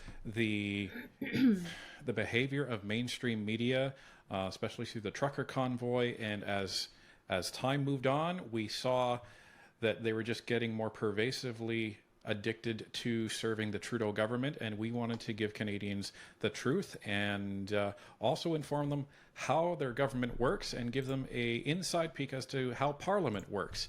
And we enjoy what we do, and we're just happy to serve Canadians. Back to you, Harrison. Yeah, right. Well, True North and Northern Perspective are teaming up for the first time, and what you're going to see on this show is not going to be your typical legacy media newscast. And I think our followers and the followers of Northern Perspective are quite prepared to receive something different from the legacy media. After all, there are not many people watching legacy media these days.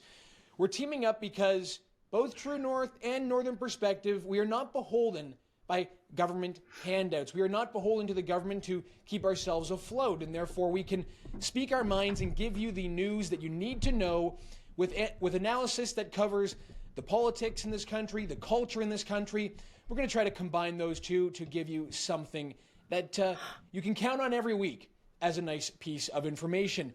Well, let's just get right into it this week. The biggest news, of course, still driving the news cycle in Canada and the United States is the victory of Donald Trump, capping off probably the greatest political comeback in history, at least in my opinion.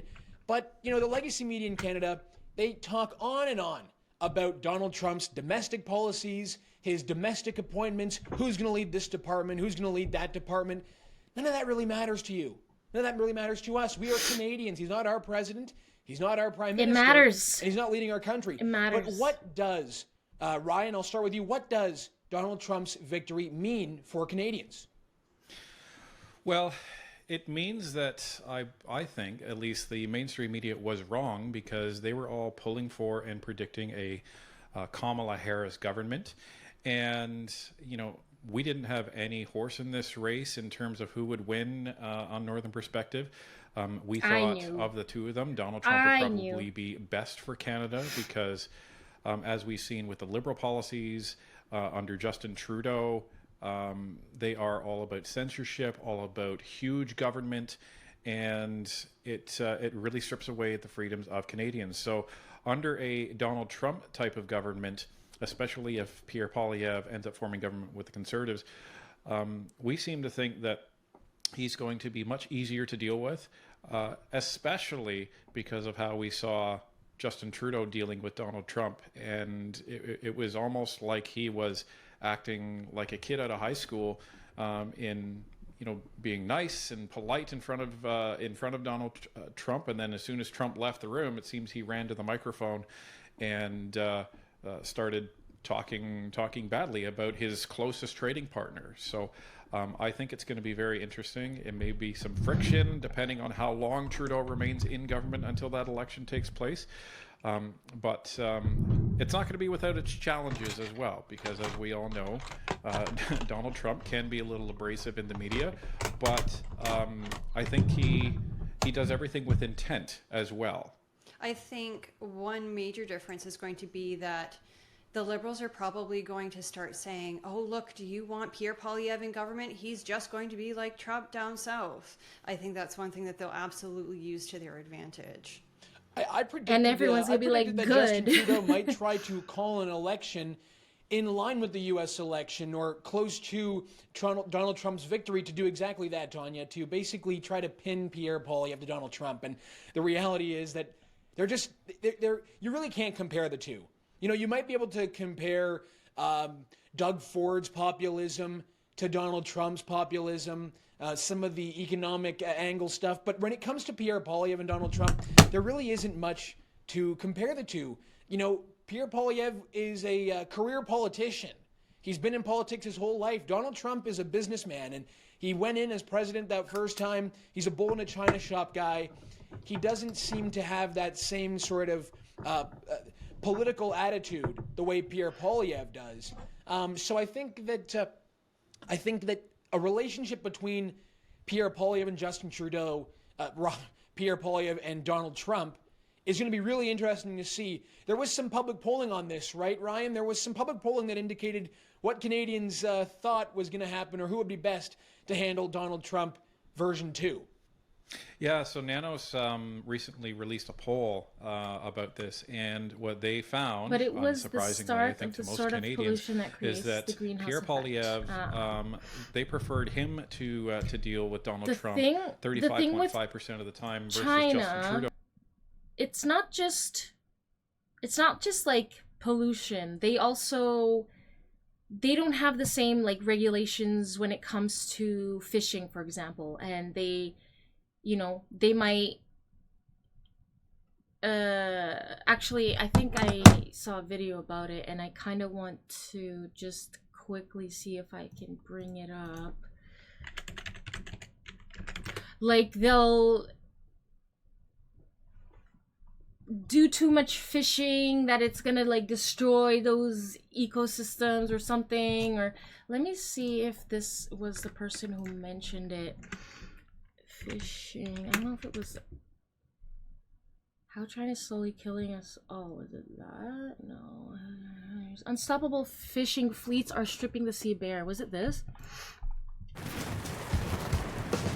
Warn when it counts. Arc'teryx.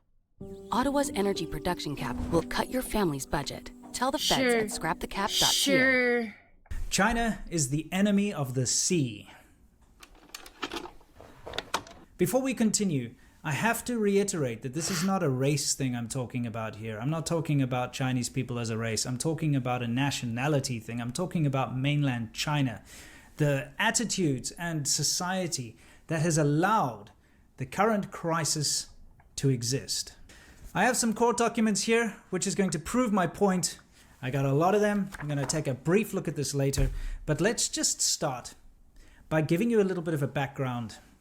If you've watched some of my videos, you'll know that I've spoken about this briefly before. China has completely outfished the waters off the coast of China, and so their fishing trawlers must seek alternatives. Overfishing and the allegedly alternatives is are fishing the illegally, rest of yes. the entire world. And when they they have these they have boats, these fishing vessels that go out to sea, and they're just constantly, you know, bringing up nets of all whatever they're catching everything and anything, and then those boats, they stay there and they get fueled by other boats, and other boats come and get those fish and bring it back, and it's like Chinese fishing has decimated the fish stocks off the coast of South Africa, my country, and most of the African coast, where corrupt leaders are easily paid to turn a blind eye, while local fishermen and communities suffer greatly. So it's not just pollution. There's a lot of different things that needs to change. But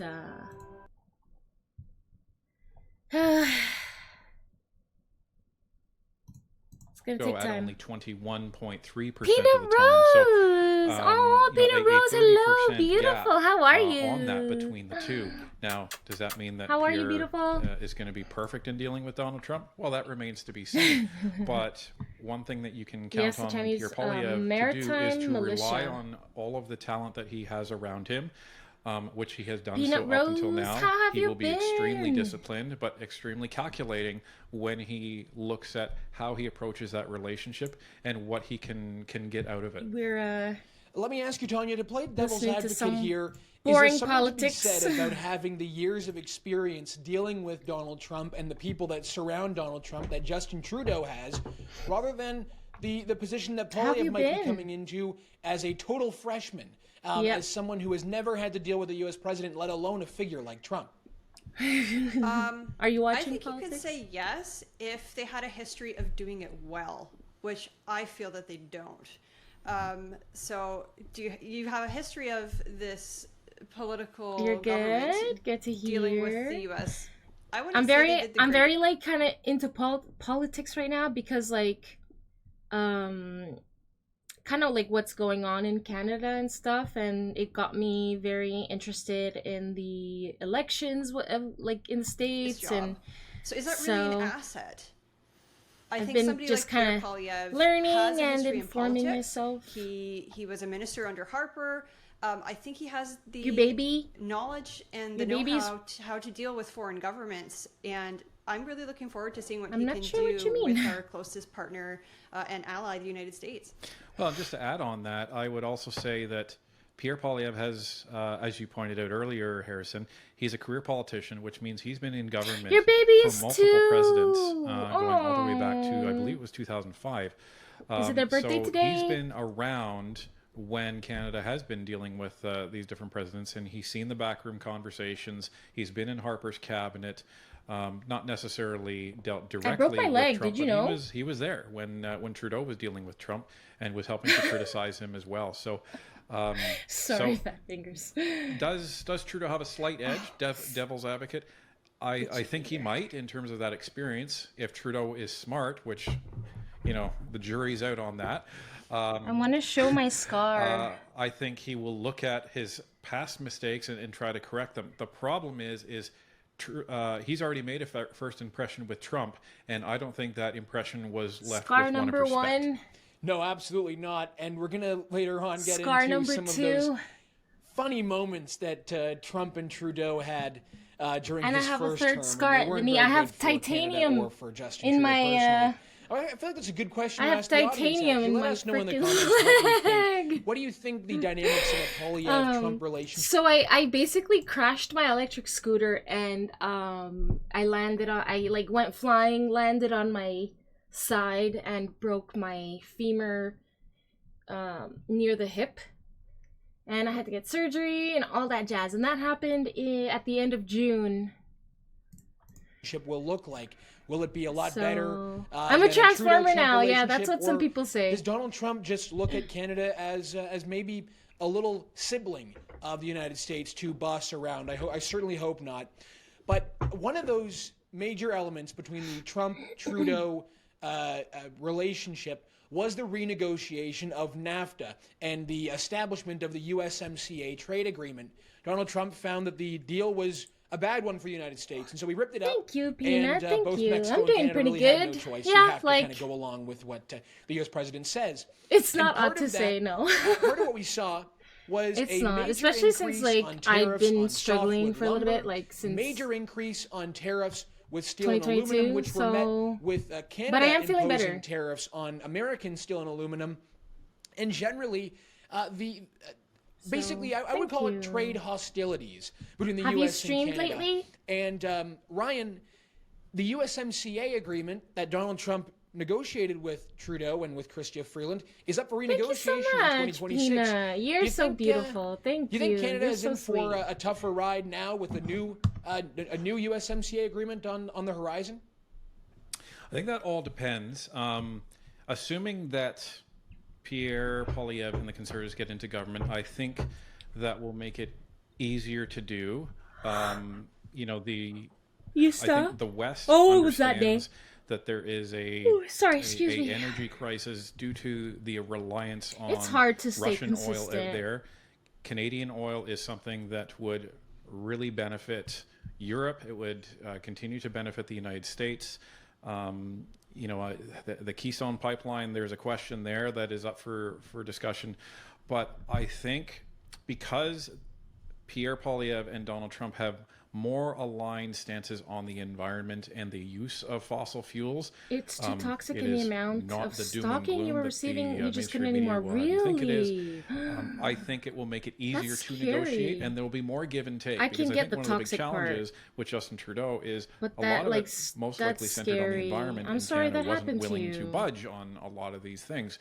So if You really don't if trust Pierre can- Poilievre, but you really can hope he wins the next bring in election. some aspects not necessarily directly. I don't know if I trust him. At first, it's like, yeah, like everyone's rooting for Pierre and stuff like that. Now I'm hearing that Pierre's also a globalist, so... But he's likely gonna win, because, like... It's like, who do you turn to? Everyone seems to be a globalist. Who do you turn to at Related this to point? the USMCA, but more specific to the energy sector. Exactly, Peanut, yeah. As an encouragement for Donald Trump Doesn't to make really, certain concessions, doesn't it's really possible. mix. Now, Donald Trump is still going to be America first, and Pierre Poilievre is moving to also a more Canada first type of approach from what we've heard from his policies. So it's going to be interesting to see what saber rattling, if any, is actually done. But I'm hopeful that they can actually reach a fair deal. If both sides are happy, that's what I always say in a negotiation. If both sides walk away unhappy, then it's probably a fair deal. And, you know, I think back to Joe Biden's first day as president. Immediately after inauguration, he has a stack of executive orders on his desk, and one of those executive orders is to shut down the Keystone XL pipeline and to shut down the Northern Gateway pipeline. Pipelines that were going to bring in oil and energy from Alberta and British Columbia, respectively, to the United States. I mean, that was a stunning thing to see, that Joe Biden would do that and would basically cause a lot of pain and a lot of hurt for Americans, jack up their energy prices, and leave a bunch of Canadian jobs sidelined. Presenting Odd Pieces. That looks so cool. What is it? It's a new kind of puzzle. I've played puzzles before. Yeah, it was something else. It was really something else, and I think it had a lot of people, especially You're in so the business sweet, sector, scratching their heads. Thank you. Thank you The so trouble much. now, because you know we saw Trump greenlight it, and then Biden the shut best. it down, And I want to give even you a if Trump shout out, but the shout green-lights out it, the question is will show a highlight. You know, is TC and then Energy I'm worried, going to be even interested since you're, you know, in not going back streaming to that? Because anymore, what they're seeing I is just don't complete wanna instability in terms bring of any something attention like that this, you may because, not want. Canadians may not know, but creating these pipelines are but let me know, massive because projects, you're the and best. it's not something that you can get done within, And you know, I miss within your a few face. years. Right. Why would you want to invest if in maybe 4 years they're going to shut it down again? So because they can't predict it, right? And I think if you're a betting person, is it going to be a Republican or a Democrat president after Donald Trump? Who knows? Who knows? I don't know if History shows Democrats that will ever win it again. may end I up don't being know. a Democrat president. So it's probably going to cause What do you some think, Peanut? businesses to be very skittish on committing to a large-scale project like that, and that is just a lose-lose for Canadians as well as Americans. Yeah, you know, I look at the situation, and you know, Justin Trudeau says this, Biden was saying this, and people around Biden were saying this, that the high price of energy, the high price of gas, that was a global phenomenon. It was because of global factors. They refused to take any You responsibility. mean globalist factors? They were refusing to untap the potential that was beneath their feet.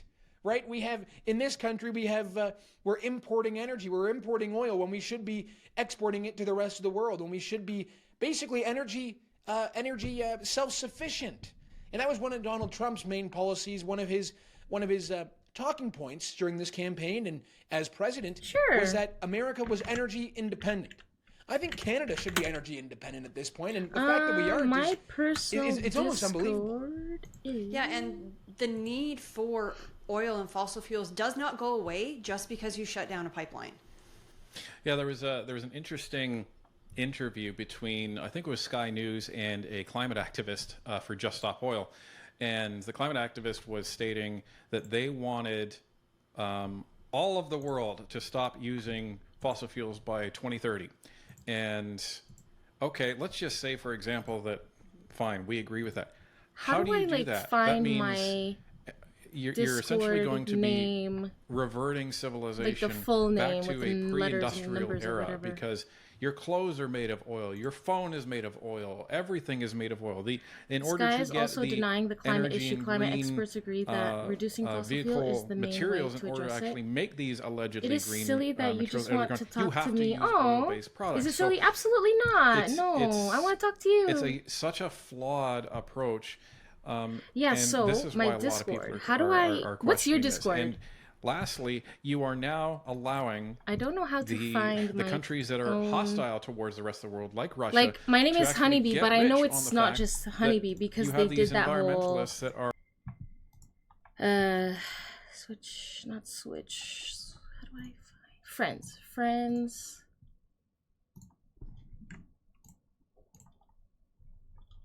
Add friend. Like, how do I find my own username to give to people is what I'm trying to understand.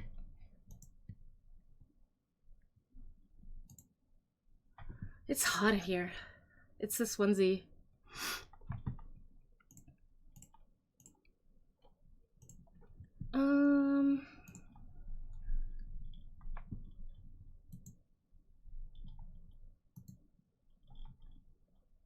I don't know how to do it. I don't know how to do it. Why is Discord like such an anomaly to me? It's getting hot. I need to open a window.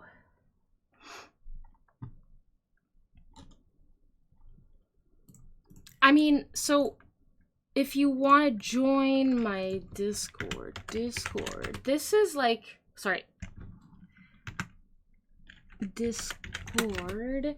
This is my Discord. Do you have any commands set up, any mods? I have some commands. Do you want to be a mod, Peanut? Oh my gosh, you are not even a VIP. Why? That's not right.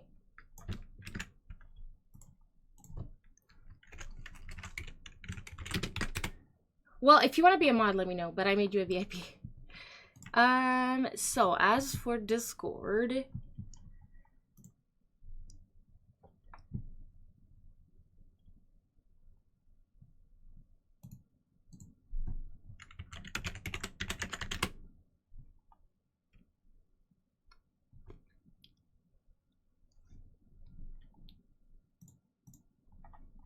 I go to my account and okay, how do I disable streamer mode? How about I disable streamer mode? Disable, and now maybe I'll be able to see my username. There it is. What the fuck? That's so annoying. Okay, so it's Honeybee8686.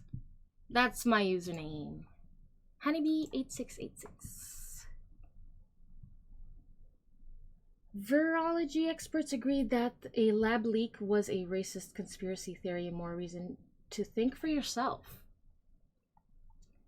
That a lab leak was a racist conspiracy theory. XNVXNV. How's it going? And are you talking about COVID? Or what are you talking about exactly? Are saying, no, we can't take our oil. Well, they're going to get it from somewhere. So would you rather them get it from countries that are potentially hostile to the rest of the Western world?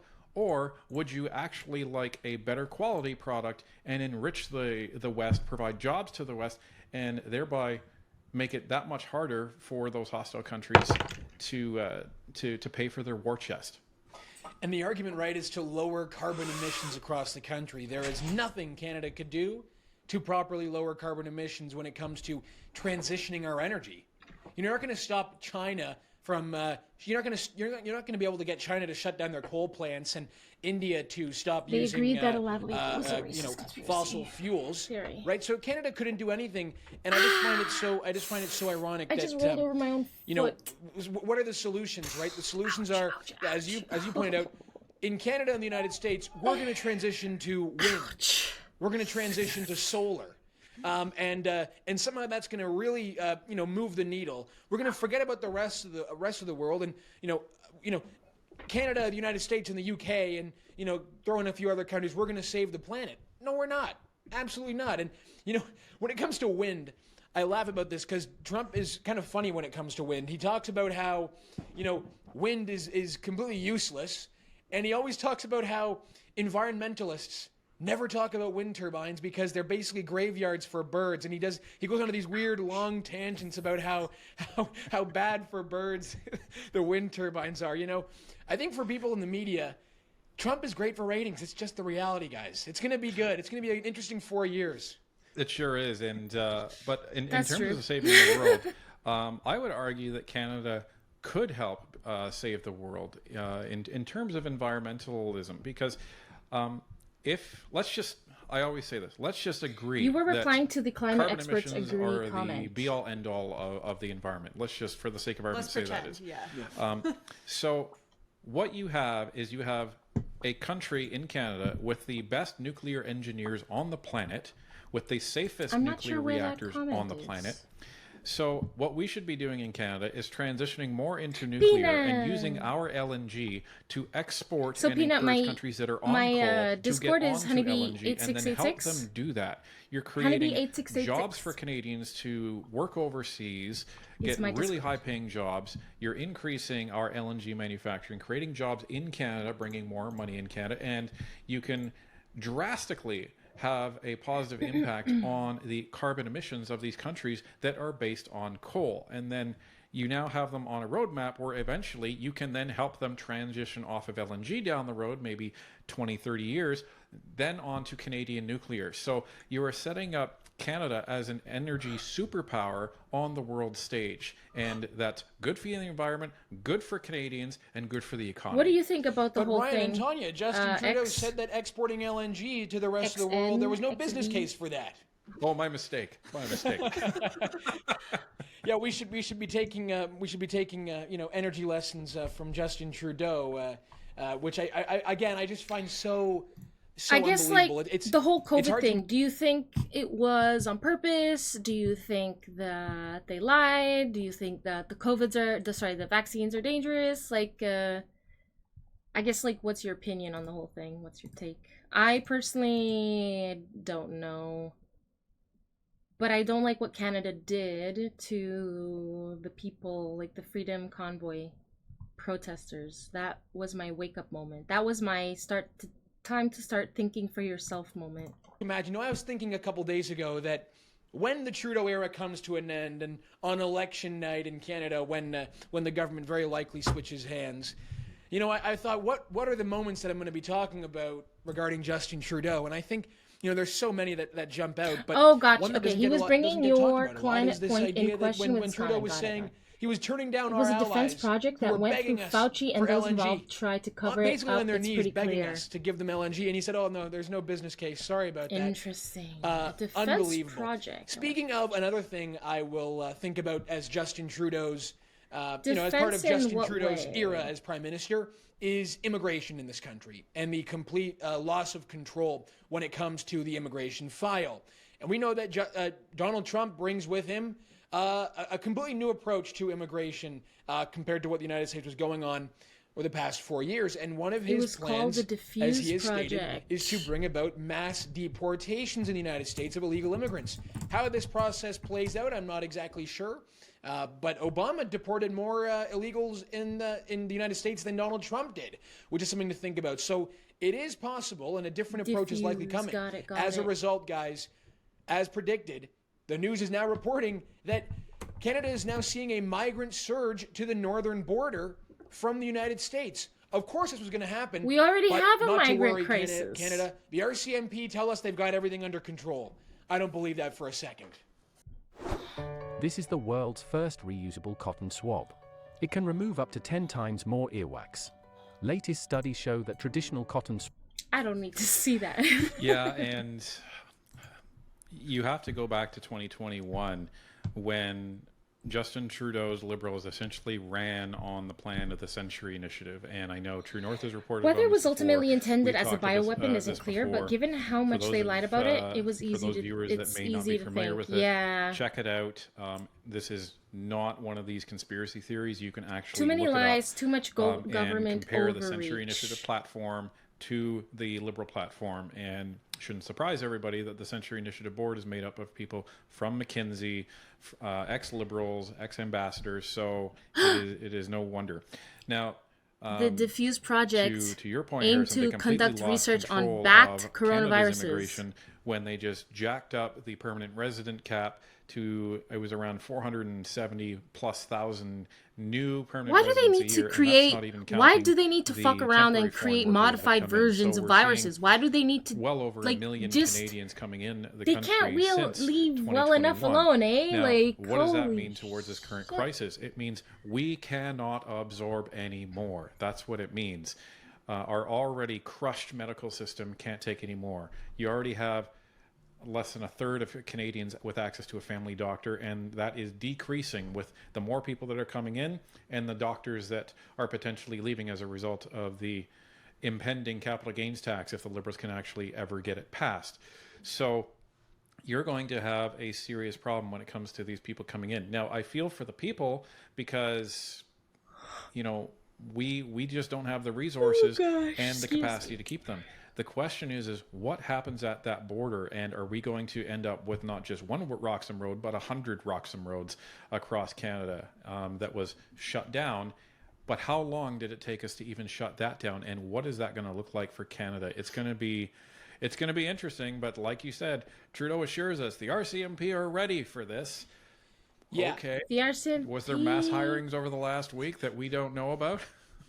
Yeah, I mean, I just don't have much confidence in the RCMP. I'm not quite sure why. You know, remember in 2017 when Donald Trump came to power, Justin Trudeau famously wrote on Twitter, and I've pulled it up here, "To those fleeing persecution, terror, and war, Canadians will welcome you regardless of your faith.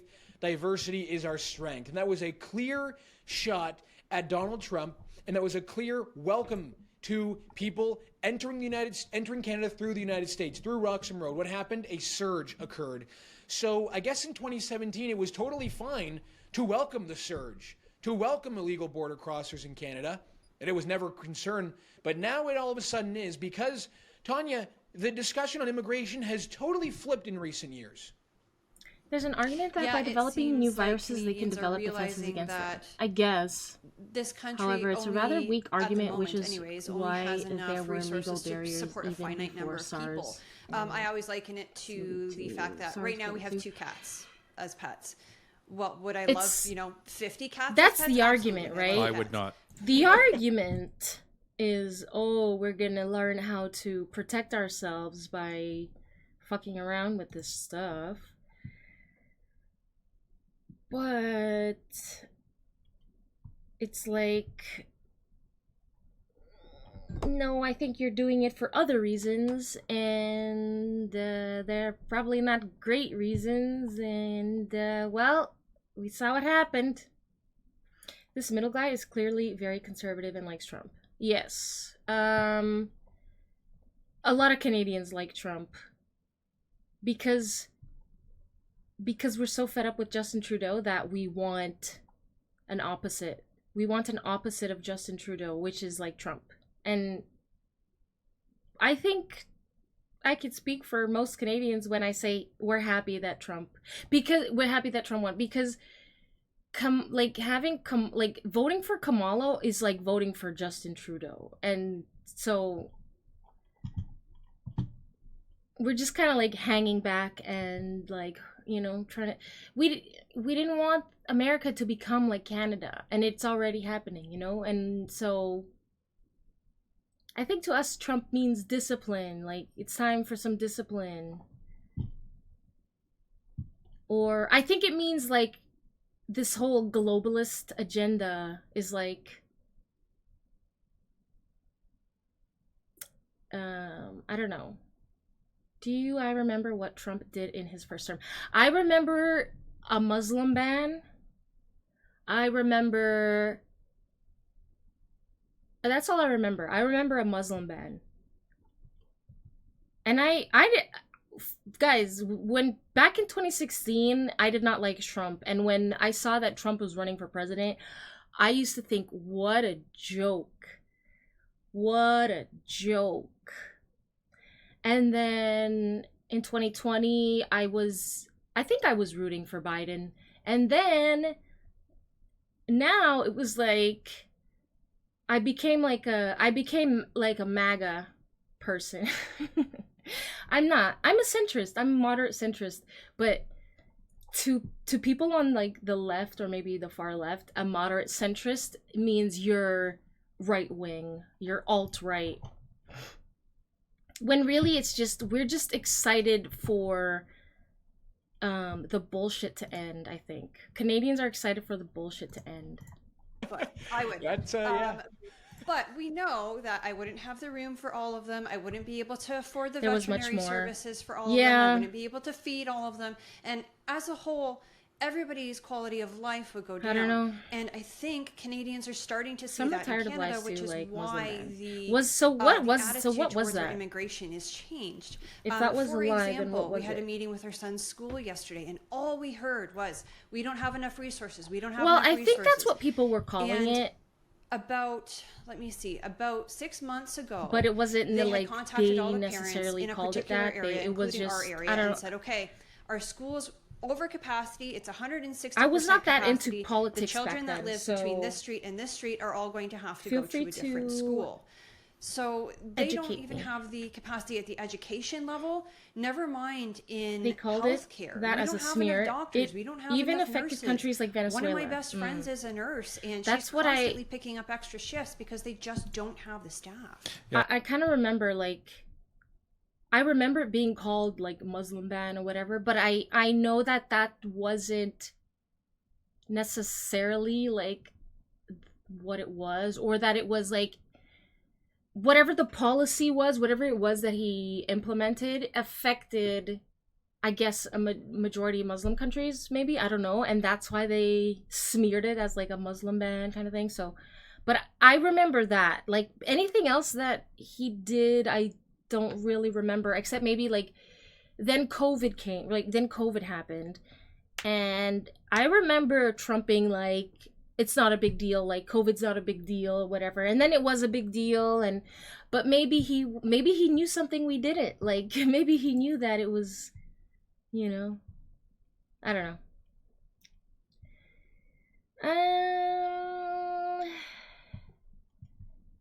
VXNV is very conservative. Also, we know each other from other streams, so he lies when he says the Muslim ban was a lie. You're lying. I'm not a conservative. Well, you're lying about the ban. Also, you also don't like Trump. You disliked him even before The Apprentice. I never I never really had any opinions. I remember watching The Apprentice here and there, like back in the day, and I just remember when he ran in 2016 thinking like, that's when Clown World started. Hopefully it's gonna end. Clown World started with Trump. Maybe it'll end with Trump. Let's see. Sorry, X and V. If you want to send me a link, you can whisper it to me, but links in the chat are disabled. But yeah, like, I didn't like Trump. I didn't like Trump up until more, you know what? And not to say that I like him. I don't know the guy, right? I don't know him. So it's not that I like or dislike. But when he was interviewed, who do you want to win the war? You want Ukraine or Russia or something? And he's like, I want people to stop dying. And that's when I was like, oh, you know what? I like what he has to say about that. He wants people to stop dying. And I think from that point forward was like when people started to believe Trump when he says things like he wants what's best for America and he wants to end the wars and stuff like that. There's this genuineness to it, I find. Whereas Kamala didn't have any genuineness to her. I'm right about Trump and COVID. He and his people ignored it and said it's like the flu, and then that many people died. Right. So like, but the thing about that is like, people are saying that the restrictions were, and the vaccine, all that stuff was wrong to do. Because when you think about it, lockdowns is like a ban, right? Lockdowns, how many people didn't get to see their dying grandparents because of lockdowns? How many people didn't get to see anyone? I don't know, like it's such a tricky subject. I remember at the time I didn't like the way Trump was handling COVID. Now with things coming out about, I'll be honest, I'm not super informed because I'm so fucking over COVID that I don't give a shit anymore. I'm not wearing a fucking mask and I'm not taking any more vaccines. Y'all can go F yourselves when it comes to that. And I wouldn't be surprised if it was all like, you know, on purpose to see if the people would comply, which we did. So I don't know. It's like, so can I really, so like, was COVID serious? Was it not serious? Was Trump right? Was he wrong? I don't know. But at the end of the day, how long did Trump have to deal with COVID anyway when he was in office? COVID started in 2020.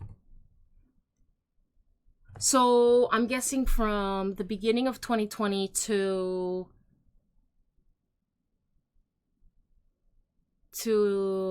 near the end. So I guess a year he was dealing with COVID for a year.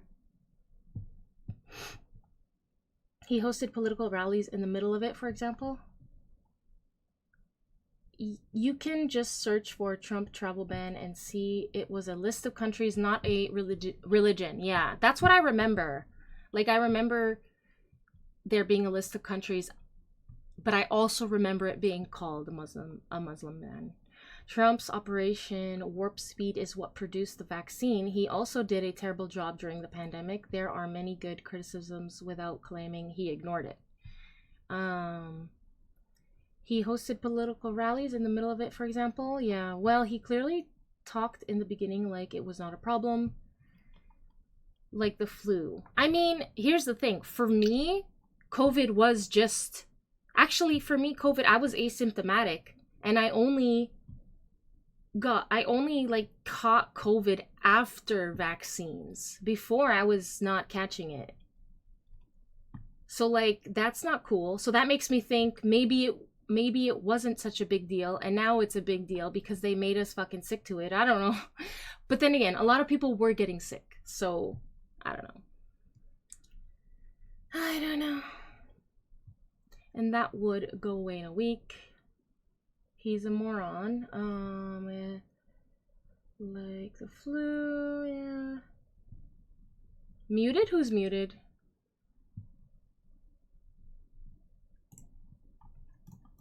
I imagine that the healthcare system would be dreaming for having as much as 160% capacity for the people that they actually require. And I know there's been recent polls out about Canadians' attitude towards immigration, and I think it's like for the first time in 100 years, people are now souring towards immigration. And it's true, and that's why Canadians are looking to Trump as like a kind of like. There's no wonder.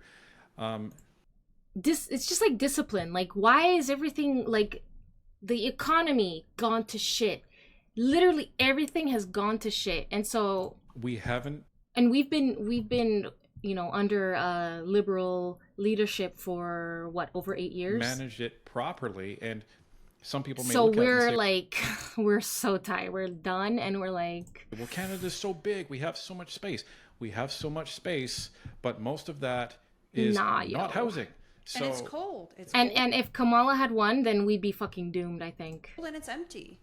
Right, and we in terms we can't of even like get our Canadians housing right and for the people Americans that too, we but... have, and the people that we had prior to 2021. Never mind. Hey, why it's Kanye? Millions of it's people you. crossing the border. I'm confused. Right. I and, can't tell the who's right. Cosmic on or our southern border, the U.S. Honeybee, northern can border. you tell me who is correct? Is not just one way. I think that.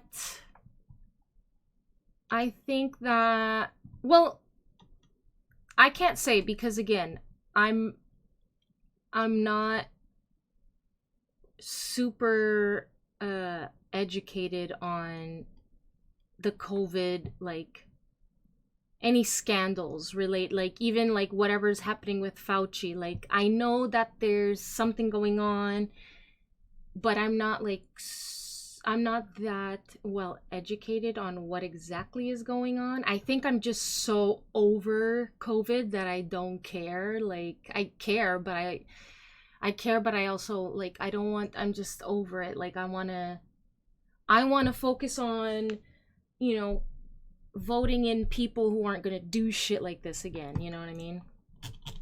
Traffic of U.S. migrants fleeing deportation to Canada. It's also the other way. It's You're over it too. Using our country as a landing ground. I feel like maybe Cosmic might be left leaning, and then maybe XN is a little more right leaning. I don't know. I have no idea, but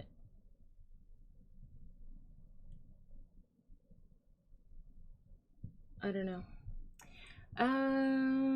Many journalists complained about what he actually said for very obvious reasons, and he did mention bleach, but perhaps not to inject. That was funny too. The United States, and in some the cases, injecting they are thing. Some of the worst people. They are some of the and like people made fun of him for it. I don't know if he meant it the way he meant it, or if he meant it in like in a scientific sense, like how medically could you, I don't know. All I'm trying to say is at the end of the day, like we can bring up all the things that Trump said, but I think what matters is like, what is he saying now? Is he a changed man? That's what matters. Do we believe that he's a changed man, or you know what I mean? Like, let's hold him accountable for the things of today and not the things of 2016, because that's worst people in the world. In the past, listed terrorist members, in fact. And I had a chance in February of this year at CPAC in Washington, D.C. They're both conservative. To speak with Donald Trump's incoming border czar, Tom Homan, who's going corporate crazy media viral deliberately right now deceive on the public. social media. Agree. People Numerous either love times. him or hate him. Agree. But I asked him Ivermectin is specifically another good about the example. northern Many border, people ended up about thinking the it was US just a northern border, horse and he dewormer. said something Yeah, incredible, that's that an a interesting terrorist one. I'm is hearing 10 now that times it's more likely it's to cross perfectly fine. into the United States But I from remember Canada them saying than like, from "Oh the my southern god, border. And that the numbers oh my are god, they're telling you to do this. Can you believe it?" rising at an insane rate. I'll show you this clip right now. Here we go. Talk about what's going on in the northern border. Oh, there's a lot of chatter that's... I grew up in the northern border. Okay, so... South of Kingston. So what do you make of what's been going on there? There's not a lot of noise that comes up Is to this, Canada about the problems that America faces from a northern is this border, the but you think the new- U.S. needs to take that more seriously? Absolutely. You know, their report last fiscal Isn't year... this the new guy that's like, isn't this the new border czar? FY 23, 227 people off the terrorist watch list crossed the southern border that were arrested. At the same time, 432 across the northern border. Yeah. Remember the... Hi, Clay. You're a good man, and you're a good man and a patriot, and I love it. Remember, after 9/11, GAO did a study, and they said that Ivermectin is literally on the WHO essential medicines list because it's effective against several diseases. And the number of people off the terrorist watch list crossing the northern border last year either. almost double the southern, but we never talk about it. They are, but commercials don't tell you that, like, abortion's gonna be banned when it's actually not gonna be banned. Do they? Like, commercials will lie to you about, you know, buy this cheeseburger. It's bigger in the commercial than you're actually gonna get it in person. It's gonna be, like, squished and half the size. Crossings in northern border up 400 to 600%. And, I mean... I don't know. Depending on what sector you look I don't know, at. guys. I grew up near Alex Bay, you know, again in Aquay, Kingston area. There's a bunch of channels that and will their tell you numbers are that. sky high. So, and the problem It's is so with the effective Canadian that the border, we got very discoveries few of border ivermectin patrols won up Nobel there, Prize for its and half of discovery. them have been assigned to the southern border, which means there's very little patrol on the northern border also. It's a big national security vulnerability. Absolutely. Well, I think for a lot of people who are not in the United States, they look at what's been going on And at the they get southern paid border for and it they're just too. Yep. wondering why it seems Yo. that nothing is actually taking place, why no enforcement under the current Anti-parasitic administration is medication. taking place. What do you make of the fact that under Joe Biden, things have skyrocketed across the southern border? Primarily and used to from a treat lot of people's infections perspective, caused by nothing's certain actually being parasitic done. worms. Nothing is being done. This isn't incompetence. It Used isn't for conditions mismanagement. such This is by as design.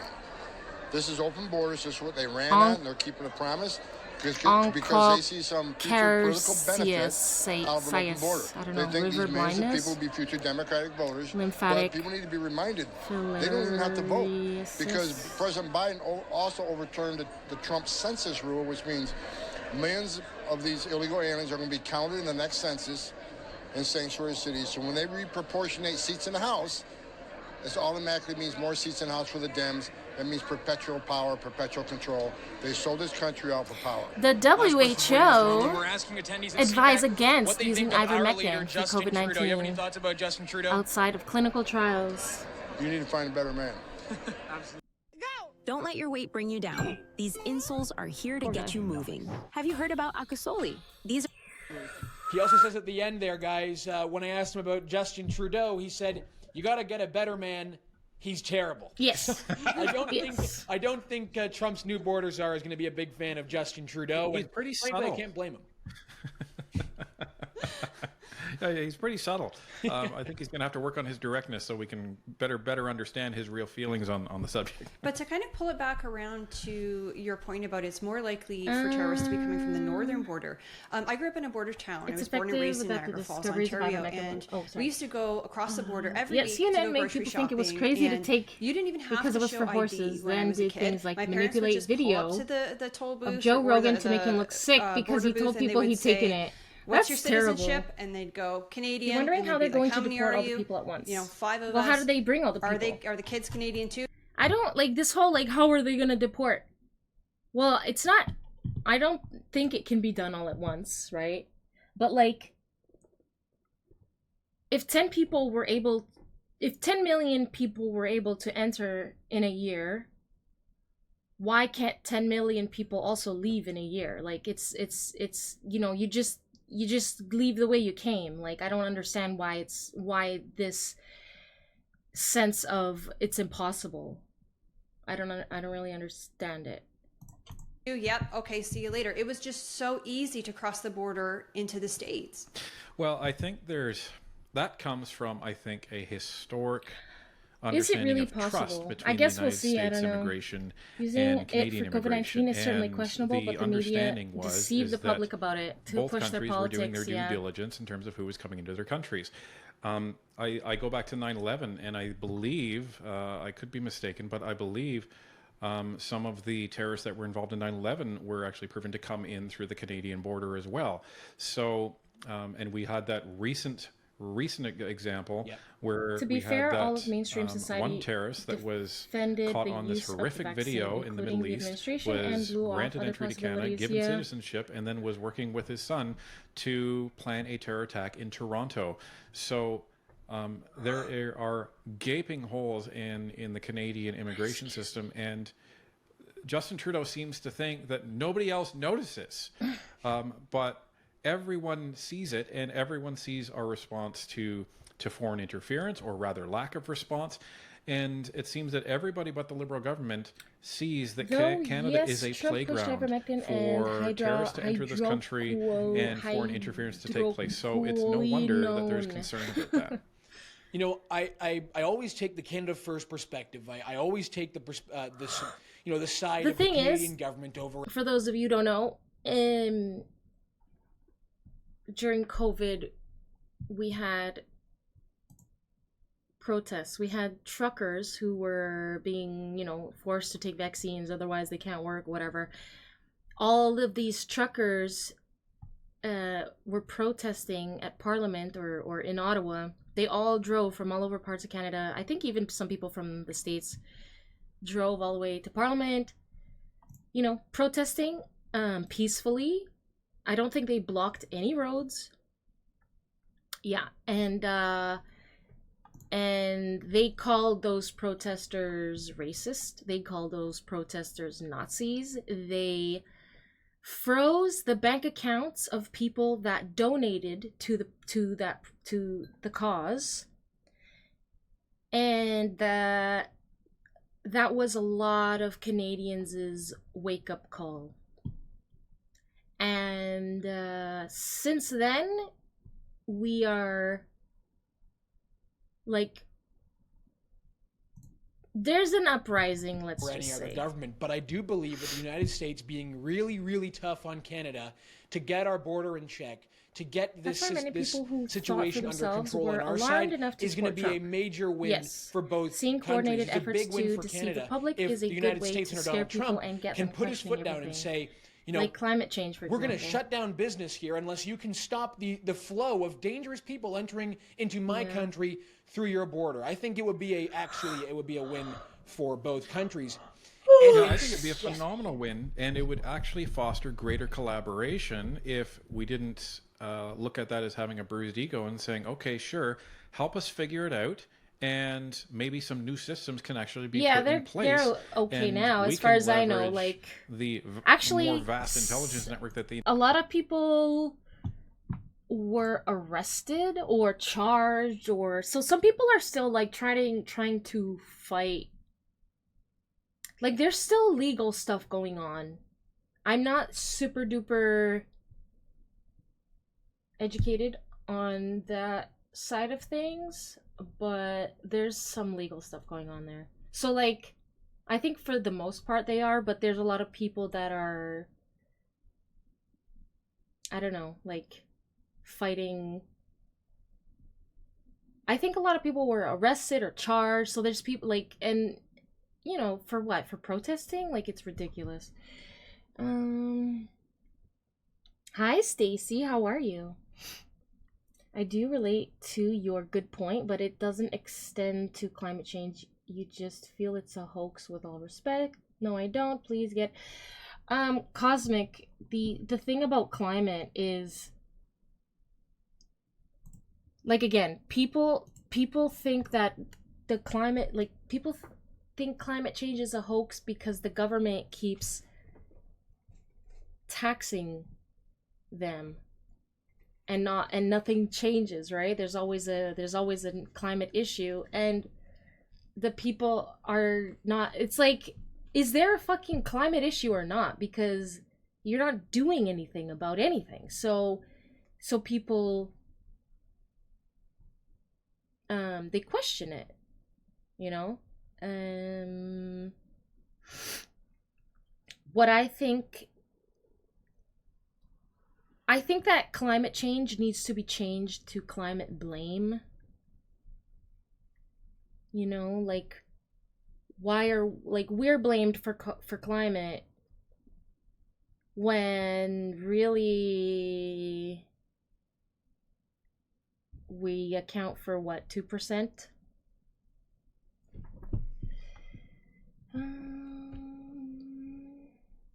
I'm doing good. Stacy, how are you? Hello, Woodfest. Well then, what did you mean by saying like climate change? Climate modeling is a great deal like election forecasting. It's statistics, not hard science. Please, I have a habit of jumping to conclusions about my views. You were encouraging everyone to think independently. Experts will lie and manipulate the public. I agree 100%. But you mentioned climate for a reason based on your beliefs, it would seem. I think the problem is that they're using climate change as a means to line their pockets, and the people don't like that. And so, yeah, people are going to question if climate change is actually a thing. It's overblown. It's like, it's overblown to us, the people that are responsible for like 2% of the world's carbon emissions, you know, like when they should be having interventions for countries like China, you know, like who's responsible for 32% of carbon emissions. You know, it's like carbon taxes in you know, North America are not gonna do anything, and the people know that, so they're getting fucking sick of this shit. There is a hard science to climate modeling. It's just very difficult. While I admit that 2022 was the hottest summer of your life, it's really not the huge panic some people think it is.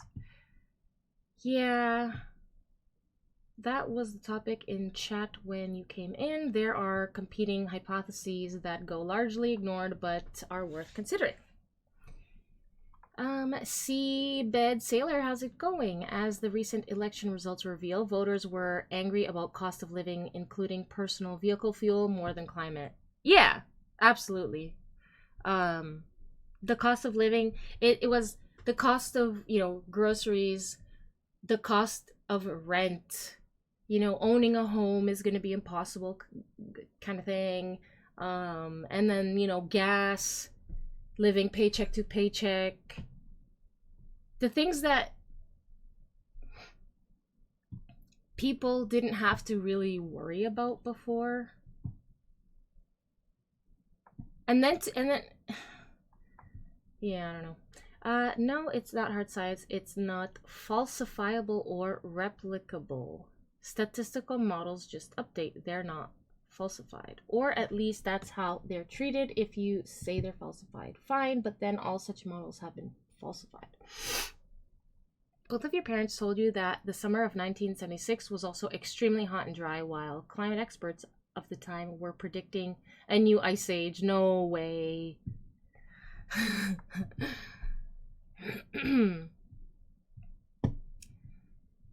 Ice age will come again at some point, maybe when humans are gone.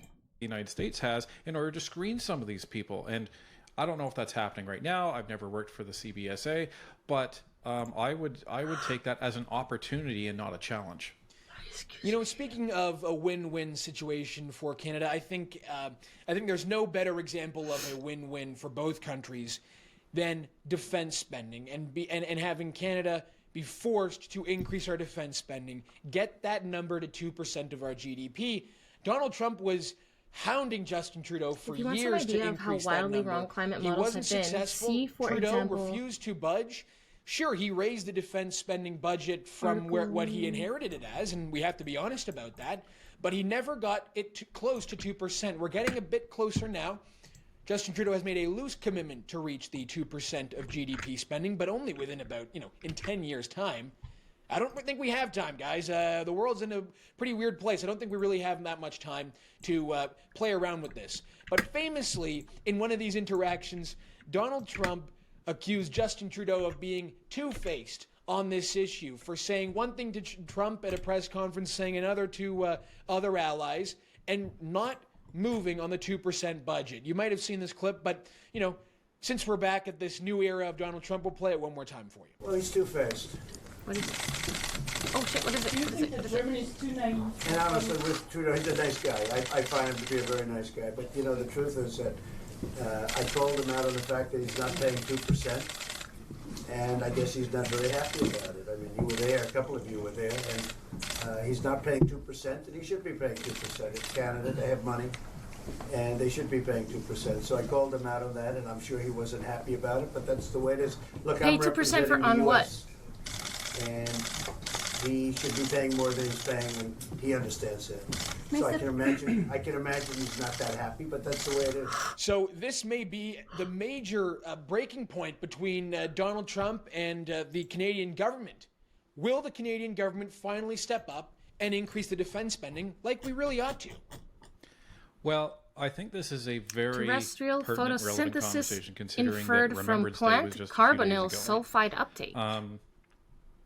We were at a ceremony at the Canadian Warplane Heritage Museum, and we were able to meet some of these veterans of World War II that are still alive. They were 100, 103 years old, 105 years old.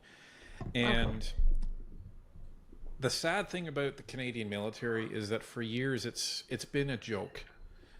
People make fun of, how little resources we have. And these veterans, in talking to them, they remember with pride that at the end of World War II, we had the third largest navy in the world. We had a massively equipped the wildfires, a lot of wildfires that we have look like they were started on purpose. There was, I don't know if it was last year.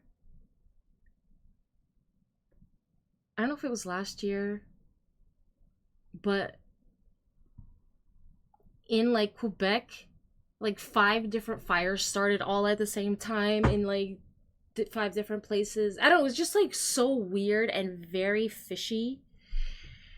And I wonder if these guys ever covered it, actually. Let me just...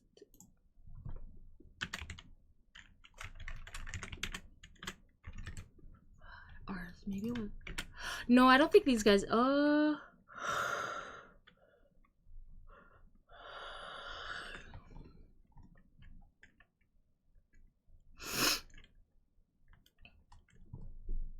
Arson, this one. Arsonists set Canada on fire, not climate change.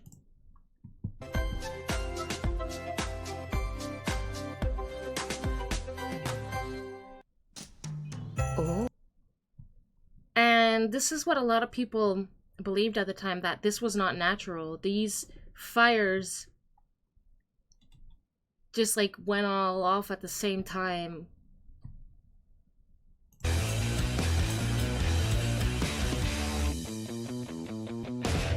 Wildfires were blazing across Canada last spring at an alarming rate. However, before any investigations were completed into what actually caused the wildfires in the first place, the Liberal establishment in this country were so confident. They just knew that climate change was the culprit. It wasn't. Year after year. It was so not. It was not natural what happened. And it was, our anyway, infantry I would watch that, but regarded as basically stormtroopers from hell.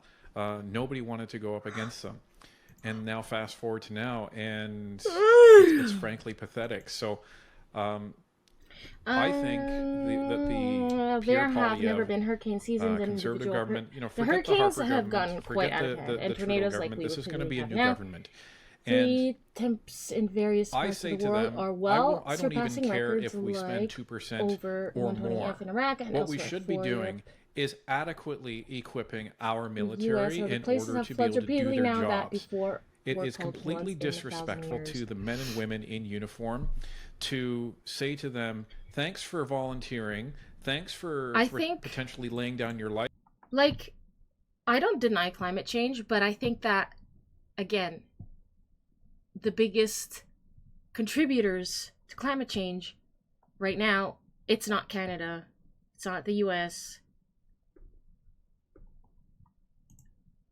And so we need to start, I feel like this whole climate change, the efforts need to go to talking to China and telling them, hey, you don't need to be like this. Please. You're killing the rest of us. Or I don't know. Like, you know, like just... I don't know. Like, if it's such an issue, why don't they care to help China? If it's such an issue, why don't they, you know, like... Why do they make us use the paper straws and pay the taxes and all this stuff? Again, this is why people are like, they don't want to hear about it anymore. Cosmic, I'm not sure where you live, but in Canada, like, they want to fucking start taxing you for rain. This is why we're, you know, getting sick and tired of BS. I don't know any serious dispute that there is warming. The cause and the forecasts are what is in question. I don't oppose efforts to study further, search for carbon sequestration solutions, etc. Putting all our eggs in the CO2 basket seems like a bad idea. Yeah. Life for us, but oh, sorry, by the way, we can't even afford to give you accommodations. That is completely unacceptable. It's an embarrassment. And as, you know, Tawny, you've talked about us acting like the little brother. In the West still burns Yeah, a we are whole kind of lot of like fossil fuel. America's The little problem is brother. huge, so We're, waiting for you China know, and they India. can It's not take about us under waiting the for wing. Well, them. we can't do- It's not about waiting for them. We can't wait for them because that, you know, we might be waiting forever. It's about putting pressure on them. Like the same way they put pressure on us, why can't they put pressure on them? You're 2%. Oh, that's okay. You know, we'll cover you. We almost rely on them to It's not protect sensible, us. but pressuring them And is needed. I Yes, just wanna okay, make yes, the yes. statement, Ryan, Sorry, I you didn't might know this finish better reading than your anyone. I sentence. think our military is almost like an IT department. When things are going well, the bigwigs go, why do we have to fund this? Everything's fine. Why don't we just take money away from it? We don't need to give them all this money. Because it's not when things are going well that you need the infrastructure, that you need the funding. It's when things go bad. Well, and we're seeing an increase. It's on Netflix? Drastic increased need in air gonna be live on superiority Netflix. in terms of the Arctic, because, you know, this isn't the same world that it was 20 years ago, 30 years ago. You know, I think some people forget that Russia is literally right over there. It's just over the pole. So there is a significant risk of potential aircraft coming in from Russia over Canada. And what do we have there to defend it? Nothing. So I think we should be, you know, moving past 2% of GDP, and I think that's over $43 billion, something like that. And then I would ask the question, okay, so while throwing money over to Ukraine, sure, you can make the argument that that is helping Ukraine, but how are we giving billions and billions of dollars to Ukraine and we're not even adequately funding our own military? It's a disgrace. I completely agree with that. And you look even further, look past Ukraine. But I agree with the position on I agree with your position on Ukraine that you know, it's one thing to fund an ally in a time of war, but if you have no defense, then you are seriously putting yourself in harm's way. This country gives billions and billions of taxpayer dollars every single year to countries all around the world in foreign aid packages. In certain countries, that do not respect Canadian values and our Canadian way of life. The money never even gets to where it's supposed to go. It ends up stuffing the pockets of corrupt political leaders around the world. And that's taxpayer money. That's our money. Trump campaign and the people did watching point this out show. points that And that the money is general not going population to accepted funding the with support military. of black And it's not males just and Hispanics concerned about Our migrants military would take members their who are jobs while deployed in receiving public Latvia benefits not on available to them. on NATO Fuel training cost missions for transporting have to buy their own consumer goods helmets is a and critical cost factor for belts, retail prices chest on food rigs. or other It goods. is a disgrace. But As you also, pointed out, it's unbelievable. the They thing did is some, that they did some analysis, and if Canada went to war today, we have 3 days of ammunition. And that was 3 days of ammunition. Oh my god. What was I gonna say?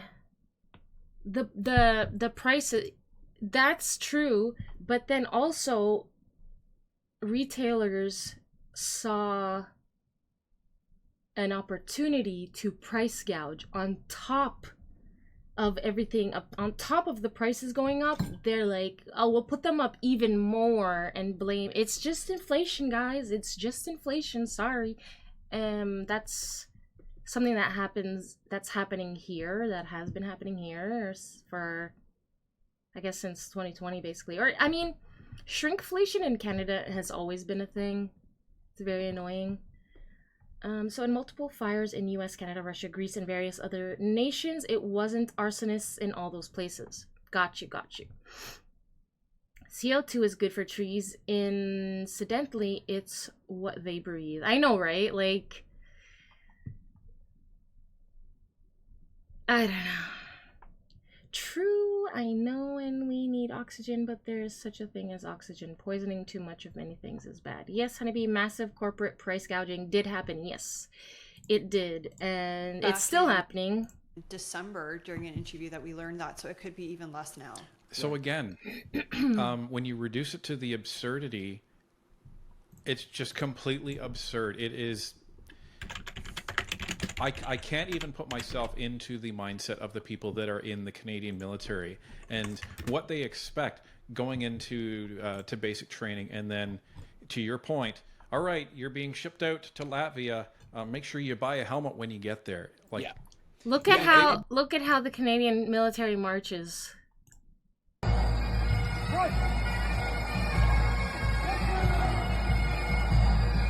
They're totally out of sync.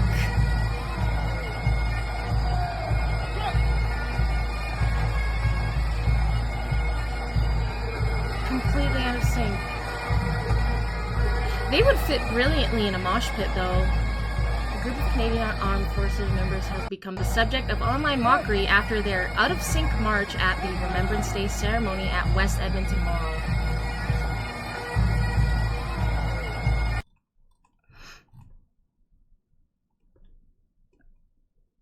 The best way you can be... Wait, the best...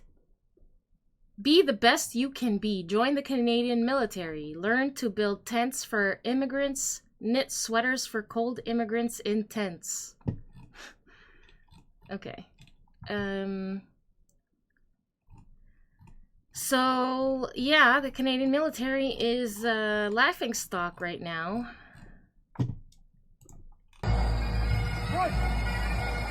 Canadian men. Oops. And then we have here.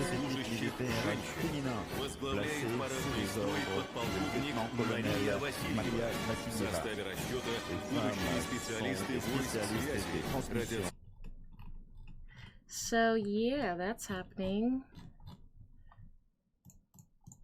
You understandably think that they're joking. It's you must think so, right? I mean, how can we go, as you point out, from being not just being one of the best militaries in the world after the war, but also having our own domestic manufacturing industry. We used to build warplanes. We used to build so many great things that we could basically self-supply our military. You know, Bill Blair said at the recent NATO summit in the United States, at least we don't goose step. Wait, what's the goose federal step? government has been unable to spend the money necessary for the defense budget is, he said something There's like, just the you know, potential that the CO2 will self-regulate. Higher concentrations could promote vegetation growth, leading to more surface coverage you have globally. to find a way you got to locate where to put it. And it's like, I think the average Canadian on the street could give you a pretty good breakdown of where that money should be going. And part of that money, I think, a good amount of that money should be going to some new recruitment strategies to get some new troops in the force, because there's a major recruitment crisis, attrition crisis. You speak about the Navy. The Vice Admiral of the Canadian Navy recently said that with their new fleet of Arctic patrol ships, the Harry DeWolf class, they don't even have enough sailors to operate all the ships at once. Only can operate about 2 at once, and there's 6 ships coming. We're in dangerous waters. Well, I would say we're on dangerous land because we can't even get the people on the ships in the water. So, well, and I think that comes from this anti-Canadian narrative that we're seeing pushed out these days. We're losing pride in our country. There is an anti-Canadian narrative being pushed. I feel like there's an anti-Western civilization narrative being pushed. We don't talk about our veterans until Remembrance Day, and that's a huge problem. You know, I used to visit the States often, and what really shocked me, because we don't do it here, is everywhere I went, almost everywhere, you would see references to the military or military discounts or honoring veterans, you know, sporting events, everything. It was ingrained in day-to-day life. And here's what I'm confused about.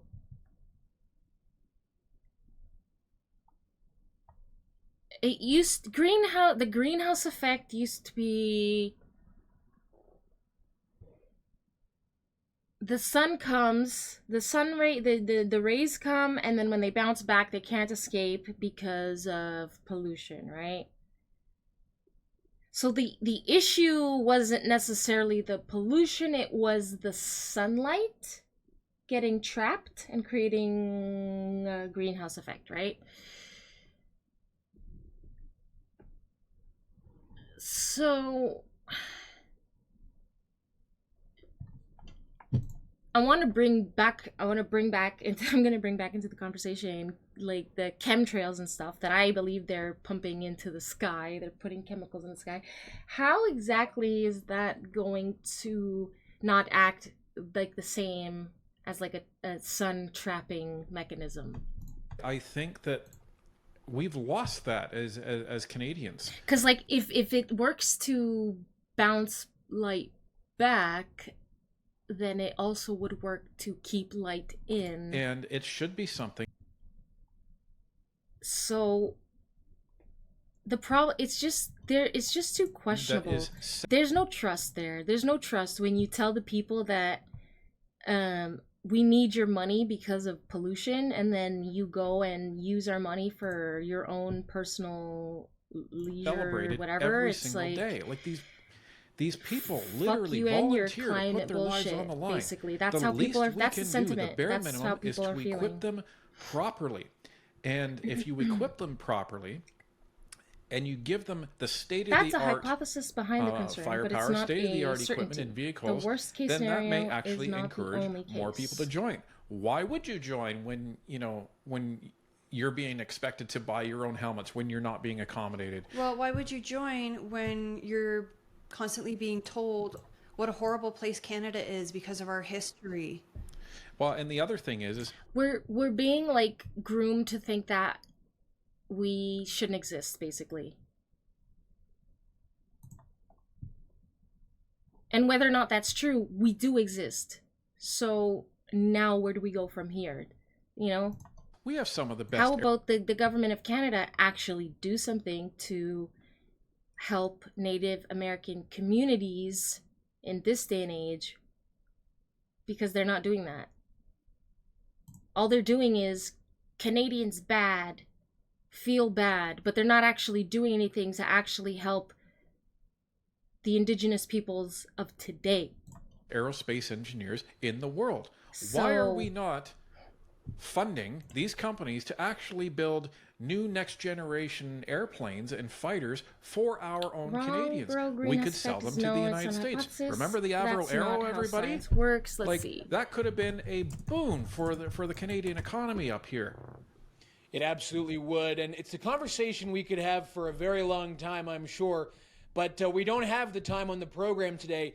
We'll open this up to Teddy the Roosevelt comments used to as well. speak of the What president do you think is going to using happen the to Canada's bully defense spending pulpit under a Donald by Trump which to presidency? convince Is the push foreign gonna, nations to gonna be as accept his strong as it was administration's in policies. during Trump the has first in the term? past used Let us these know in the tactics comments, and will also so let us know what you again think of the new against show. Iran, China, Let us know North if you have Korea, any or ideas, other nations. feedback. We intend to read out some comments on every Bully episode. pulpit. But until next Thursday, that's all the time we have on the Northern Dispatch. Thank you all very much for watching. Interesting. Very interesting.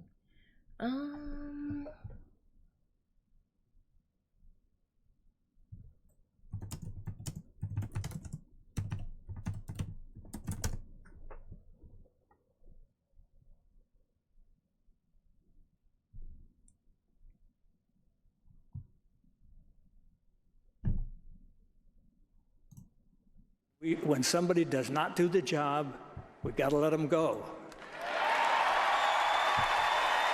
Go ahead, make my day.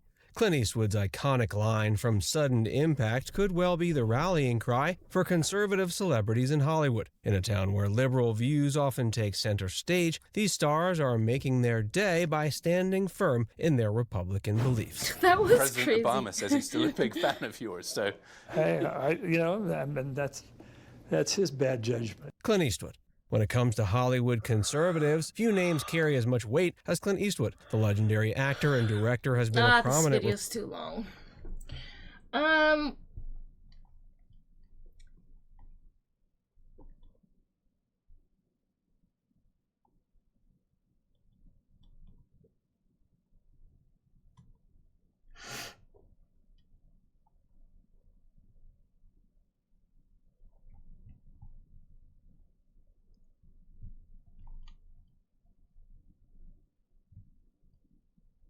Oh, I need to subscribe to Project Gravitar, because this is gonna be sick. It's gonna be so sick.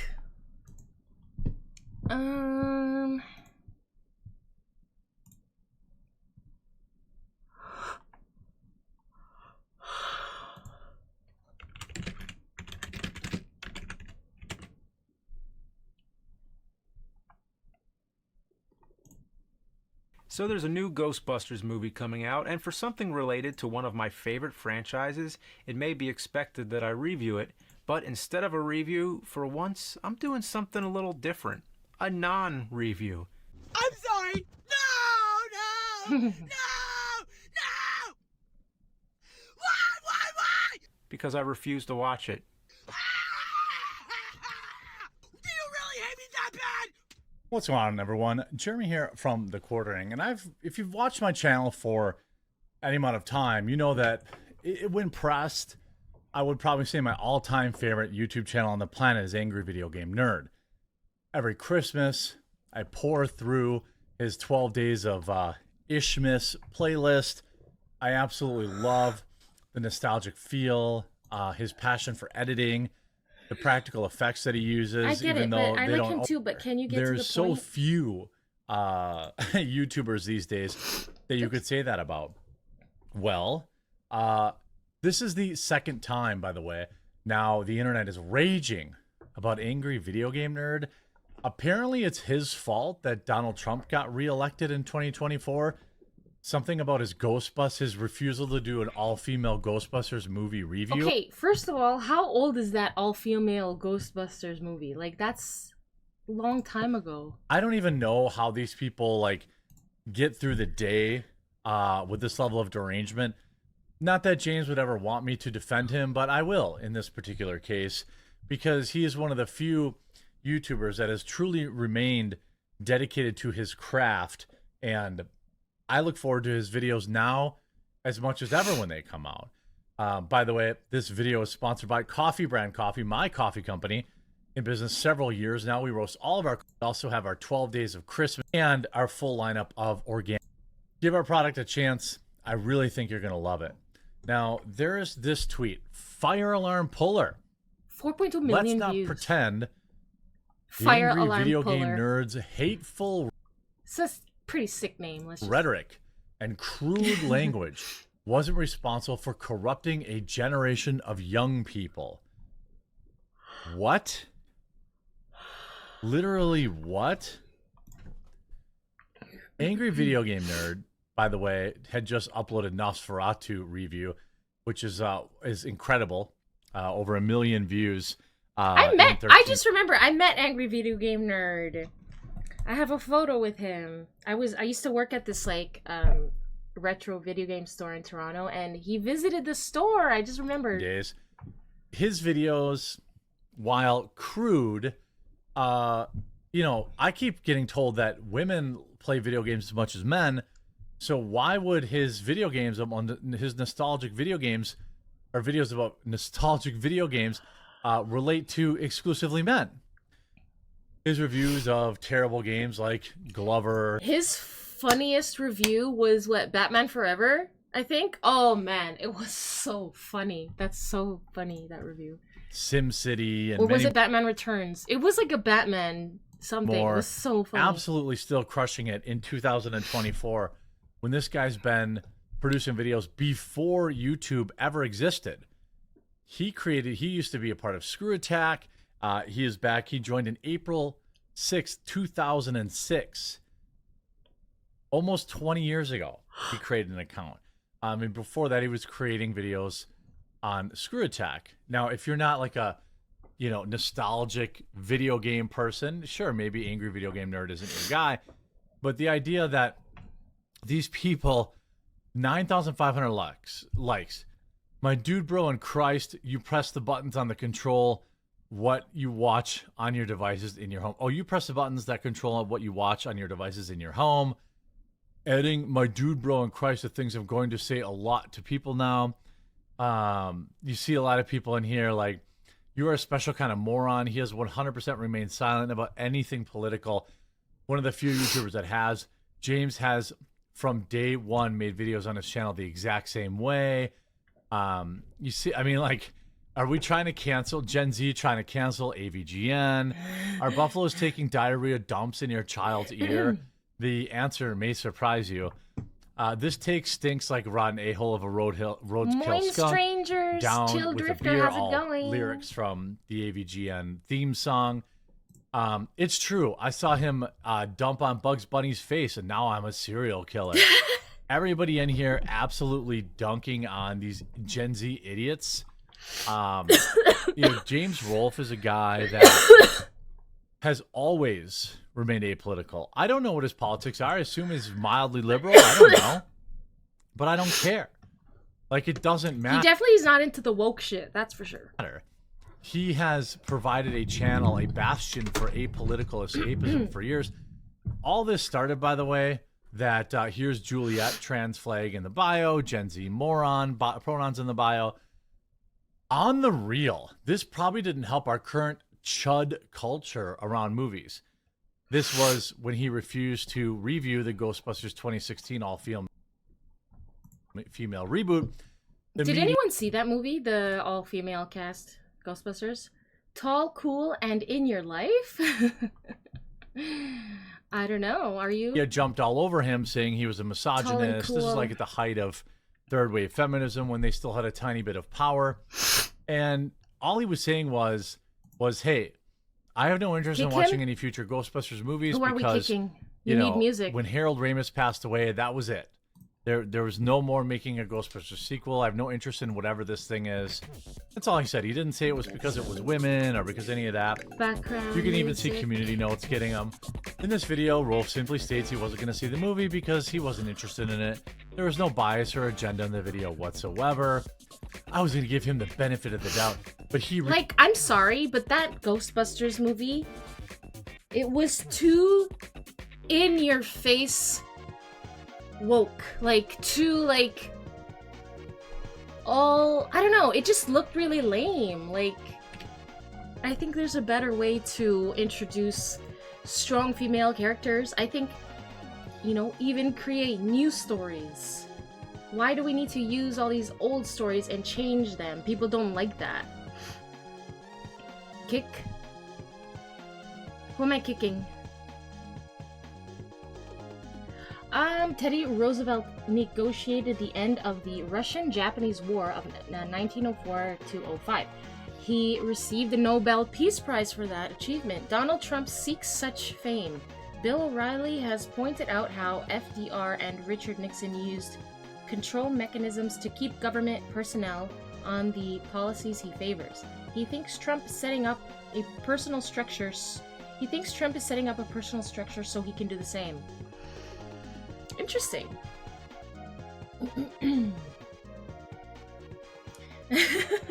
Child, thank you. Thank you. Yes, I feel much better. Thank Review you. Ghostbusters Afterlife, a genuinely worse movie.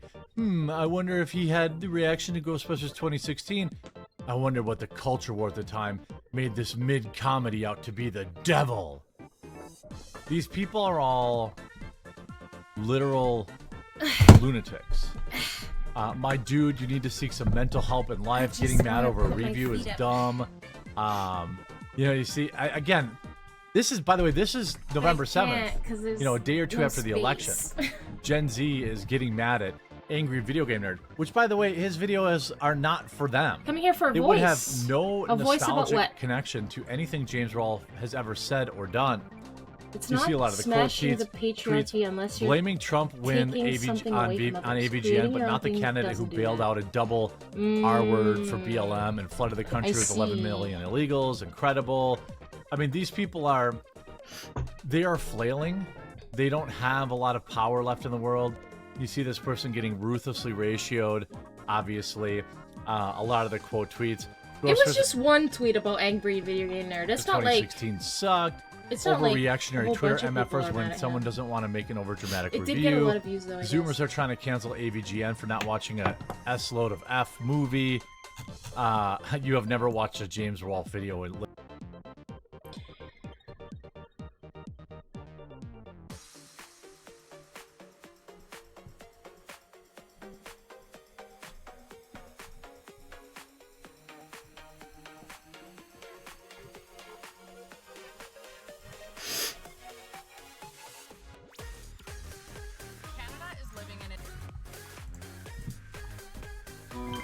With Wise, you can spend and send money overseas with no hidden Alright guys, I unfortunately have to end my stream. We could be here literally the whole night, but I do need to end my stream. I'm so sorry. Child, what's your problem? What's wrong? What's wrong, child? You don't want the music. Do you or do you not want the music? XNV, thank you so much for the follow, and thank you so much for your comments. I enjoy learning about things, so thank you. I appreciate it.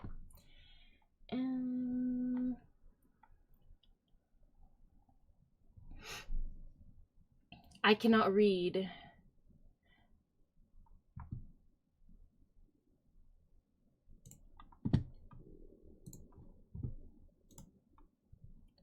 I'm just gonna ban this person because when he says he's coming here for a voice, that makes me think that, I don't know, like, what do you mean by that? You're gonna steal my voice and use it for AI or something? I'm not okay with that, so. I'm very sorry, Child Drifter, but you're banned for now. I might unban you in a year's time, we'll see. Yeah, so I guess, yeah, you're not smashing the patriarchy unless you're taking something away from others. Some German auto workers have been hurt by electric vehicles. 1/3 less manufacturing time for electric vehicles. Electric vehicles are dangerous. I don't like the idea of electric vehicles. I don't like the idea that, like, there's too many horror stories of, like, you know, somebody gets in a crash and then their car won't unlock because it's like, you know, it's like on the fritz or whatever because it's an electric, it's not like a analog or, I don't know. I don't know if that's the right word for this, but it's not like, I don't know. I don't trust it.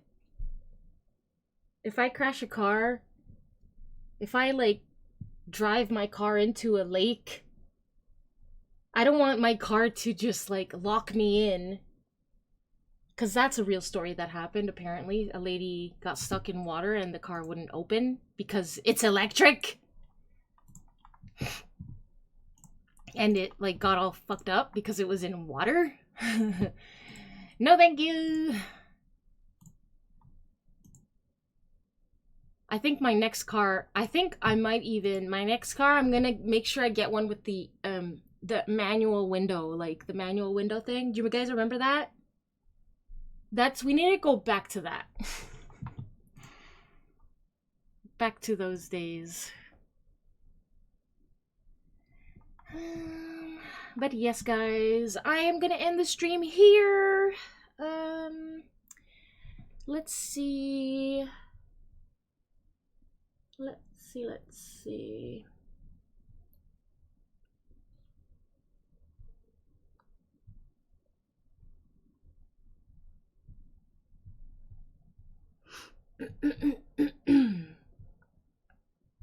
What is this guy talking about?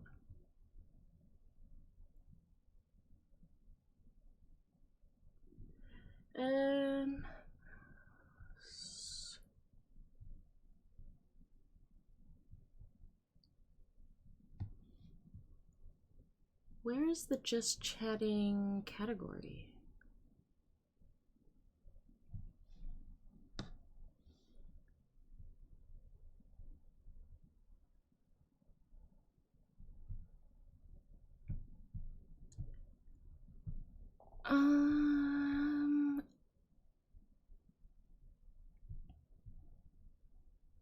I don't know who to raid, guys. China flooding world with electric vehicles, many nations putting high tariffs to keep them out. And also, look at this.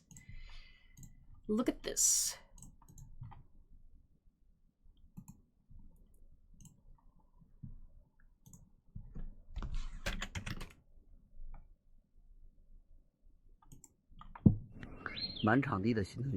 China is throwing away fields of electric cars, letting them rot. 10,000 Neta V Chinese EV cars that are rotting away. 600多台啊，21年的，都是50公里以内啊，上牌新车。 And this man has just exclaimed that these BYD cars, all 2021 models, have less than 31 miles on them. Just like that field of 10,000 cars, they all have license plates on them, they're all fully registered, and they've been put away to rot. Yes, all of these cars have been left to rot. Why on earth is China throwing away entire fields of electric cars? By now, we've all heard that China's EV sales are outpacing the rest of the world. You'll see the headlines that say, I wonder why. China is now the leader in EV sales, and Tesla's got to watch out, and all this other nonsense. Well, guess what? It's true, the numbers are true, but what you're not taking into consideration is that China is the land of shortcuts and facades, and all of these cars that you're seeing in this field, well, they're counted in those numbers. Let me explain to you what's going on. Should be around. So basically, it's like I love watching on cars. I ride bikes. I travel all over the place, and it's so good to know that I go. Basically, You see it's the Neta Vs and the BYDs and the bigger brands that you see huge amounts of them just parked out to rot. Well, you see, that's because they need the numbers. In order to get subsidies from the government, in order to put out the sales figures that they've sold more than Tesla and that they're leading in EV production and EV sales, they need to have these fake sales. So BYD themselves will register them and put them on the market and then claim that they've been sold. And then, of course, they've got all those excess cars and they just stick them in a field and... You can make history tomorrow. But there's a bigger problem. There are even more car graveyards. And that has to do with this stupid investment scheme.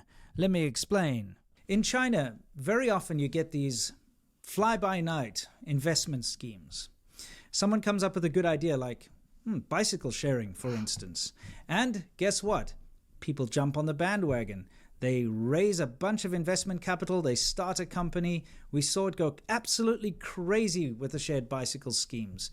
We covered this on the China show where we showed these mountains of bicycles. So this is like, for me, like one other reason just to avoid the whole EV thing, it's like,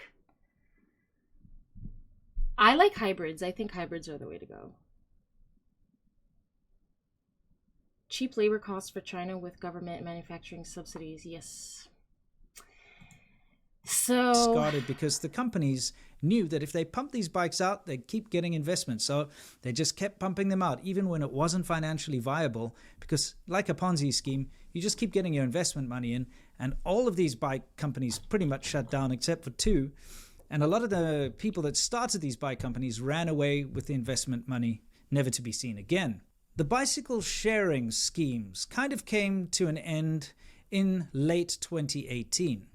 And then suddenly, and because the bicycle sharing investment scheme had now disappeared, people stepped in with a new investment scheme for shared vehicles. And this time it was for electric cars. Now, there's this fantastic video, which I'm going to link below in the description. You can see it in the background here. But there's a documentary filmmaker who went and took drone footage of the shared bikes. And he made this video called No Place to Place in 2018, where he showed all of these massive mountains of the shared bike failures. But he then went in 2019 to film the fields of abandoned electric vehicles. So this is No Place to Place 2. And what you're seeing are these fields of shared cars. You see, the idea, like shared bicycles, would be that you have an app. And if you need a car, you can look in your app and see, oh, there's a shared car nearby, a shared electric vehicle. And you go and you unlock it with your app and you can drive to your destination and then lock it again. It's actually a very nice idea. It's not a bad idea at all. But of course, because it's all a money grab and it's a ridiculous scheme and a Ponzi scheme type situation in China, they just pump these things out without doing proper market research, without actually seeing if it was viable or not.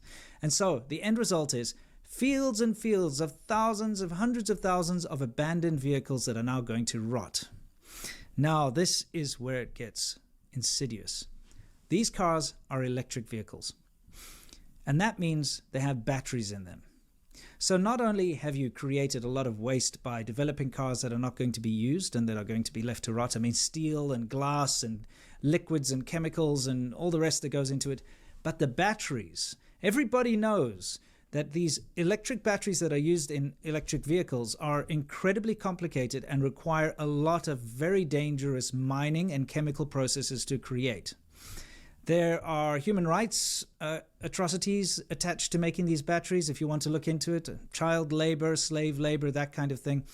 But the detriment to the earth in mining all of these chemicals and all of the materials needed to create these electric vehicle batteries is just insane. So now you've created all of this environmental damage to make these cars, and then you just let them rot in a field. And of course now they're going to create even more environmental damage because they're going to sit there for however long with all of these chemicals and batteries in them and all the rest of it, and they're going to pollute the environment further. So it's like a double whammy. Not only have you damaged the environment making them, but now you're damaging the environment by discarding them. And this is where China tricks everyone. You see, you hear about their great green initiatives, this being one of them. Oh, look, China's really pushing forward in renewable energy and electric cars. And if you just read headlines and you look at the numbers, etc., you would think China's doing a very good job. But what you're not seeing is the fact that China is actually destroying the earth at a rate never before seen. So you have to look past the facade, and people still don't seem to get this. China is an opaque country.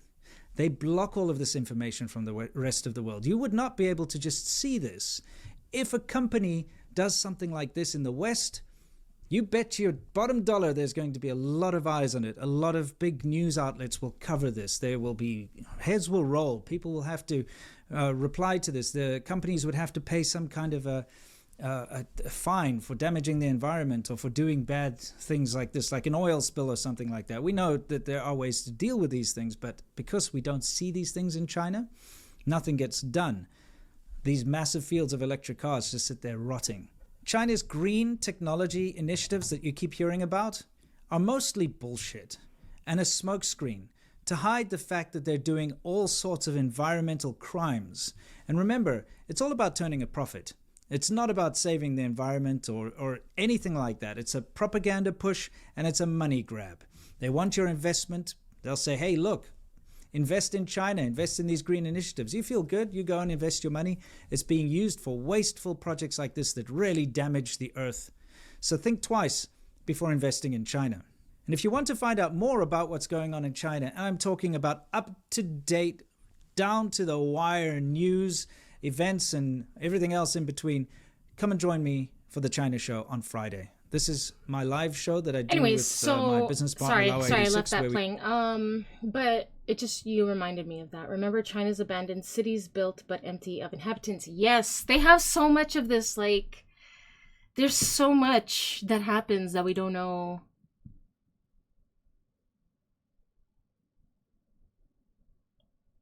But, yeah.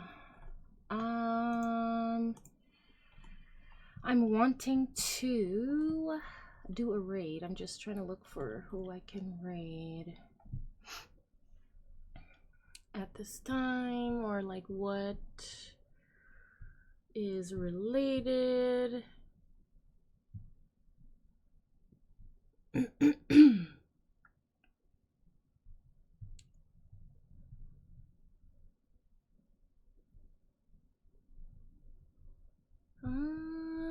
I don't know, guys. I want to do a raid, but I don't have anyone to raid.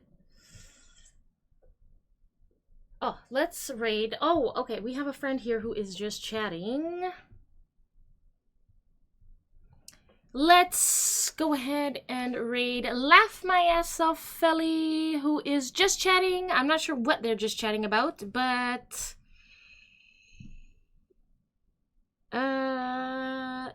the tags are Kitty, Peepo, I don't know what Peepo is, VTuber, Your Mom, Bimbo Core, Brain Rot, and Gegdiga something. I think that's that guy on that show, Family Guy, who does that giggity. That's, I think, what that is. I don't know if that's what that's supposed to be, but anyways, guys, let's go raid Laugh My Ass Off Ellie. I am gonna go to sleep, and I will more than likely be live again tomorrow. So, bye, Seabed Sailor. It was so nice chatting with you.